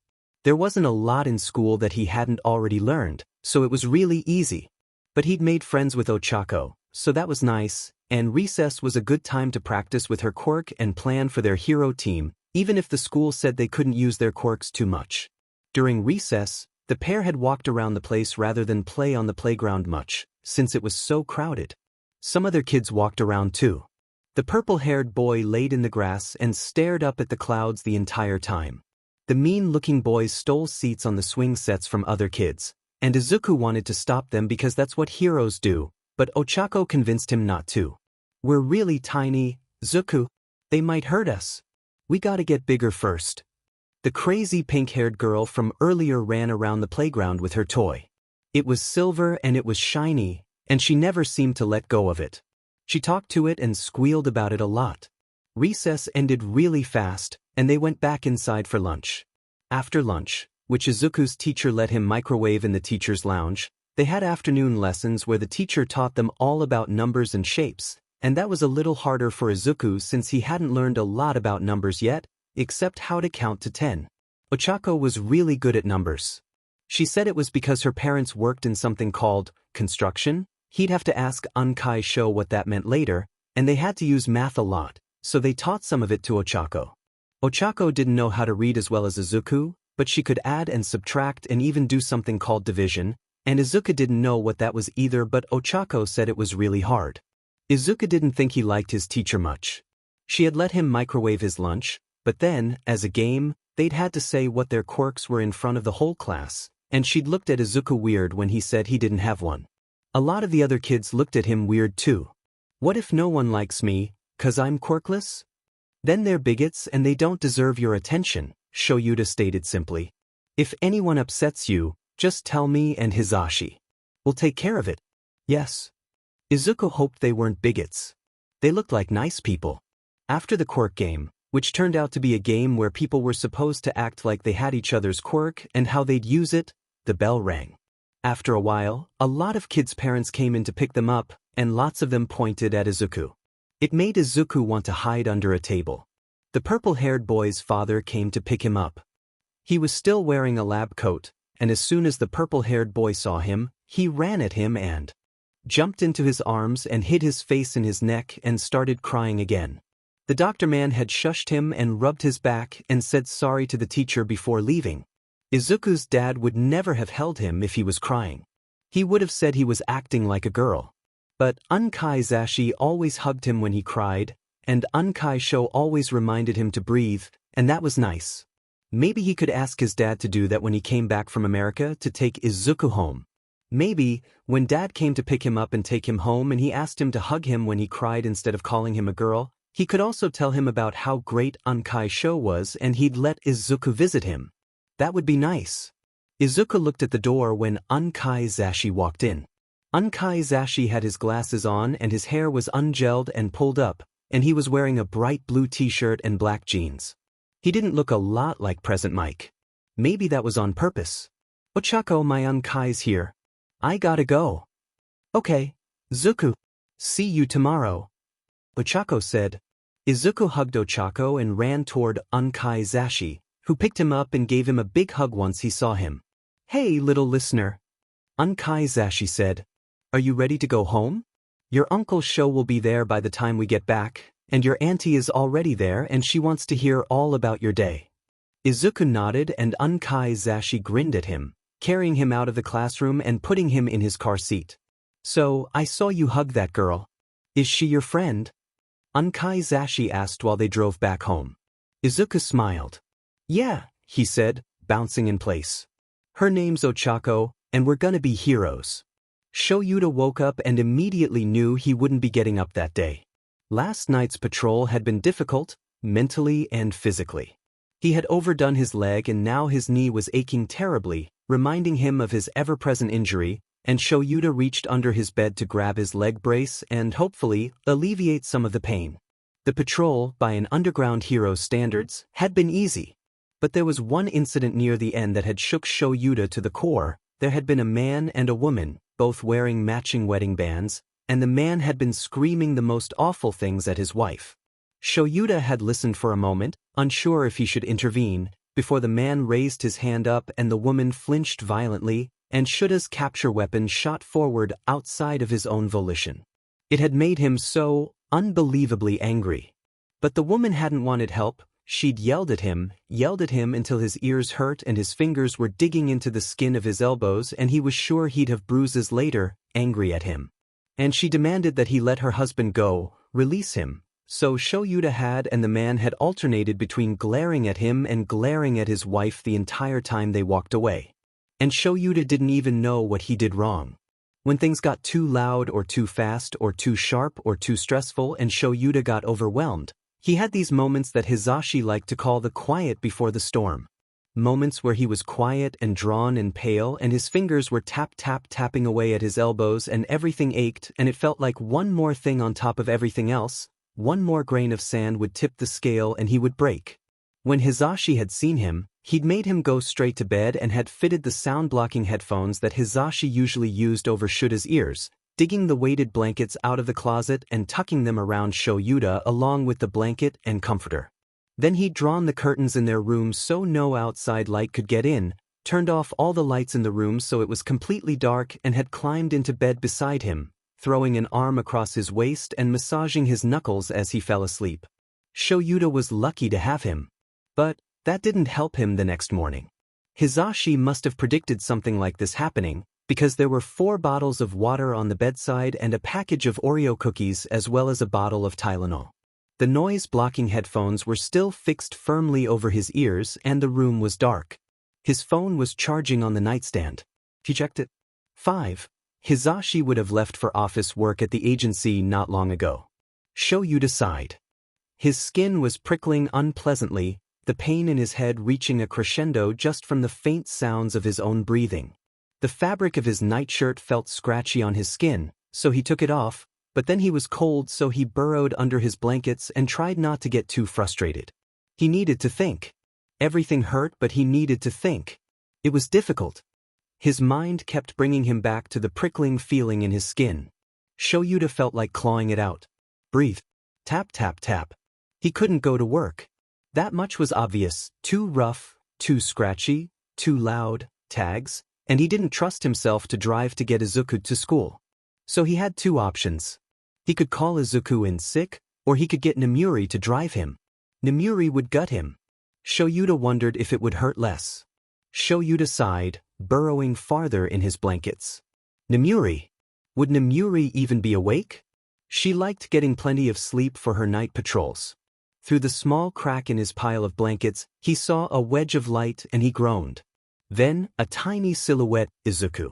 The boy climbed onto his bed and folded back his blankets. He said something, and Shoyuta couldn't quite hear it. Then, tiny hands were pushing his headphones down. School time, Unkai, he said, and even though his voice was quiet it still hurt so much. Inside voice, he said weakly. I can't take you today. The sound of his own voice made his headache spike. Not today, Cabbage. Okay? I'm going to call. Auntie, Izuku suggested. Yes, Shoyuta said. So, be a good child and get ready for school, okay? Izuku nodded. You aunt will be here. So, and I'll tell her to bring breakfast. Yes. Izuku nodded again.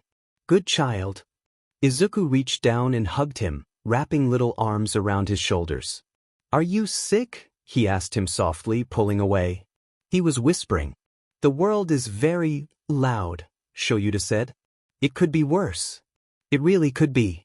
If he had gotten truly overwhelmed the night before, had he gotten to that space where everything was too much and he was tearing at his hair and crying and screaming like he used to when he was stressed about school or someone in his class was hurting him, he probably wouldn't have had the energy to speak.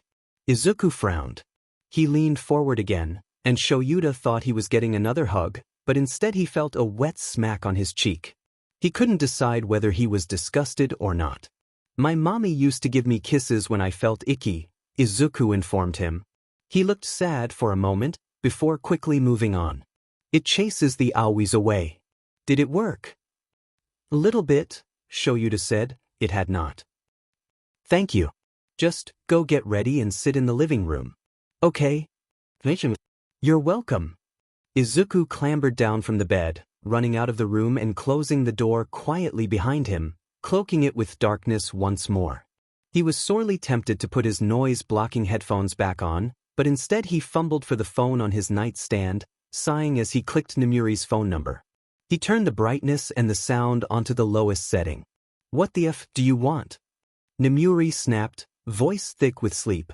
It's Shoyuta, Shoyuta said stiffly, pinching the bridge of his nose. He was reminded once more of why he didn't like talking on phones. What? Nemuri said. He heard shuffling on the other end of the line. Since when do you call people? That's not of importance, Shoyuta said. He groaned as his headache spiked again painfully. The tingling in his skin only seemed to be getting worse, and he wanted nothing more than to end this conversation and to sleep this off. I'm having a bad day. I need you to take the child to school. Nemuri was quiet for a moment. Are we talking about a bad day, or a bad day? Nemuri asked cautiously. Shoyuta hated that he understood what she meant. A bad day, Shoyuta said.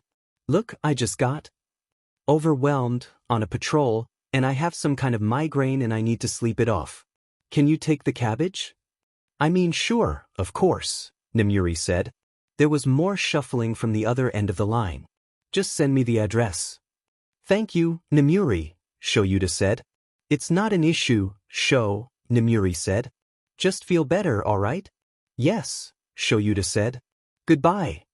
He hung the phone up quickly, opening his messages and quickly typing out the address before powering off his phone and reburying himself into his blanket home.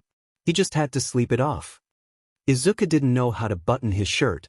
He didn't know how to tie his tie, or tie his shoes, or comb his hair without it yanking. The only really successful thing he managed was buttoning his slacks.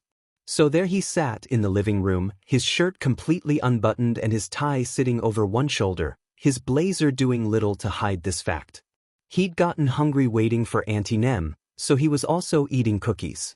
The Oreos were in Unkaisho's room and he didn't want to take them from him when he was feeling sick, so he just found a package of chocolate chip cookies and ate those. Not as good as the Oreos, but still tasty. A key turned in the lock and Auntie Nem came in. She was holding a bag of McDonald's and a bento.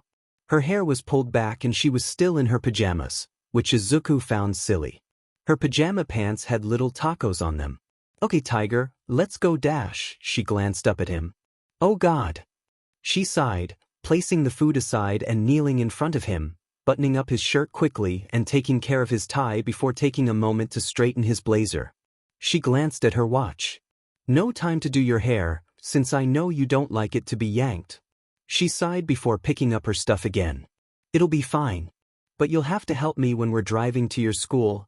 Izuku? Izuku nodded, grabbing his bag and slipping on his shoes from where they rested by the door. Auntie Nem's car was big and low to the ground and black, and it made a scary noise when she started it that made Izuku feel like he wanted to cry even though he didn't know why. Auntie had shushed him and apologized as they pulled out of the parking lot, telling him to eat his breakfast quickly before they got to the school. Auntie Nem had gotten him an Egg McMuffin, a chocolate milk and a hash brown. Unkai Zashi always made his breakfast in the morning, and it was always fairly healthy, fruit, or eggs or toast. It was never anything sugary or too greasy, because Unkai Zashi always said it would keep him from learning to his full ability at school. Izuku wasn't quite sure what ability meant. There were a lot of words that Unkai Sho and Unkai Zashi said that he didn't know, and it made him feel kind of dumb. He always had questions for them when he didn't understand something, but he almost never asked them unless they slipped out. His preschool teachers hadn't liked it when he asked too many questions, and he didn't want Unkai Sho or Unkai Zashi to get mad at him. But so far they hadn't. Maybe he'd start asking more questions. Izuku dug into his McMuffin and his hash brown, and it was very good but very greasy. His hands and face felt slimy and he wiped them off with brown napkins. "You can just chug that on the way in," Auntie Nem said. She leaned across the seat into the back and pressed a kiss to the crown of his head. "Love you, tiger. Go knock him dead." Izuku nodded, smiling at his auntie before clambering out of the car and heading to the school building. He heard tires squeal when Auntie Nem drove away. "Does anyone know what 5 plus 5 is?" the teacher asked the room at large. Izuku knew, but he was too afraid to answer.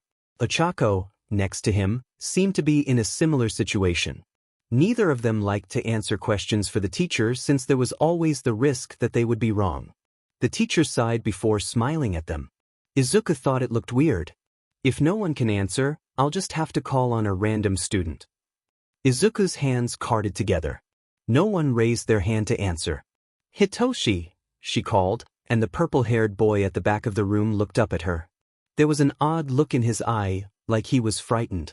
"What is dash?" She stopped abruptly, narrowed her eyes. "Tell me the answer for 5 plus 5. Hitoshi was shaking where he was sitting, and Izuku wondered if he was scared of the teacher. "Do you not know? If you just don't know, then go out with it and I'll ask someone else." Hitoshi continued to tremble and his mouth was shut tight. "Well." Hitoshi looked like he was about to cry, and Izuku didn't want him to cry. The mean-looking boys in his class always made fun of Izuku when he cried. Izuku's hand shot into the air. The teacher looked surprised. "Izuku," she said, "do you know the answer?" Something funny pinched in Izuku's stomach, and he felt like he might be sick, for a moment, before answering. "TT10, Izuku said. The teacher smiled. "Well done," she said. "Moving on. Can anyone tell me what 10 plus 10 is?" Ochako's hand darted into the air this time. 20, she yelled, and her voice was trembling too, Izuku could tell, but it was covered up by how loud she was. Everyone who had their attention on the sniffling Hitoshi turned toward Ochako. "Inside voice, Ochako Uraraka," the teacher said. "And you did not wait before being called on. Behave yourself, or I may have to send a note home to your parents." Ochako nodded. "But you answered the question correctly. Well done, Ochako." Ochako beamed. Izuku picked up on what Ochako was doing, and whenever Hitoshi let out a sniffle or started shaking again, he would answer just as loudly as Ochako had to draw attention away from the boy. When that didn't work, he gave silly answers along with the loud responses. When that didn't work, he started acting fidgety at the table, drawing eyes to him with his movements. "Uraraka. Midoriya." The teacher finally snapped, and Ochako and Izuku looked up at her. "Hallway." No. Ochako and Izuku nodded, standing together and walking out of the classroom. Izuku looked back at Hitoshi. He wasn't sniffling anymore, and he looked surprised. Maybe grateful. Izuku smiled at him warmly. Izuku's palms started to sweat as he waited for the teacher. What if he was in trouble? What if he called his unkais? What if he got expelled? "It's okay, Zuku," Ochako said, and she grabbed his hand even though it was sweaty. "We'll be fine." She smiled at him, and Izuku felt like it would be fine. They waited. The teacher came out a moment later. "Your behavior was ridiculous," the teacher said. "Honestly, I don't know what's gotten into you two. You're usually so well behaved. Each of you will be getting a note sent home tonight. And if this behavior continues, you won't be allowed to sit together anymore. Do I make myself clear?" Izuku and Ochako nodded. "Yes, ma'am," Izuku said. "Good. the teacher said smartly. Now, back to class, both of you. And so they did. I know what you did. I saw it, the pink-haired girl said in recess. It was very nice. Izuku thought he remembered her name being Mei. My name is Mei. My name's Zuku, Izuku said. He shook her hand and he felt like a grown-up. This is Ochako. She's my best friend. We're gonna be hero partners someday. Mei gasped. Really? That's so cool. Mei looked like she could barely contain her excitement. I'm gonna invent support weapons one day, to help heroes. That's so cool. Izuku said, bouncing in place. Have you made any inventions yet? Did they work? What were their uses? Oh, this is so cool. I made a scoped potato gun. And it worked really well. It was accurate too. I was really proud of it. I also made this laser thing that basically can be used to distract people with flashes and lasers and false shadows so the heroes can escape. Wow! Ochako gasped. You want to help us when we become heroes? We could really use weapons like that dash. Oh, definitely. Mei gushed. I would love to. I'd get to share my babies with the world, and help people, and help you. She looked delighted. This will be so much fun. What are your quirks, again? I wasn't paying attention in the quirk game. My quirk is called zero gravity. I can make things weightless, but it makes my tummy hurt sometimes. And I'm quirkless, Izuku admitted. There's something wrong with my foot so I can't have a quirk. So I'm just gonna be the first quirkless hero. That's great, Mei said. That just means I can make even more support gear. Yay! All 3 5-year-olds were bouncing in place excitedly, and if anyone looked at them, they would assume they had consumed a rather large amount of sugar. Wait, we gotta check on Hitoshi before the bell rings. Izuku gasped, taking off to the play set. He climbed up it, using the railings to climb near the top and look out over the playground. Do you see him? Ochako wheezed from the ground. It had taken her a moment to catch up with him. No, Izuku said, disappointed. I don't know where he could be. Oh my goodness, is that a cat? He jumped down and ran toward where he saw the cat. Oh, and Hitoshi. Is that a cat? He crowed excitedly, jumping up and down again. It's so cute. What's its name? Is it a boy or a girl? Another cat noses its way from behind Hitoshi, and it looked up at Izuku distrustingly. It even looked reluctant around Hitoshi. Izuku was not deterred. Hitoshi looked scared of Izuku. Sorry, Izuku said. I didn't mean to overwhelm you. I just really love cats. I have a cat named Takara. She's a calico and she's old and fat. That surprised a small chuckle out of Hitoshi before he clamped his mouth shut. He sat cross-legged across from him. Ochako and Mei were still trying to catch up with him. Do you not want to talk? He asked. Hitoshi froze for a moment, before nodding hesitantly. That's okay. Do you have a notebook? Can you write on it? Is that okay? Hitoshi nodded reluctantly, pulling a notebook out of his backpack and turning to a blank page. What are the cats' names? Izuku asked. Hitoshi's writing was large and clumsy. I don't know, I found them here last week trying to get Black Cat to trust me. Dad says I can have one but not two. Izuku nodded. Well, my unkais love cats, so they might take another one. Izuku said. He turned to the distrustful-looking cat. It had black fur with white socks on its paws. Its nose was orange and patterned with little splotches of black. It's a girl, Hitoshi wrote. The gray is boy. Okay, Izuku said. Ochako and Mei collapsed behind him once they caught up. Izuku ignored him, focusing on the kitten. Hello, baby, he said, trying to copy the tone Unkai Zashi used with him when he had nightmares or he got upset. Wanna come with me? The cat stared at him. He let her smell his fingers. Good kitty.